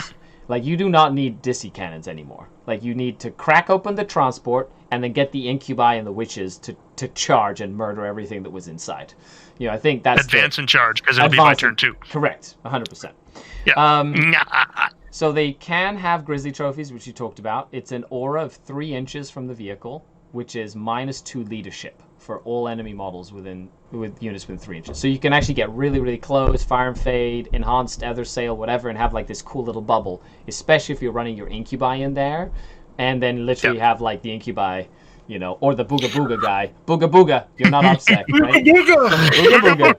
Now, the Ravager can take a Phantasm Grenade Launcher. I believe that's new. I don't think it could before.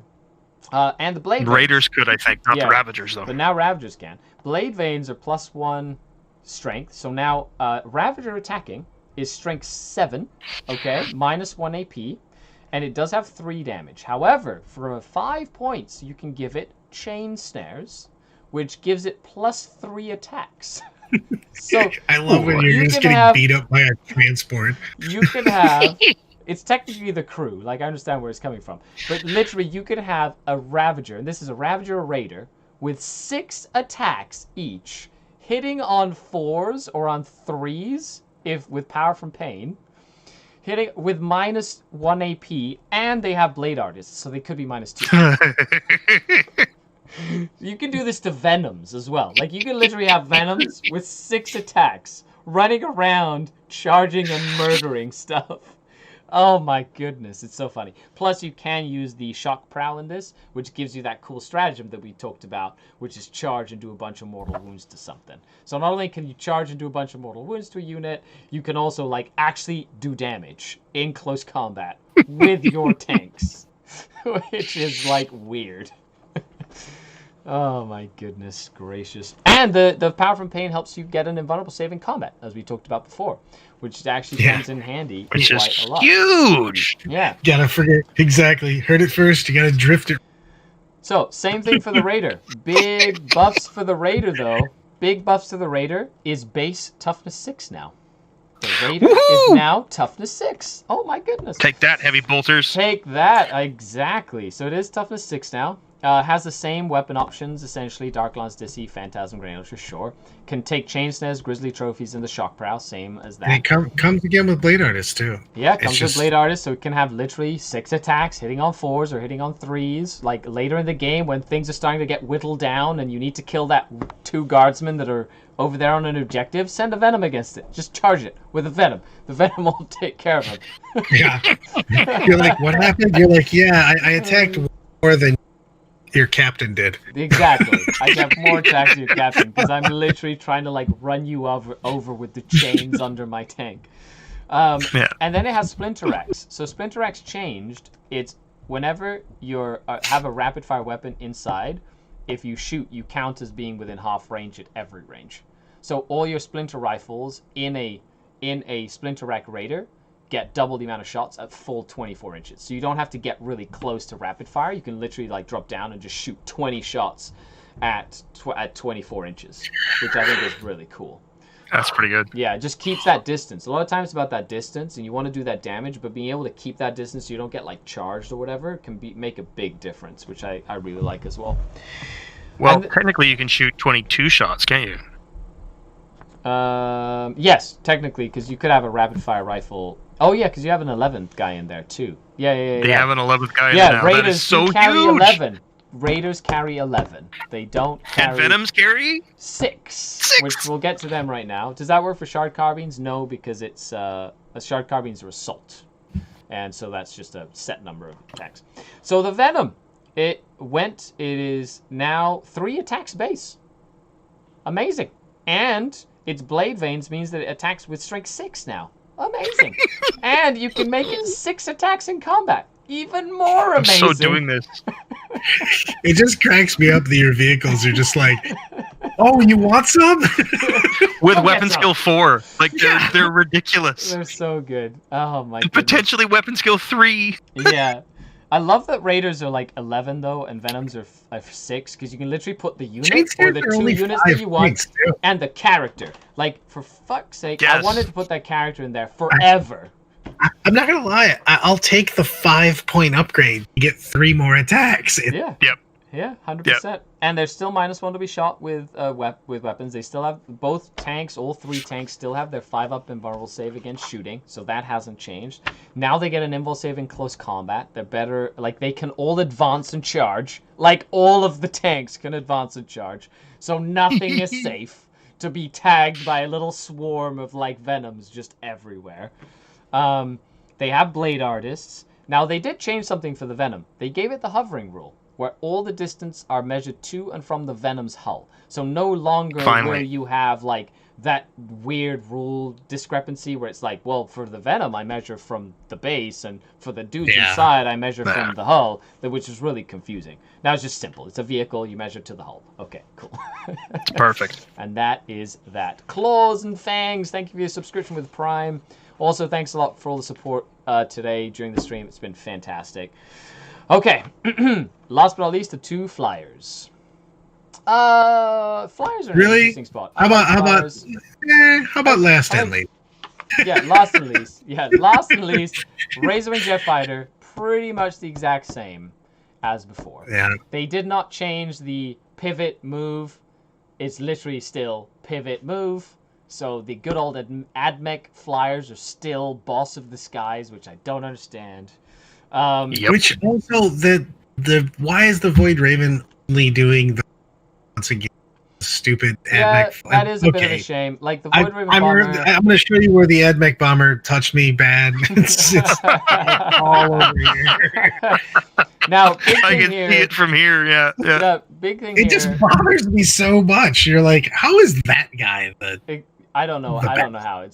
It's impossible. Big thing here is the Shadowfield missile, which was my favorite missile, which was the reroll wounds missile. Gained an AP. It's AP 2 now. However, it does not reroll wound rolls, and that's a big deal. I really like the rules to reroll wound rolls. Other than that, everything else is pretty much the same, except for Dark Lances being better, and Disintegrated Cannons being exactly the same. And then the Void Raven Bomber, also the same. They just changed the Dark Scythe, so it's instead of D3 shots, it's heavy 3. Instead of D3 damage, it's 2 damage. They're right? really expensive. So they're better. You have to pay extra for them though. And then the Void Mine changed. Instead of up to 10 dice on 1 unit to do mortals on 3+ once per game, you pick a point on the battlefield, and every enemy unit within 6 inches takes D6 mortals on a 4+. So the bomb is still really good. It has the potential to do a hell of a lot more damage than it ever did before. It's still only once per game. Now, it's kind of fun for those costly style armies that like all huddle behind like this one building, and you like fly the Void Raven over like the building and fly off the table, then put a bomb right in the middle and just like terror nuke like that entire castle. And especially if you roll well. But that's the finicky thing of a 4+. Sometimes it just doesn't happen. And you're just like, 4+? No. And you could roll 10 4+s and like nothing happens. You're like, well, that was a fun to try. You know who's laughing that off? Yeah, Hellions and bikes that just keep flying over people all game long. Yeah. So are they worth it? I don't think they're worth it. With the addition of like the Hellions and more close combat, I don't think you can see them more. I'm still going to probably run like a Void Raven every once in a while just to mess with people's heads, to force them to spread out, so that then I can like isolate little parts of the enemy army. I'm gonna cluster up. Yeah. You're gonna cluster up, and then against you, Brad, I'm literally gonna drop that bomb, and it's gonna roll a 4+ on everything. And you'll be like, "What have I done?" I just want to be the clip. However, against characters, here's the best and worst case scenario all in one. Against characters, it's -1, so it's 5s on characters. Oh my goodness. Then we got point values, but you can find those in the stuff and weapon profiles. What a roller coaster ride this was, gentlemen. This was amazing. Well, luckily we did it really quick, guys. Yeah, we did. It's not bad, actually, considering. Yeah. Yeah, this for Not bad for what we did, for sure. For a full page by books. page, full page by page review, doing both books for the Drukhari, this was a monstrous stream. Now, I will have to head out, but Brad, where can people find you? People can find me all over the place. You go Brad Chester 1. You can see me on Gentleman Gaming on Tuesdays and Fridays, and pretty much all of the other days. So that's on Twitch, Brad Chester 1, and then of course you are one of the coaches on The Art of War as well. So make sure you head on over if you want some cool coaching advice. You can sign up to the War Room and all that good stuff with The Art of War. And JT, where can people find you? You can find me personally on my Instagram at JT Custom Paintworks, spelled with K's because K's are funnier. You'll be seeing a whole bunch of new Drukhari, old stuff getting stripped and put up there. But you can find us Play on Tabletop on YouTube, on playontabletop.com, and on Patreon. Is that season 3 happening now? Tabletop. Season 3 is happening. Is that Season right? 3 is happening. We just dropped episode 1, which was actually Dave from Mini Wargaming against Nick, and I did a game with Dave over on Mini Wargaming's channel, and our Patreons have the early access to our next battle, which is Orcs versus Necrons. Ooh. Mr. Initiative James Jones has come back to take on Michael Buckthorpe and his Necrons, who decimated Blood Angels last season. So that's going to be dropping, I think, actually on Tuesday is our next episode of Season 3, so you don't want to miss that. That's fantastic. Nice. Well, I just want to say thank you both for coming down and hanging out with me. And I know we're big Drukhari fans, so it was really, really cool to talk shop and to plot the demise of the universe with like-minded Drukhari Archons. Of course, you can always find me on Patreon. The link is down below. If you haven't already, click that like button. Show me that you care. Leave a comment. Let me know what you enjoyed the most. And if you see a comment you like, up-click it so I can see it, especially if it's a suggestion for a video, because that usually gives me some good inspiration for other stuff that I want to do. In retrospect, we went through the entire Drukhari Codex. We also looked at all the Cult of Strife stuff from the Book of Rust. Built in. It was an amalgamation. It was fantastic. I cannot wait to get to the drawing board and make some lists. It is my son's birthday today, which means I have to go and do birthday stuff. So that's why we're not doing the list right now. If not, I could literally sit here and chat with you all day long. I was to say, I'm already making lists. Yeah, exactly. Yeah. I've got a half a dozen already, yeah. Other than that, you are all amazing. Thank you so much for tuning in, liking, sharing, subscribing. I've been Skari, your grateful host. This has been Brad Chester. This has been JT McDowell. And we'll see you all next time. The Darkin! The Darkin. Finally! Booga, booga, booga! Dude,